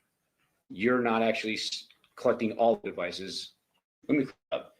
You're given a phone and they say track this through your software, correct? Oh, I was provided the phone number and the records that they had already obtained. And those are provided to you by the detective. Yes. And if there's other phones that are collected during the investigation, you know about that. You're just given the phones by the detective. Correct. So if there's phones that were left out or other devices, you don't know about them. You just were given what the detective wanted. Correct. Court's indulgence? No further questions, Your Honor. See, No, thank you. do the ladies and gentlemen of the jury have any questions for this witness? Okay, seeing no response, you much for the testimony here today. Thank you, Your Honor. Full name is Carl Lippisch. First name is Karl. Last name is Lippsch. Sir, how are you employed? I work for the city of Henderson as a police officer. Specifically, what's your position there? Currently a detective with our Crimes Against Persons unit. How long have you worked in that capacity? I've been in this unit for just over 9 years. What are some of your duties in your unit? Our unit, Crimes Against Persons, responds to violent crimes, including like homicide, death investigations. We do any violent crimes such as shootings, stabbings. We respond to officer-involved shootings, as well as suspicious deaths, suicides, robberies, and a lot of cases like that. And so when you're investigating those types of cases, what are some of your duties? Are you collecting evidence, something else? Yes, depending on our role that we're assigned, depending on how many detectives are assisting with the investigation, the primary person with it who's kind of overseeing everything. You can be doing interviews, collecting evidence, whether it be physical evidence on tracking other evidence down, collecting video surveillance, writing search warrants, a wide range of job duties that are necessary for investigation. Okay. So then turning your attention to August 7th of 2023, were you assigned to assist in a murder investigation on the date? Yes, I was. And did you respond to the actual murder scene, which was at 2698 Paladura Drive? Yes, I did. Who was there when you arrived that day? At that time, when we arrived as detectives, we're usually contacted after the fact, after the initial response. So when we arrive, our Henderson police officers have already arrived at the location, and typically they've kind of frozen location or kind of taken control of the area to make sure that it's preserved as best as possible. And is that what was happening at that Paladura Drive when you showed up? Yes, it was. Okay. Did you arrive in the morning hours of that day? Yes, I did. Okay. And who did you arrive with? At that time, I don't remember exactly who in my squad was all on duty, but I believe Detective Ozawa and I were both working that morning. I know my sergeant, Sergeant Slattery, and then I believe the rest of our squad, as well as CSAs, were called to respond as well. And can you walk the ladies and gentlemen of the jury through what you did at the scene when you arrived? When we arrive on a scene, especially something of this magnitude, we will meet as a squad initially, and then we will get with whoever the on-scene ranking officer or like lieutenant or sergeant is for the patrol squad. They will typically have a brief that they can provide to us, give us as much detail or information as that they have, which would include involved parties, locations, if there's vehicles involved, details that are pertinent that they've already learned once we arrive at the scene. And then after that has been conducted, we'll then get together as a squad and we'll determine our jobs and responsibilities. Once that's done, we could also end up doing like a walkthrough of the scene to then be able to kind of get a feel for what exactly we're looking at. So talking about this specific scene on August 7th, 2023, you arrive, you get a briefing like how you just mentioned? Correct. Okay, so some initial details that the first responders provide to you, is that correct? That's correct. Okay. And then after getting that information, what did you physically do? On this scene, because the family was there and the family was, obviously they were dealing with the trauma of it and they're very cooperative with us, we were granted consent to initially walk in and kind of understand what we were there for, what we were responding to. We were able to see the initial scene, see the inside of the residence, and see the deceased person lying in the bed, so that we were able to kind of understand what exactly our investigation was going to entail. So essentially you do a walk of the Marine, is that right? That's correct. Okay. After going ahead and doing that walkthrough, did you assist with the execution of a search warrant? Yes, I did. And the search warrant was granted for the residence from a judge, correct? Yes, it was. And did you also, were you involved in a search warrant for a truck that was located at that Paladura address? Yes. Now, talking about the scene itself, you mentioned that you did a walkthrough and then eventually assisted in the execution of the search warrant, correct? Yes. So talking about the scene itself, if you remember, there was, and correct me if I'm wrong, a living room, makeshift bedroom, sort of past the kitchen in the residence, is that right? Correct. Okay. And was the body found in that room? Yes, it was. Where was the body? The body was lying on the bed that was in that room, kind of lying across the bed. Okay. Were there blankets? Yes, there were. You also noticed blood at the scene? Yes.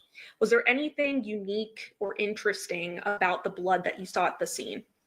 The blood at the scene was primarily limited to the space of the bed itself. The way that the body was positioned on the bed, the torso and the neck up toward the edge of the bed, and then the severed head was not there, so the neck was exposed. And then the blood itself there was some that had down from the body, directly straight down, but there wasn't I should say hardly any like blood spatter or anything like throughout the room that you may initially think due to the fact that the head was missing. And just to be clear, there was no blood spatter that you saw? Correct. Okay. Did you also find chemical bottles? Yes. And where were those found? There was 2 bottles that were found in the hallway that would lead from this room that was kind of the makeshift bedroom, more like a living room style, but it had the bed in it. There was a hallway that led from that room to a bedroom, laundry room, as well as out to the garage. And those were found in that hallway. And 2 bottles to be exact, correct? Yes, that's correct. Cleaning agents? Yes. And you mentioned you've been with the unit, this specific unit, for 9 years. Was this your first and only decapitation investigation? Yes. So it's quite rare. I think you mentioned that previously, right? Correct. Ultimately, then, after you conduct this initial execution of the search warrant walkthrough, are you then assigned to canvass sort of the surrounding neighborhood of the residents for video surveillance. Yes, I assisted with that. And that essentially becomes your larger role in the investigation, correct? That's correct. Then after canvassing for video surveillance at that Paladura address and the neighboring community there, did you then assist with the execution of a search warrant at a 5510 Porcupine Rim? Yes, I did. And after assisting with that at the 5510 Porcupine Rim, you then begin to review all of the videos that were ultimately collected from the canvases, correct? Yes, and the canvas took several days, just in terms of the amount of video that we were able to collect, as well as just the number of houses in both neighborhoods. All that video was not attained immediately. It took several days and going back out several times to do the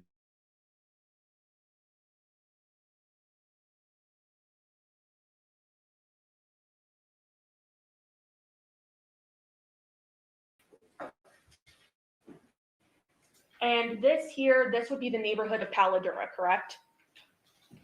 Yes. And all of these little, I guess, yellow thumbtacks there, are those the residences that were canvassed and the area that was canvassed for video surveillance? I believe so. Do you have a reason to dispute that that's the area? I don't, other than just the number of, or the specific addresses. I'm not sure what they are, but I believe that those, I mean, I know that we canvassed those entire area. Okay. So So you had members of the team with you campaigning as well. It wasn't just you. Correct. Is that why you're hesitating a bit? Yes. Okay. But you as the collective went ahead and canvassed this entire area with these thumbtacks here. That is correct. Okay. And then I also had mentioned permission to publish states 11. We have here another map showing the 5510 Porcupine Rim address, was some canvassing, as we mentioned, in that location as well, correct? That's correct.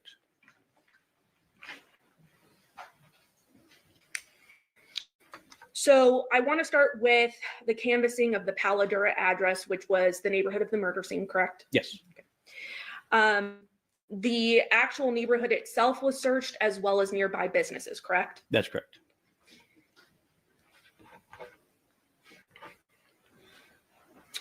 During your review of the surveillance footage that was obtained, were there certain videos that ultimately became important as part of the investigation? Yes, there were. And why did they become important? Because we were able to identify specific vehicles that were involved with our associated people to this. And specifically then, the vehicle located at Paladura was a truck with a trailer attached, is that right? Correct. It was the 2020 white Chevy truck. Belonging to Jonathon Willette. That's correct. And then also a vehicle of interest was a 2017 Nissan Armada belonging to a Devyn Michaels, correct? That's correct. And then at the Porcupine Rim address, there was also a white work van, as well as a blue Honda vehicle that was in the driveway, both belonging to a Devyn Willette. Correct. And so knowing those vehicles, that's why when you're reviewing the surveillance video, you have those vehicles in mind to see if there's any evidentiary value, correct? That's correct. So ultimately, you're able to collect from various addresses according to that map, but specifically, you obtained a video from 2696 Paladura Drive, correct? Yes. And that would be the house next door to the murder scene at 2698, correct? That's correct. Then also 2697 Paladura Drive. Correct. 2701 Paladura Drive. Yes. A Chevron at 201 North Pecos Road. That's correct. 2699 Fampon Court. Yes. As well as 6621 Gray Juniper Road, which would be ultimately near the Porcupine Rim address, correct? That's correct.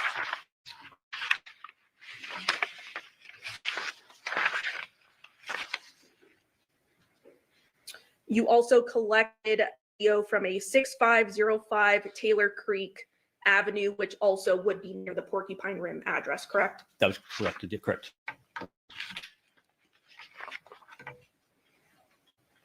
And Your Honor, at this time, I believe between the parties stipulating, the state would like to move for admission of the surveillance video marked exhibits 622 through 630. I have no objection to the admission. All right, 6:22 to 6:30 will be admitted.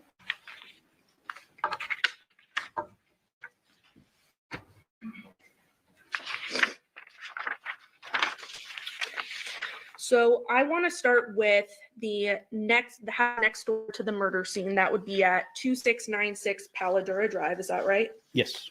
And there was a video that you had determined had some evidence or some information that was helpful to the case, correct? Yes.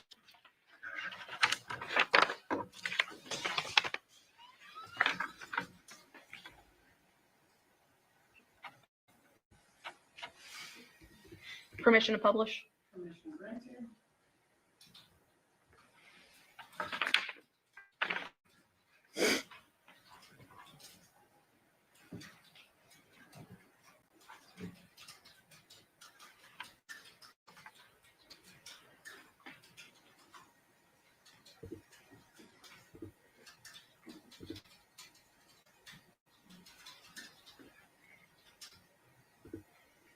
Are you able to see that on the monitor in front of you, sir? Yes. So I have published states 625, which is that 2696 Paladura Drive. Do these appear to be the files that were obtained from that address? Yes, they are. I am going to play the file XPTM5940.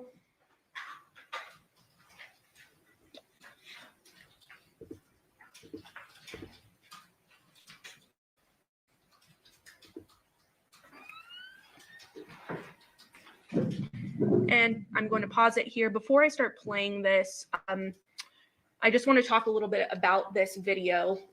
So it looks like there is no date and time stamp on this video. Is that correct? That's correct. Okay.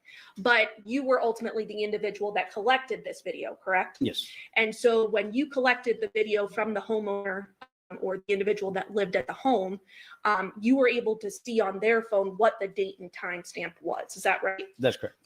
So even though we don't have date and time stamp on here, we have your testimony of what you saw on their phone, correct? Correct.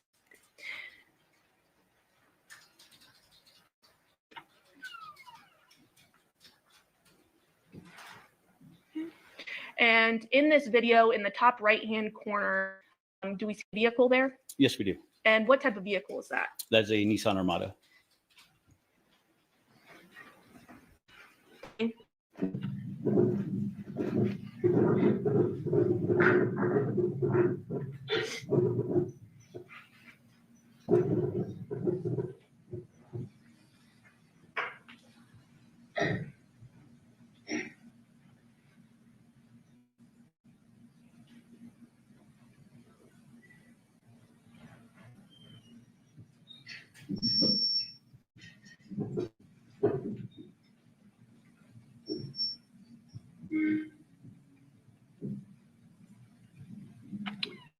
I'm going to stop at 35 or 36 seconds.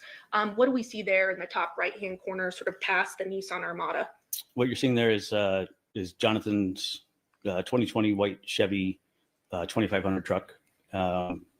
It's distinctive because of the two flags that are displayed in the back, and then he has the trailer connected to the back that he's towing as well.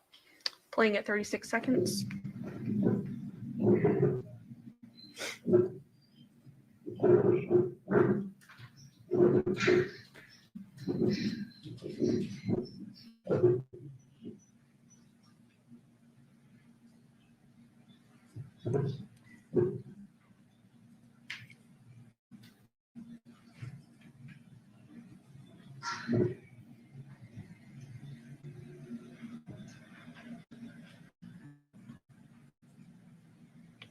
And ultimately in this video, we see that vehicle doing essentially a U-turn and now going past that 2698 Paladura Drive address, correct? That's correct. And we're able to also determine what time this occurred based off of other surveillance video, correct? That's correct. Specifically from 2697 Paladura Drive The corresponding time would be 8:18 p.m. Correct, 8:18, approximately 43 seconds. It passes the front of the house across the street. And we will get to that in a second, just so I have to switch the discs out. Okay.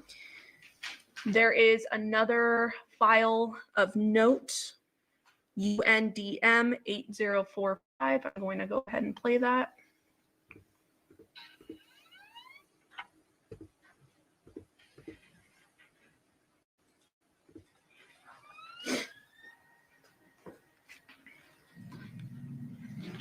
And stopping it there. Again, we see in the top right-hand corner. We see the same Nissan Armada. Playing.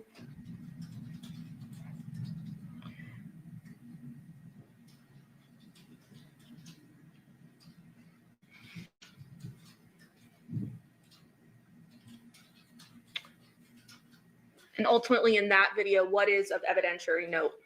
That video that you're able to see outside of the screen, what apparently is probably a vehicle pulling up, because you're able to see the headlights of that vehicle that's comes to a stop and is illuminating the Nissan Armada based on where it's parked. And from viewing that, it appears that that vehicle would have parked directly in front of 2698 Paladera. Because this camera is next door 2696, correct? Correct.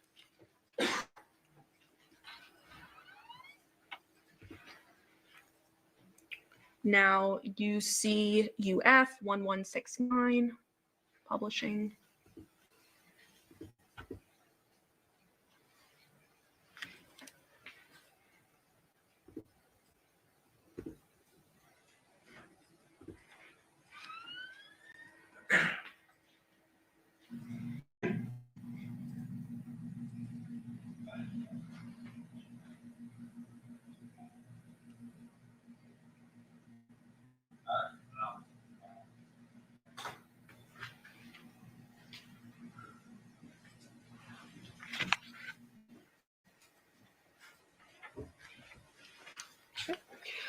What did we see in that video? In that video, it appears to be the same headlights that are on, just because the shadows are the same as they were in the previous video that we just watched. And then you're able to see what appears to be two figures that are moving just based on the shadows. And then because there's audio with this, you're also able to hear that those people are talking.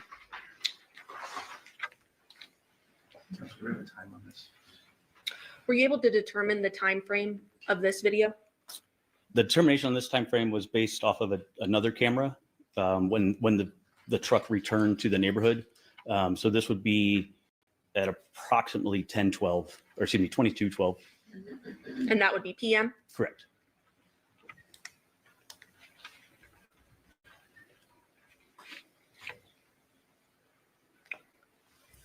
Now, just to go to the next video where you found something interesting.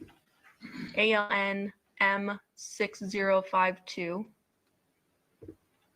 publishing.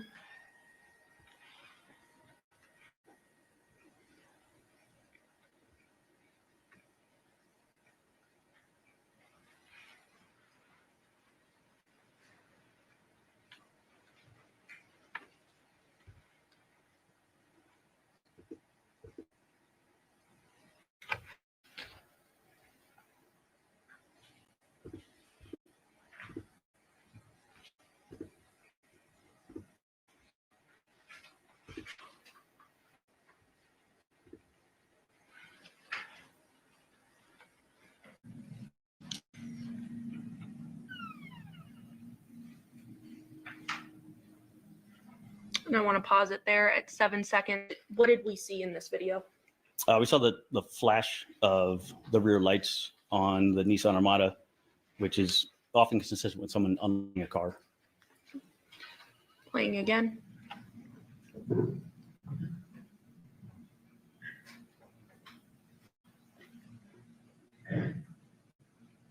And what did we see there? The driver's side door of the vehicle was opened. Playing at 18. And there? Another flash of the lights. Did we also hear something? And we did hear something. What appeared to be? Possibly a locking or unlocking of the doors.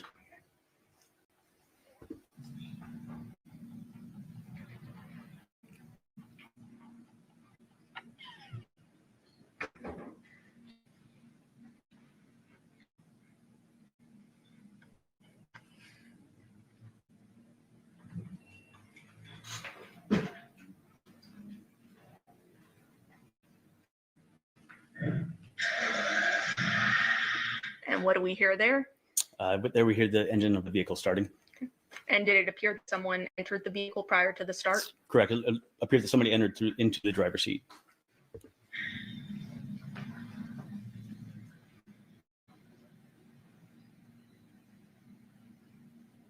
And what did we see there?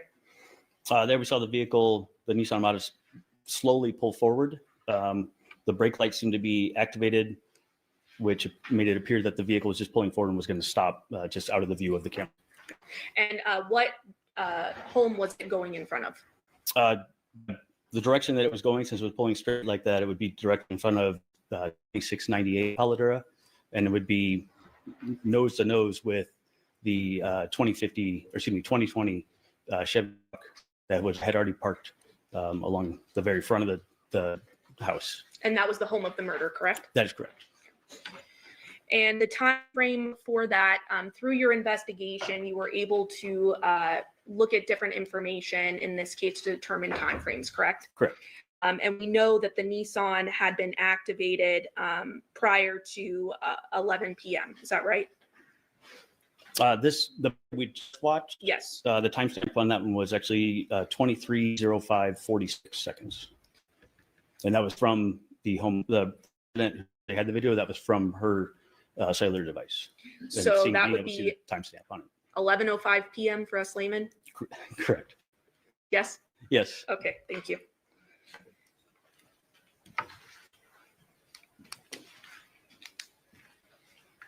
Okay.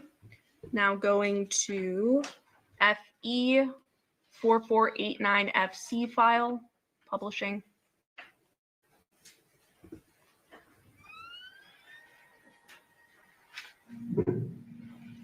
Thank you.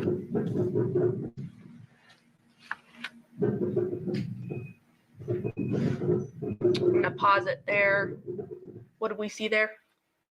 We saw lights flashing from when you're looking at the screen from the right out of the screen, but it illuminated the screen, and consistent with what we had seen earlier with somebody activating the car, like unlocking or locking a car. Playing.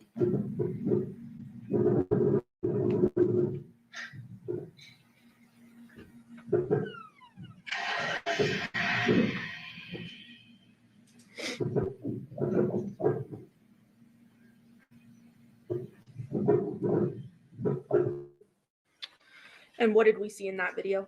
In that video, you see, after hearing the engine start of a vehicle, you then see a vehicle back into view, and it appears to be the same Nissan Armada that we'd seen earlier. Okay. And based on you looking at the resident's cellular phone, that appeared to have occurred at 2:04 in the morning. Correct.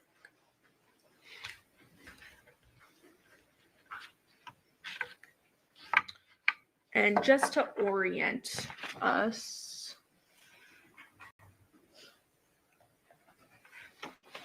publishing states 9.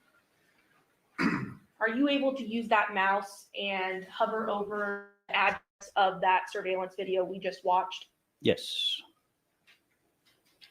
So the pointer of the mouse is over 2696, which is where that surveillance was from. Okay, so it would be right next door to the flag or the pin there, which would be the murder, the house of the murder, correct? Correct.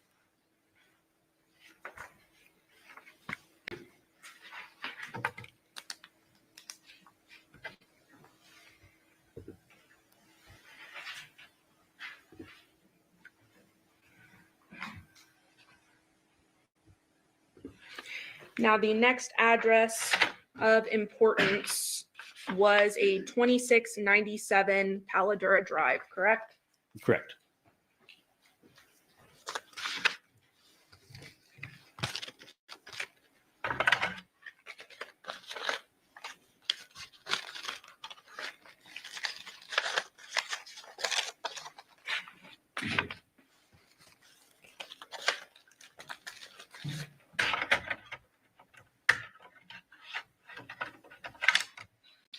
Using that same map, states 9 publishing, can you orient us where this address is with mouse? Yes. So 2697 is going to be across the street on the corner, right here at the corner of Paladura and Caroline Laurel Street.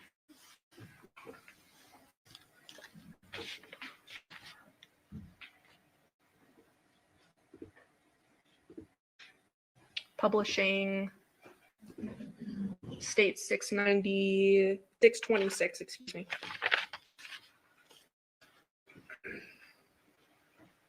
We see a video file there, correct, sir? Yes.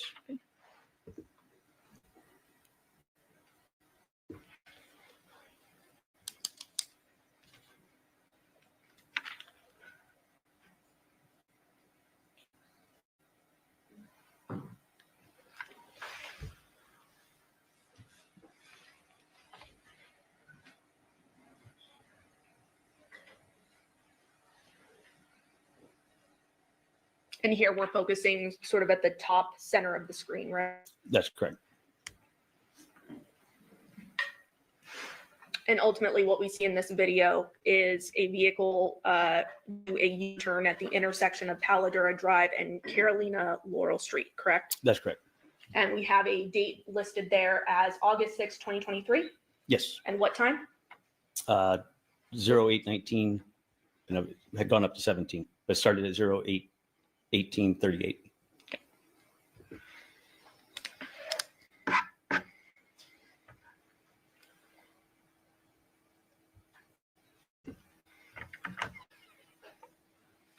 Next, turning to 2701 Paladura Drive.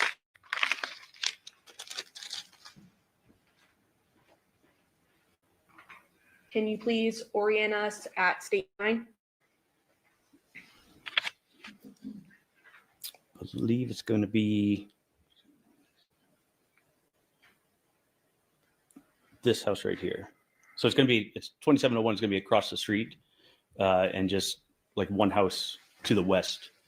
So not directly across the street from the residence, from our residence of where the homicide occurred. Sort of catty corner. Correct. 2701.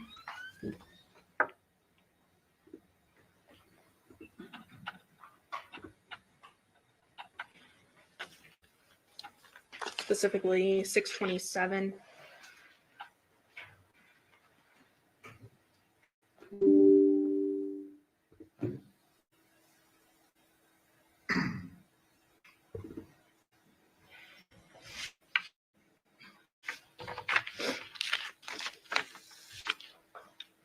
Now, was there something unique about this particular camera? Was it motion activated? Was it always on? Something else? No, this camera was motion activated. It was motion activated by what appeared to be by the residents moving around in their driveway or in front of their residence. Have some long file names here, correct? Yes. So I'm not going to play every single video, but the members of the jury will have time to review those if they'd like to, but there were particular videos that showed interesting things. Is that right? Yes.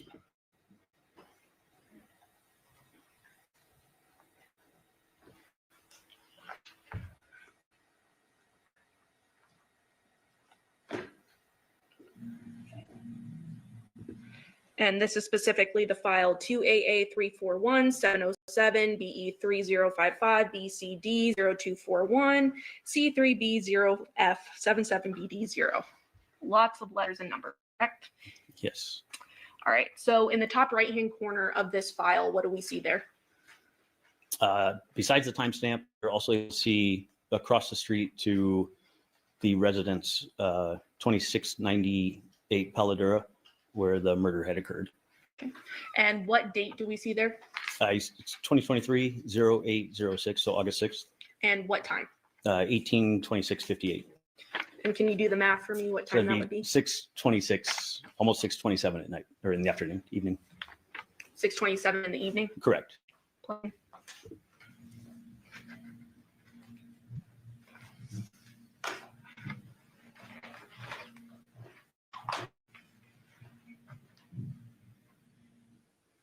And specifically with the 2698 address, what did we see the individual doing that was in the screen? It appeared that there was a male that was loading items or arranging items in the trailer that was parked in the driveway.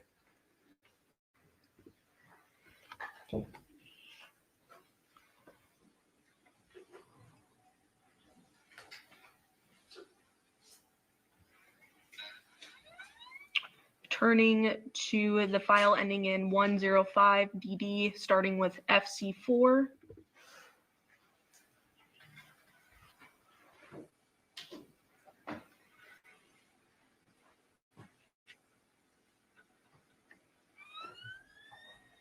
I'm going to pause it there. Do we see a date and time stamp? And can you please read it? Yes, it's 2023-0806, and then the timestamp is 21/11/47, which would be 9/11/47 p.m.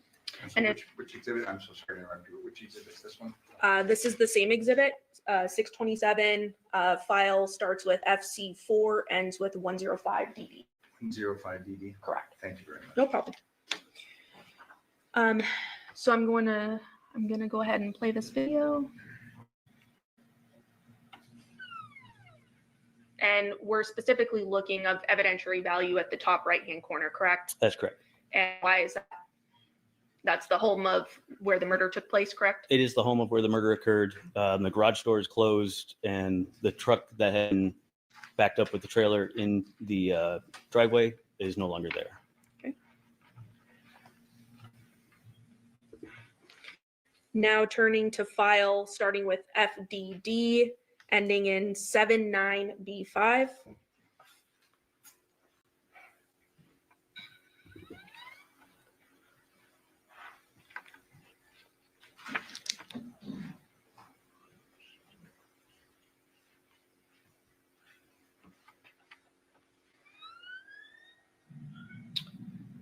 Pausing there. What do we see there as the date and time? Date and time is going to be 2023-0807 for the date, and the time is going to be 080954. So 8:09 in the morning. Thank you. That one's a little bit easier. What do we see in the top right-hand corner? So we're able to see in the top right-hand corner is Jonathon's truck is now parked on the roadway in front of the residence with the trailer still attached, and it's parked facing essentially opposite direction of traffic. You're also able to see that the garage door is partially open.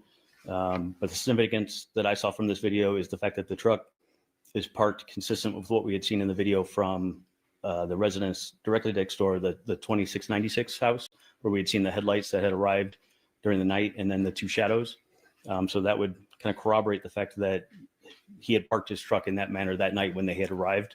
And that's how we also did it when we arrived. So essentially the Nissan Armada and that truck would have been nose to nose at that previous video that we saw. Correct. During the night. Correct. And it's still in that same position in the morning. Yes.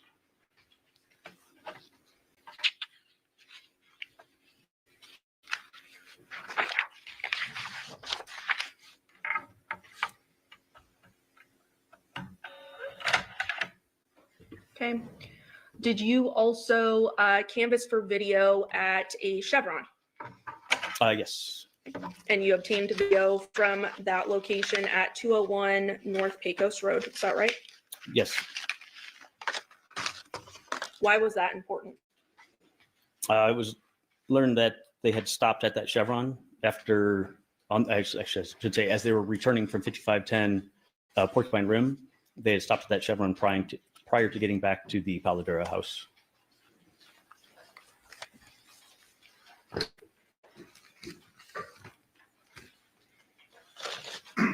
Publishing 622.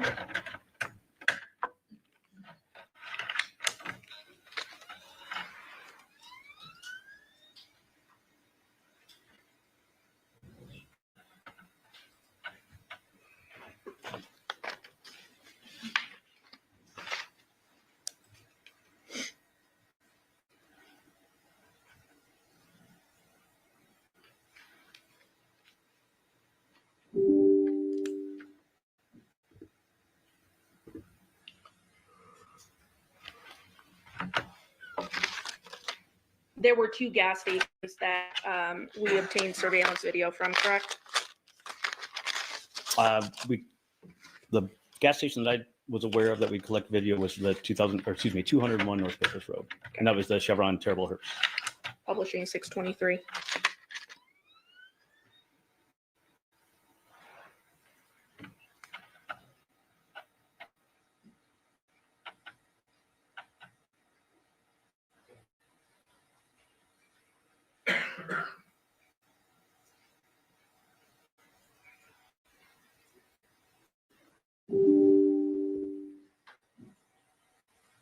Opening the file, camera 7.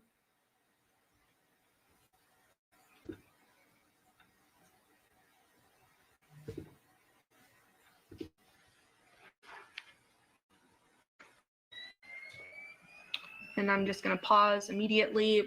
In the bottom left-hand corner, do we see a date and time there? And if we do, please read it into the record. The date is 08/06/2023, and the time is 22:04:01, which would be 10:04 at night.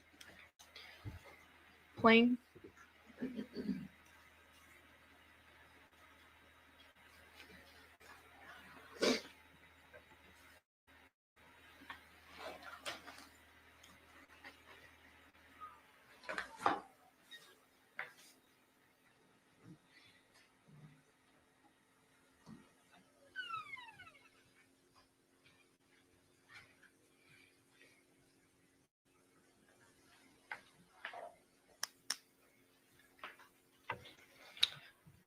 And pausing it there at 22:04, what did we see come into the screen?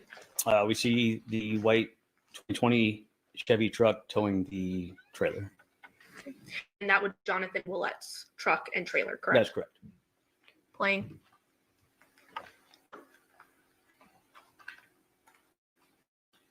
And do we see anything else of evidentiary value in this camera angle? No. Now you obtained another camera angle, correct? Correct. Publishing camera 9.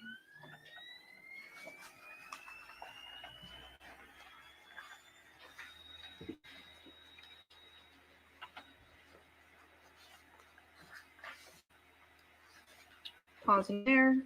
Can you please read the date and time stamp into the record there? Date is 08/06/2023, and the time is 22:04:02, 10:04 at night. And can you describe the angle of this camera? This camera is looking what would be east, so it's looking into the parking lot area and the gas pump area of the Chevron Terrible's gas station.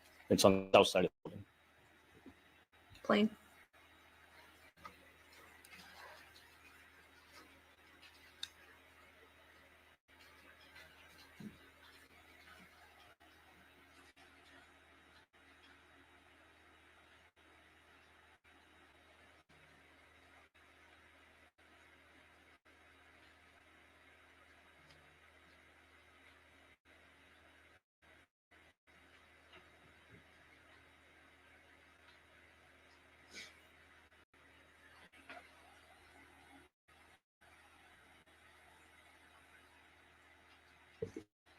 Pausing there at 22:04 and 41 seconds. What do we see there? The white Chevy truck with the trailer belonging to Jonathon. Say that again. I'm sorry. Belonging to Jonathon. And it's sort of parked in between these two sets of palm trees. Correct. It will stop and park right between us. And the actual store belonging to the Chevron, would that be to the left of the screen? Yes. Plane.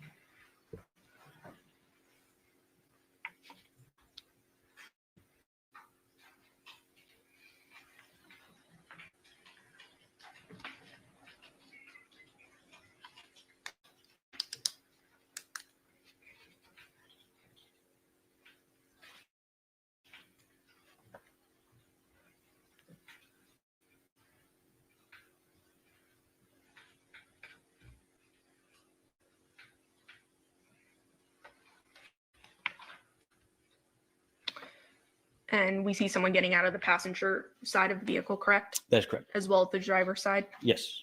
Passenger appears to be female. Correct. Driver appears to be male. That's correct. And now they are walking towards the actual Chevron. Is that right? Yes.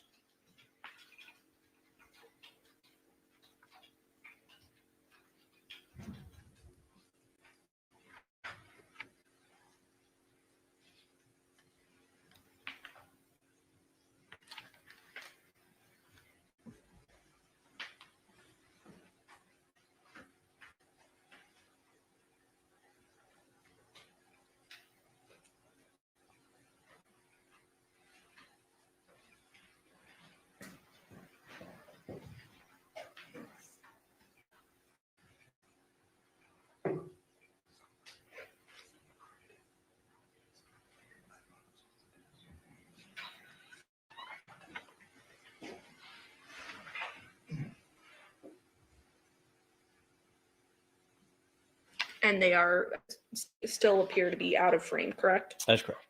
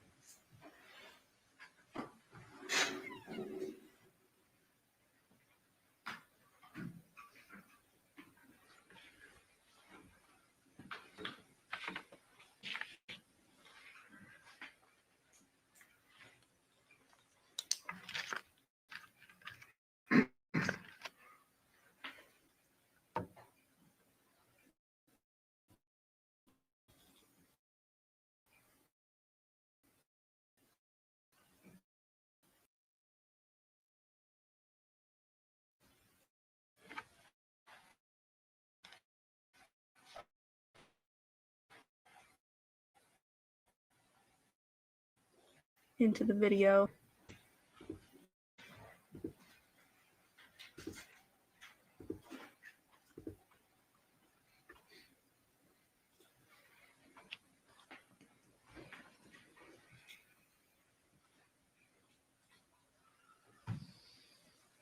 So stopping it at 22:10, according to the timestamp on the video, we now see that female and male walking back towards Jonathan's vehicle, correct? Yes, we do. And that's about 5-ish minutes since they left to outside of the screen, correct? Approximately, yes.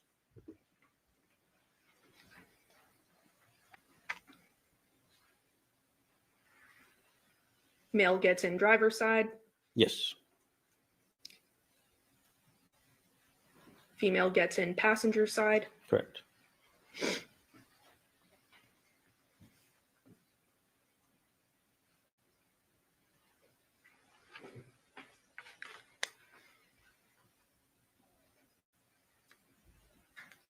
Lights on the vehicle activated, correct? Yes.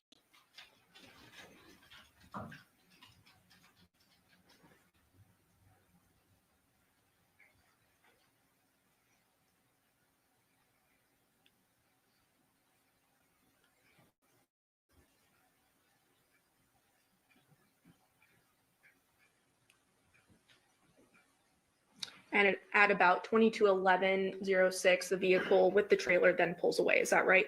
That's correct. It pulls And it- forward and it's going to proceed over to Windmill Parkway. It's going to turn right, which would be westbound on Windmill Parkway, which is going back towards the Paladura neighborhood.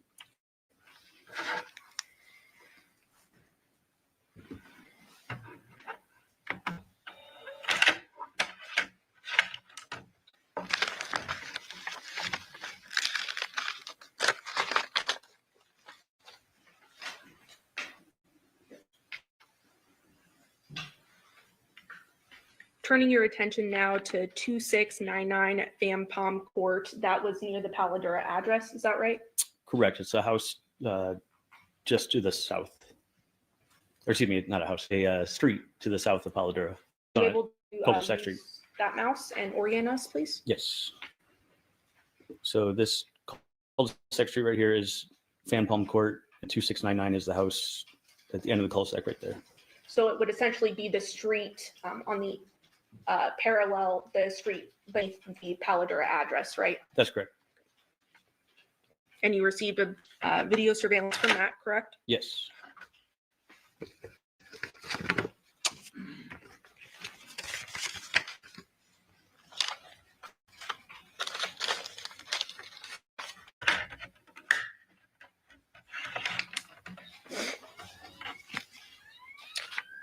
Publishing 628.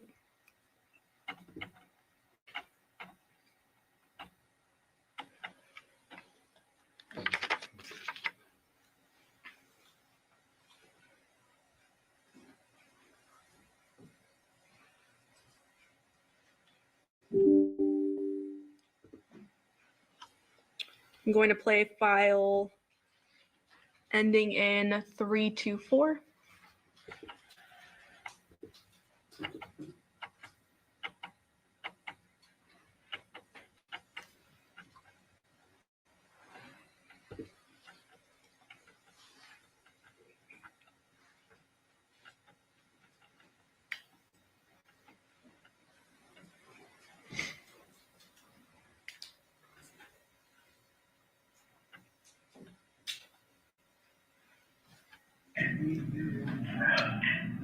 Pausing the video, can you please read the date and timestamp into the record at the beginning of the video? Yes, date is 08/06/2023, and the timestamp is 20/13/21 or 8:13 at night. And can you orient us on this video, which street is which? Yes, directly in front of this where the cul-de-sac ends, this is actually Fan Palm Court, and it's looking out at Charter Oak Street, which is a street that leads from in and out of the neighborhood, but from Paladura over to Windmill. Playing.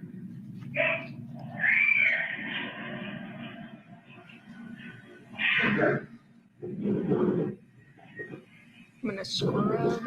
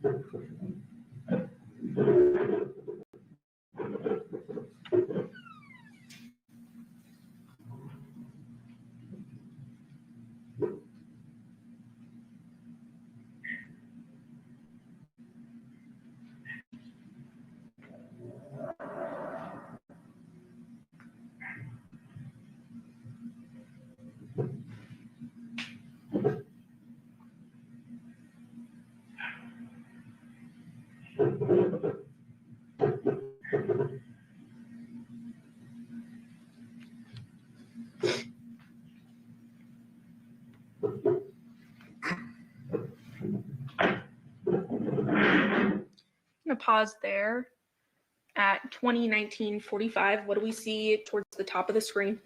Towards the top of the screen on Charter Oaks, you're able to see Jonathan's 2020 white Chevy truck towing the trailer, and they're proceeding southbound on Charter Oaks towards Windmill.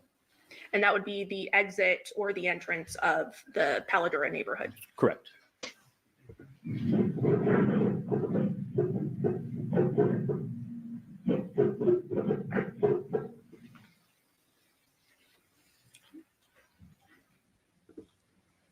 Publishing the next file ending in 441.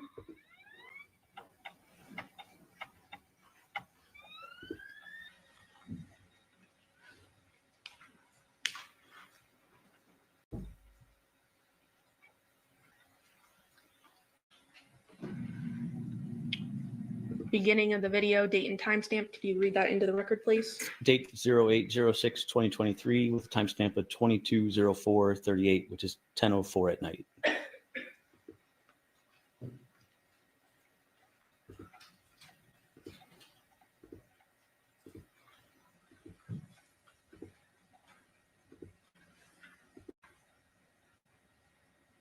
And play the video starting at 22:11 and 16 seconds.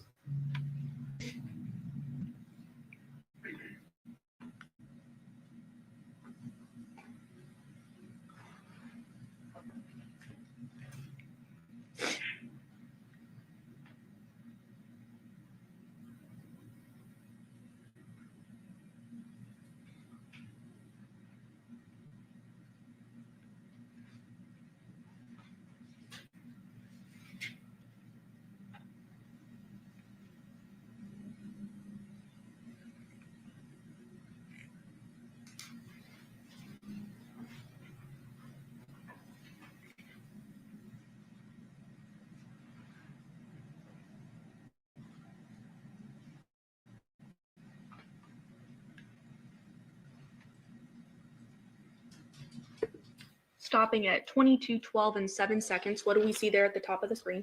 We now see Jonathan's Chevy truck with the trailer.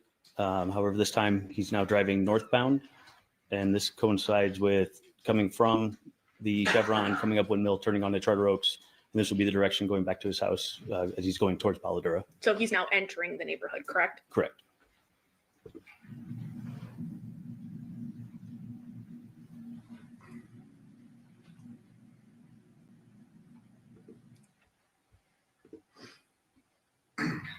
Publishing file ending in 128.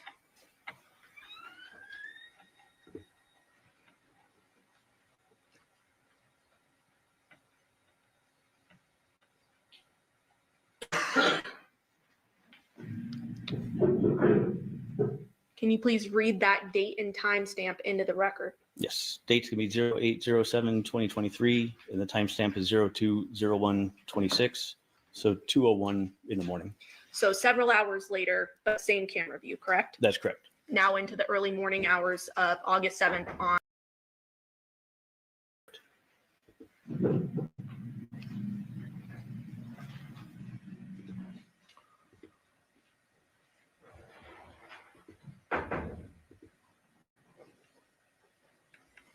Playing at 2:04, 3 seconds.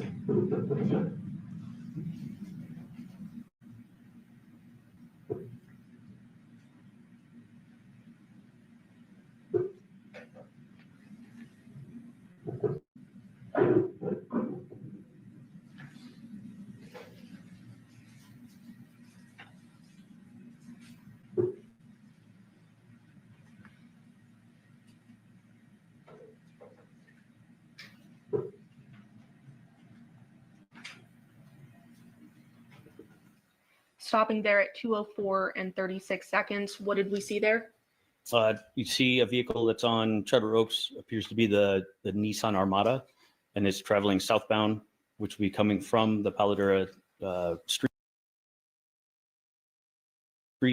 and address and going towards Windmill. Towards the exit of the community, correct? Correct. Did you say correct? Yes. Okay, thank you.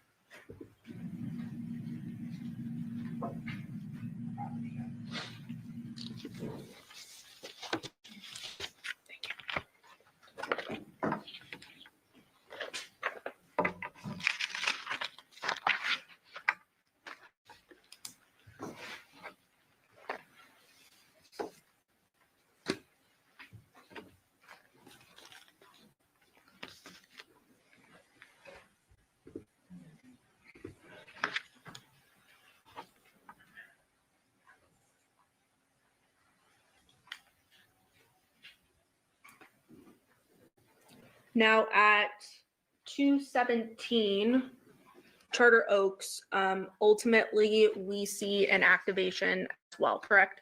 That's correct.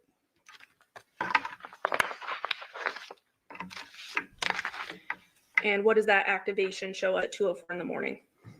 It shows a vehicle that's passing by, turning from Paladura onto Charter Oaks. The house right here is able to hit its attention, and it appears to be the Nissan Armada as it's leaving Paladura and turning onto Charter Oaks.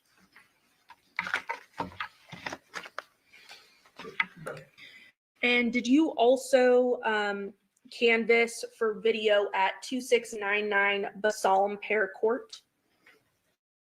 Okay, can you orient us where that is? Yes. So Basalm Pear Court is the street to the north of Paladura. Here's Paladura, and it's the street right here. That also ends in a cul-de-sac at the end. 2699 was actually directly behind the house where the murder occurred. And were you able to locate any surveillance video from that? Yes, the resident there was able to provide activations from their surveillance system. What was that, sir? Yes, the resident there was able to provide activations from their surveillance system that they had. Anything of evidentiary note? Evidentiary note, no. There was activity, some of the residents coming and going, walking their dog, and a little bit of activity on the street, but nothing that was suspicious in nature. And then how about 2706 Basalm Pear, that same street? Yes. And Can you orient us, please? Yes, that would actually be up here at the very end of the cul-de-sac. So they border, their sidewall actually bordered with Charter Oaks. Anything of evidentiary value from that? No, only thing, they did provide video. The only thing that we did see on that was actually the residents themselves just at their home. So same as the other there? Correct. Nothing suspicious, no one jumping walls, anything of that nature? That is correct. No odd vehicles coming through? No. Now, did you also canvass the African Violet Street? Yes, it was canvassed. Can you please orient us on that? Okay, so African Violet is going to be the roadway up here. Has a cul-de-sac down at the east end of it, and then when you come up to the west, it actually comes up to Charter Oak Street. of evidentiary value from that? No, there was not. There was video was provided, but there was nothing suspicious, just homeowners and the vehicles that belong there. Now, nothing suspicious in that surveillance either, correct? That's correct. You knew the important vehicles of this case, the Nissan Armada, the Honda, as well as the work van, and then Jonathan's truck, right?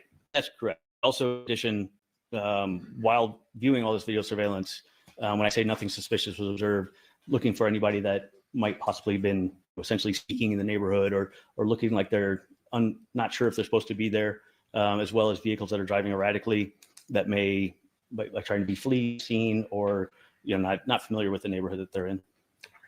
And so after reviewing these videos related to the murder home scene itself, you're able to eliminate anyone from jumping the wall or anything of that nature in the videos, correct? That's correct. Now I want to flip back to that Chevron. There was video surveillance taken from inside that Chevron, correct? That's correct. And at this time, I believe between stipulation of the parties, the state would move to admit 623A, 623B, and 623C, showing the stills from that surveillance video. Yes, we have no objection to this. However, the entire video has been marked and admitted. The entire video has been admitted?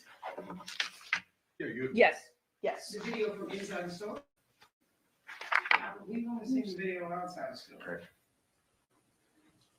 Court's indulgence.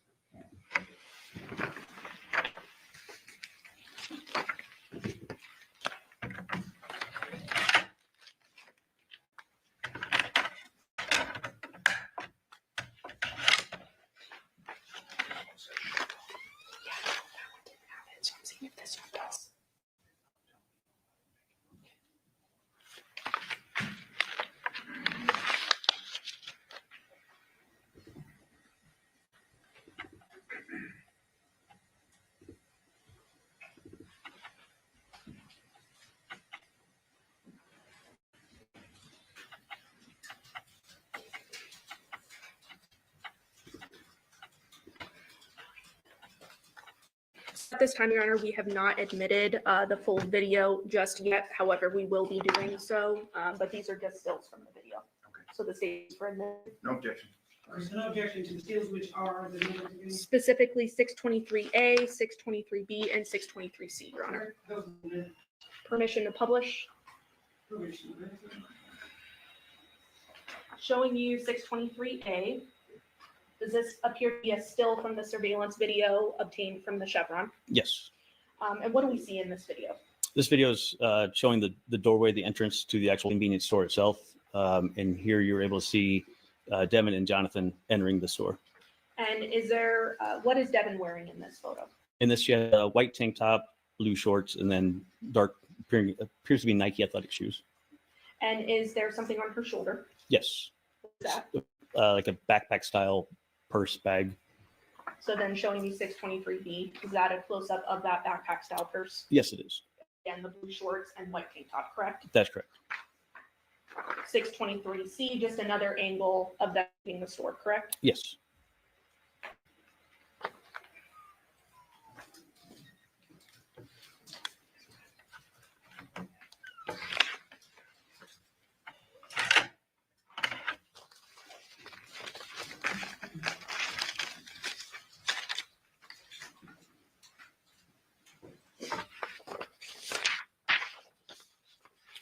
During the investigation, you had also learned that the Devyn Michaels had gone to a CVS store. Is that correct? Yes, it is. And so based on that, you obtained video surveillance from that location? Yes, it was obtained.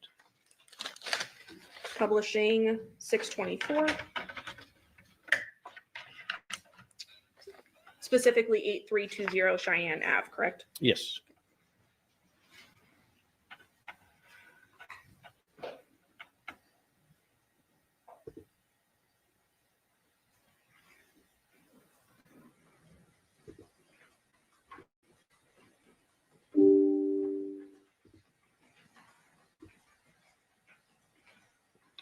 I'm going to put file drive-through outside.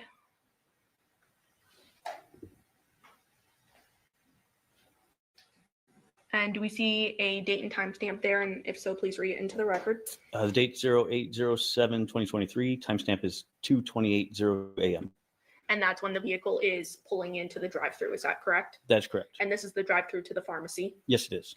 And what type of vehicle is that? It's a Nissan Armada. And this is the Nissan Armada belonging to Miss Michaels, correct? Yes, it is. Playing.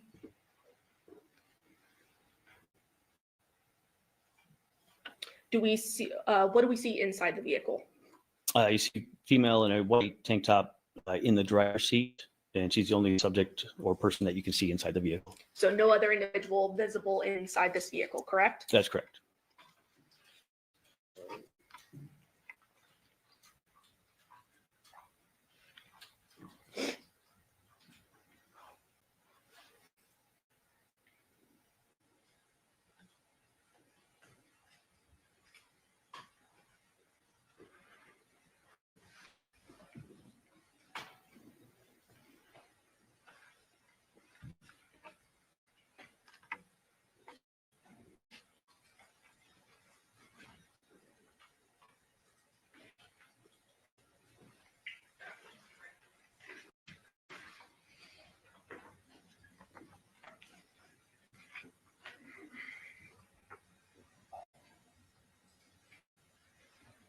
Passing things back and forth, right? That's correct.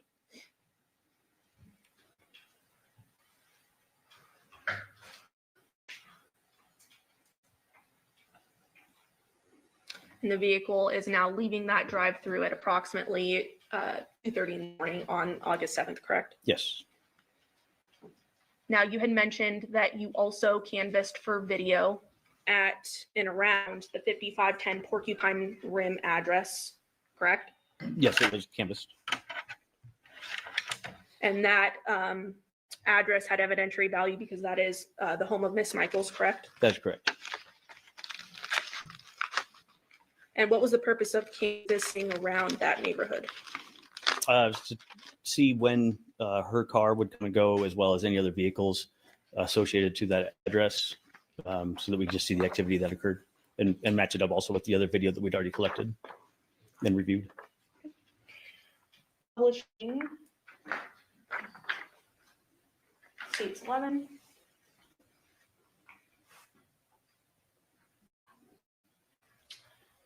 Do you recognize this map? Yes, this is the neighborhood with the Porcupine Rim address. And the Porcupine Rim address, the 5510, would be that red flag there, correct? That's correct. And did you collect, or I guess, did you canvass a 5530 Porcupine Rim address? Yes. Can you please orient us where that is? I believe from this map, it's going to be this house right here. So it's right at the, it's where the gray juniper turn happens to turn onto Porcupine Rim. Now, how many entrances and exits does this particular neighborhood have? This neighborhood only has one entrance and exit, and that's onto Ann Road. Can you please use the mouse Yes. to go over to that? So it's right here. And there's no other entrance, no other exit for vehicles, correct? For vehicles, that's correct. So 5530, you did meet with the homeowners there. They had some activations of note. Yes. And what were they?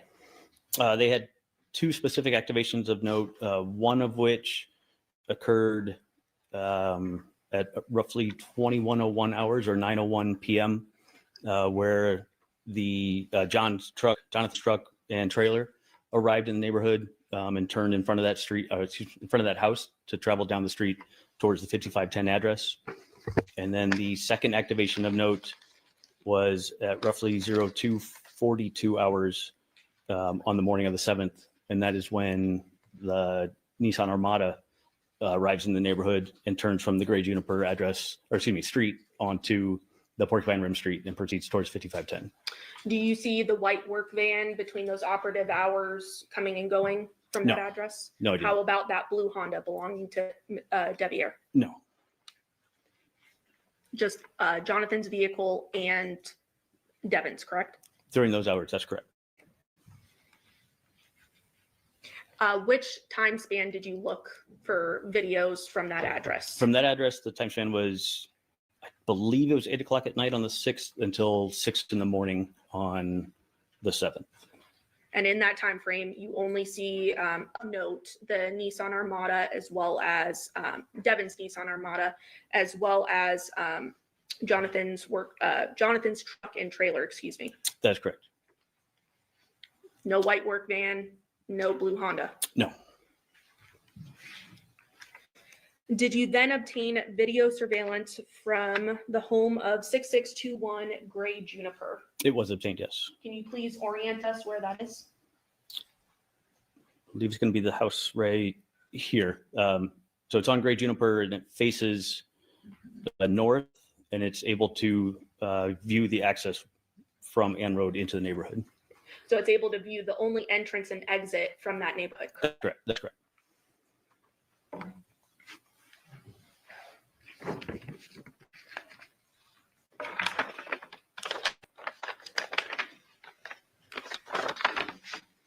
And just moving back to 5530 Porcupine Rim for the record.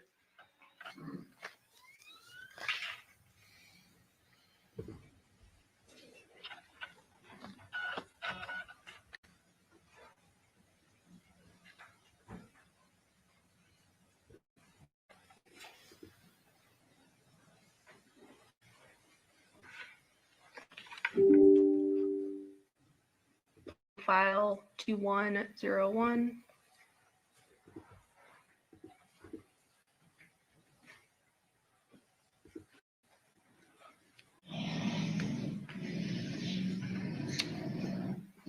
And I believe bottom right-hand corner, we have a date and time stamp there. Is that right? Yes. And what does that read?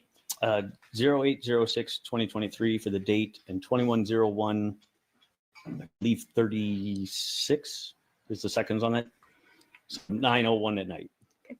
And what did we see in this video? You were able to see Jonathan's truck and trailer as it turned from the Gray Juniper onto Porcupine Rim. So essentially coming from entrance exit street, essentially. Yes. And turning the corner onto Porcupine Rim. That's correct.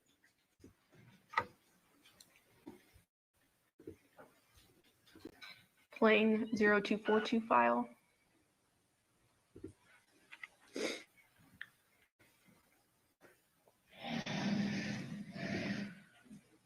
Can you tell us the date and time stamp there? Date's gonna be 08/07/2023 with a time of 02/42/50, so 2:42 in the morning. And playing from the beginning, what do we see there? And there you see the Armada is traveling from the entrance of down Gray Juniper and turning onto Porcupine Rim and going towards the 5510 address. Devyn's Nissan Armada, correct? That's correct.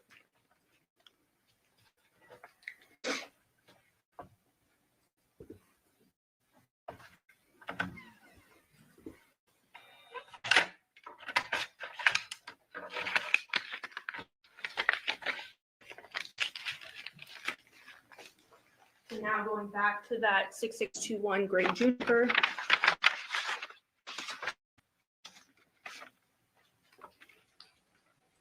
Publishing for the record 6/29.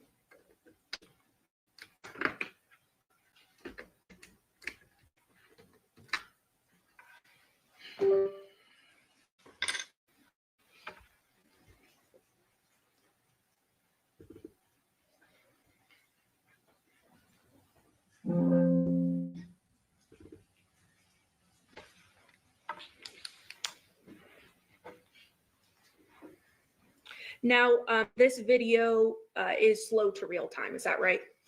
That's correct. How many, is it about 3 minutes slow? It's 3 minutes slow. So the timestamp on the video itself, 3 minutes behind actual time. Okay. Playing the first file, 512.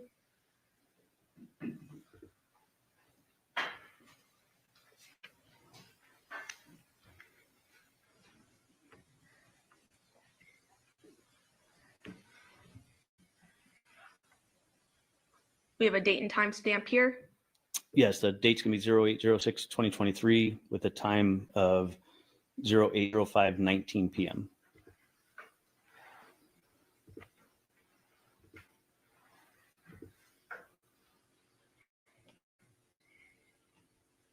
Do we see Jonathan's truck enter the neighborhood here?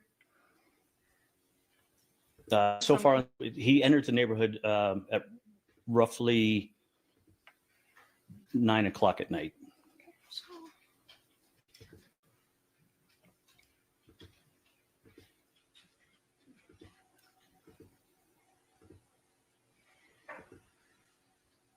I apologize. On this one, it'll actually be, because of the 3-minute slow, it will be at 8:57 on this, based on the timestamp on video. And that's because it's 3 minutes slow, correct? That's correct.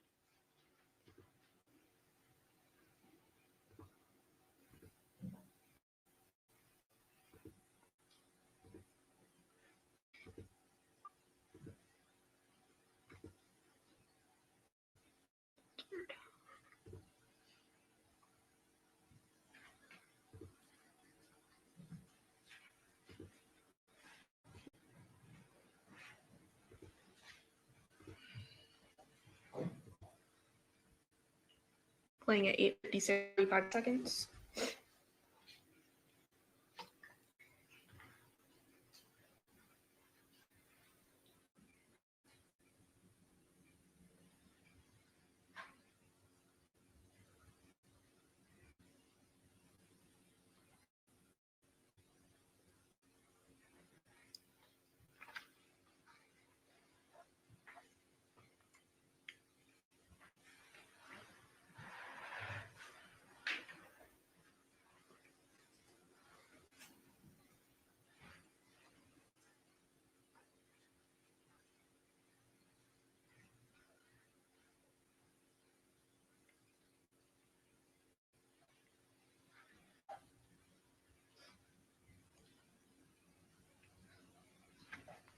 They're at 8:57, 36 seconds. What do we see?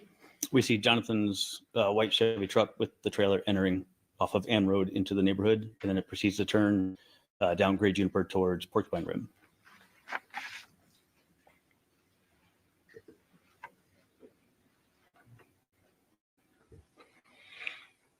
Playing 1002.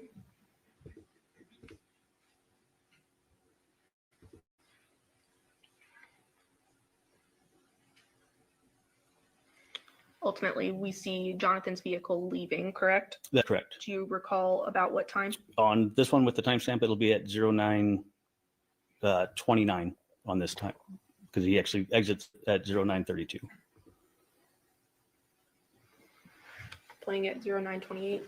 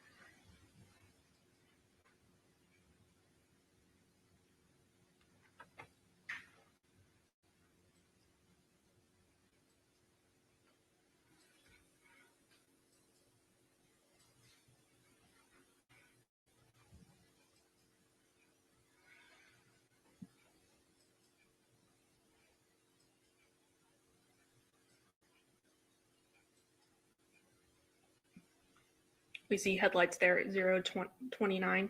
Yes. Sorry, 09:29. Yes. Then what do we see there? There once again, we see Jonathan's truck towing the trailer, and he's exiting the neighborhood, stopping at the stop sign at Ann Road.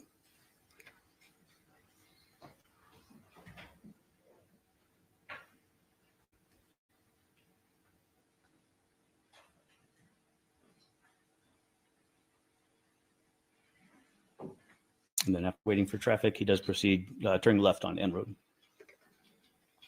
And goes out of screen, correct? Correct. Playing 3413.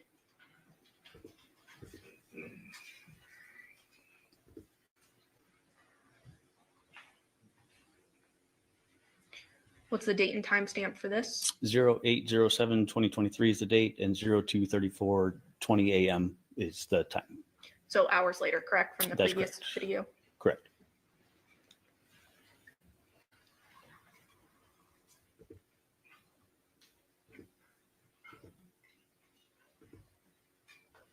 And in this video, we'll see the Nissan Armada, is that right? Yes, we will.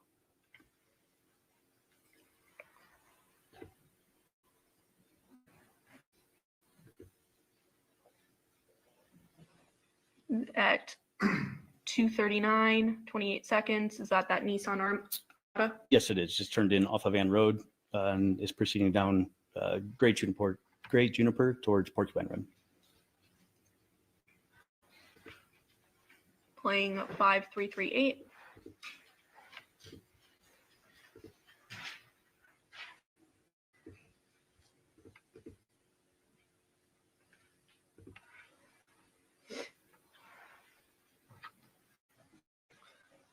Date and time stamp on this one. Date is 08/07/2023 with a time of 06:53:48 seconds. And in this video, we see Devier's white work van leaving the neighborhood, correct? Yes, we will.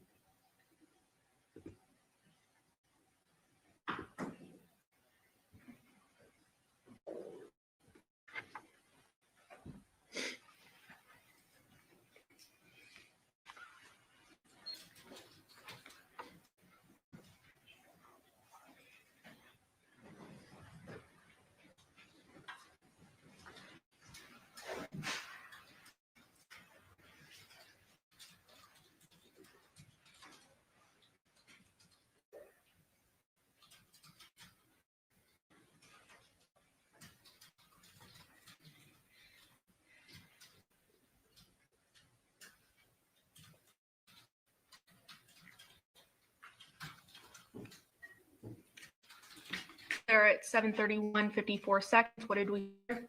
There we see the white work truck belonging to Devier. What is it doing here? It's exiting the neighborhood. It's currently at the stop sign waiting to end.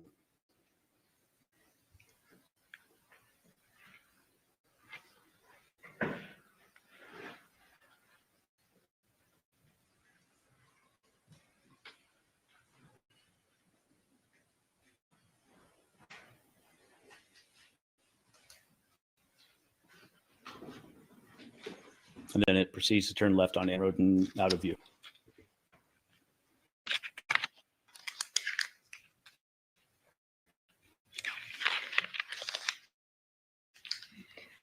Okay. At file.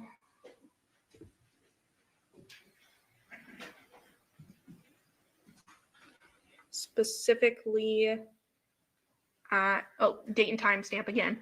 Date on this one, 08/07/2023, and time is 07:58:40 hours a.m. And in this, we will see the Devyn's Nissan Armada leaving at about 8 a.m., correct? Correct. And is that there? Yes. Her vehicle pulled up to the stop sign and turned left onto Ann Road. Then at 8:02:50, we see her Nissan Armada return, correct? Yes, we do. So about 2 minutes later, it's coming back into the neighborhood, correct? Approximately, yes.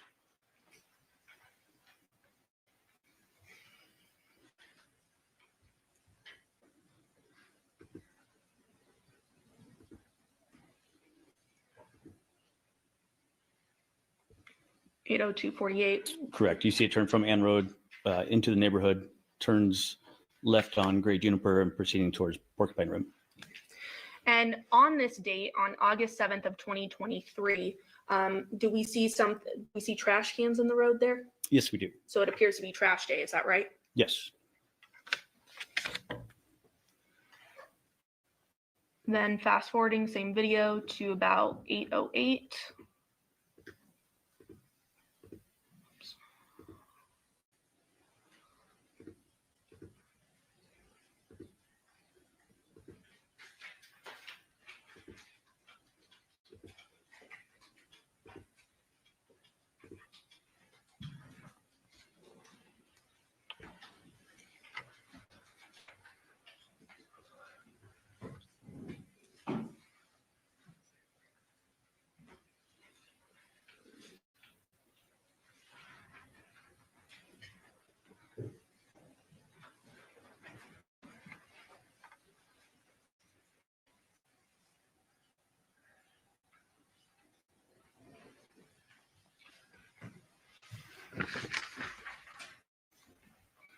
At 8:08, what do we see there? We see Devyn's Nissan Armada just turned from Great Juniper. It's up at the stop sign, about to turn onto Ann Road. And so a few minutes after it had just come into the neighborhood, it's going back, correct? Correct.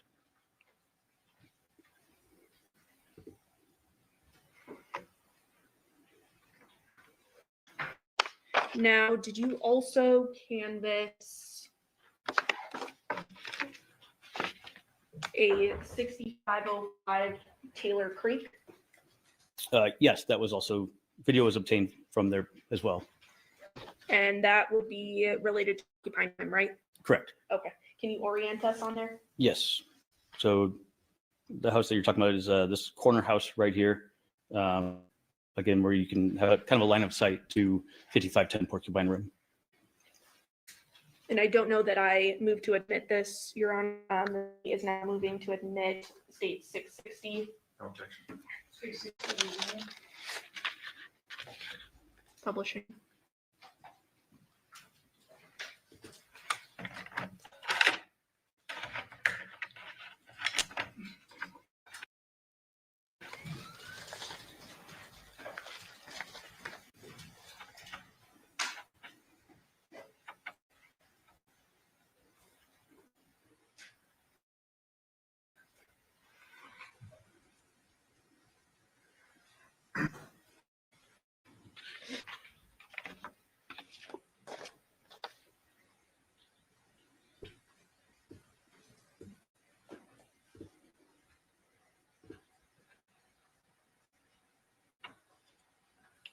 Playing 5-2.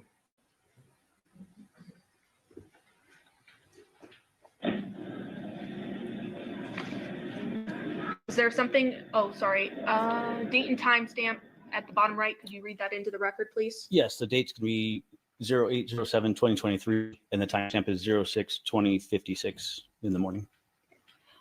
Is there something of evidentiary value that we see in this video? Yes, so from this video, you're able to see 510 Porcupine Rim. Specifically, you're able to see parked in the street is Devier's work truck. And it's parked at the corner, you're able to see the stop sign and the street sign. And so it kind of gives us an orientation on where his truck is parked. And you can also see behind the truck, you can see the Nissan Armada in the driveway. Can you please, I don't know if you're able to hover with the mouse of the van so we know where we're looking. So the white van right here is the work van. Playing.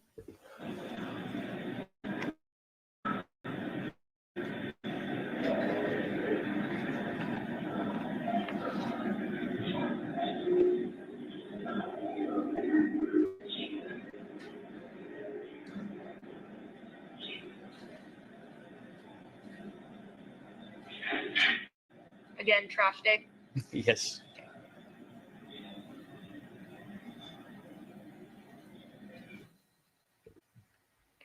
Playing 2506.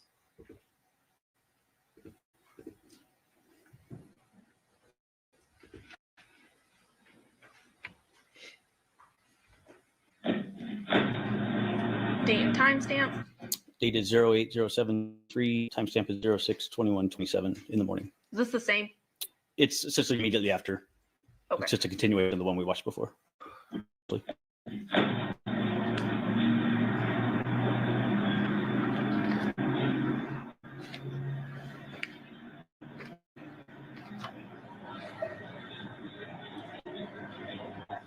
And again, seeing Devier's work van, correct? That's correct.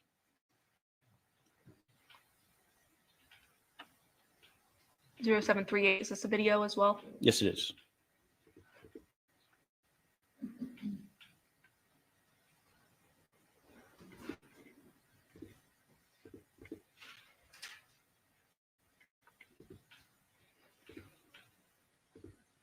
Now, I don't see a date and timestamp on this video, but is this another situation where you were able to determine the date and timestamp when looking at the video on the homeowner's device? It's also embedded in the name of the video itself. So with the name of the video being 2023-0806, that notates the date of the actual video. then the 090738 notates the time. So it'd be 090738, 38 p.m. Okay, and what you're referring to is sort of in that top left-hand corner? Correct. So 9:07 p.m. On August 6, 2023. Correct. Playing.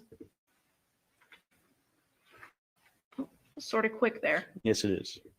So what do we ultimately see in this video? Also, you're able to see that Jonathan's work truck has backed into, Jonathan's truck, the Chevy, has backed into the driveway 5510 with a trailer attached. And then it also shows Devier's work truck parked in the street, and work truck essentially appears to be in the same location that it's observed in the morning videos. So it doesn't appear to have moved That's from correct. its location in the morning versus this evening video, correct? That's correct.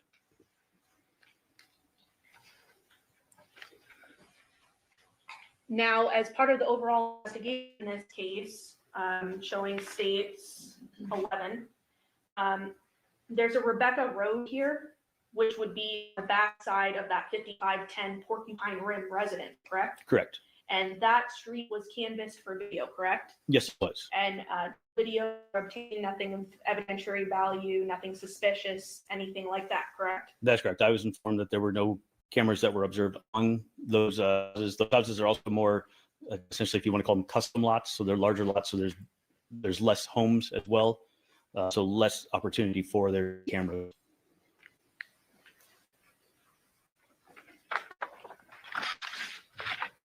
So at no point the night, August 6, 2023, do we see Devier's vehicles plural, seen coming or going from the residence, correct? That's correct.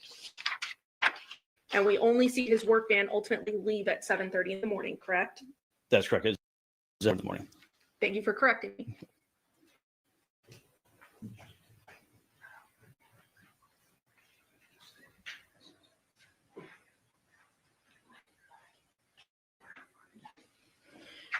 And just to state 11, hammer home, there is only one entrance and one exit, correct, to this Porcupine Rim neighborhood?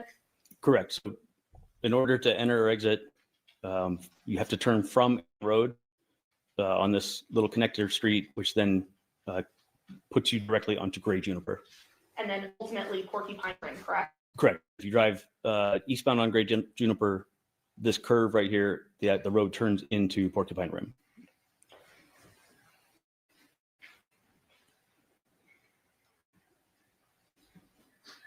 And so this 6621 Gray Juniper Ave is a full-time video camera. It's not an activation camera, right? This kept correct. Witness, Your Honor.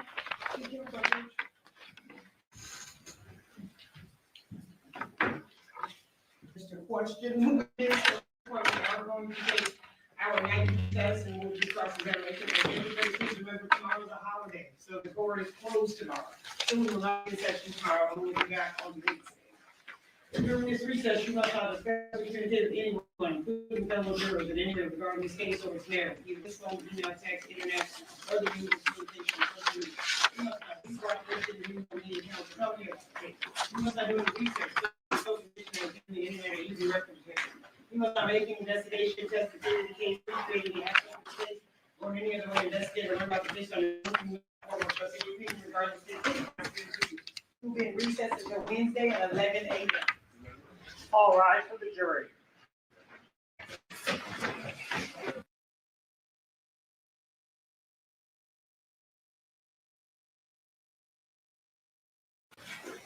Proof beyond a reasonable doubt is the highest standard in the American justice system.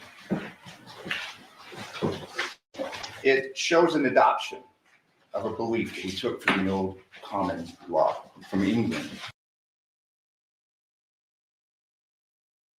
They told you these stories didn't exist. We're here to prove they do. Real footage, real crimes. No filter. For more true crime from the South, be sure to like and subscribe to our channel at Southern Sin. You can also support more episodes by becoming a member of the Southern Sin channel, where you'll get early, exclusive access to crimes that mainstream media won't show you. Tune in for all new episodes every True Crime Tuesday at 9 p.m.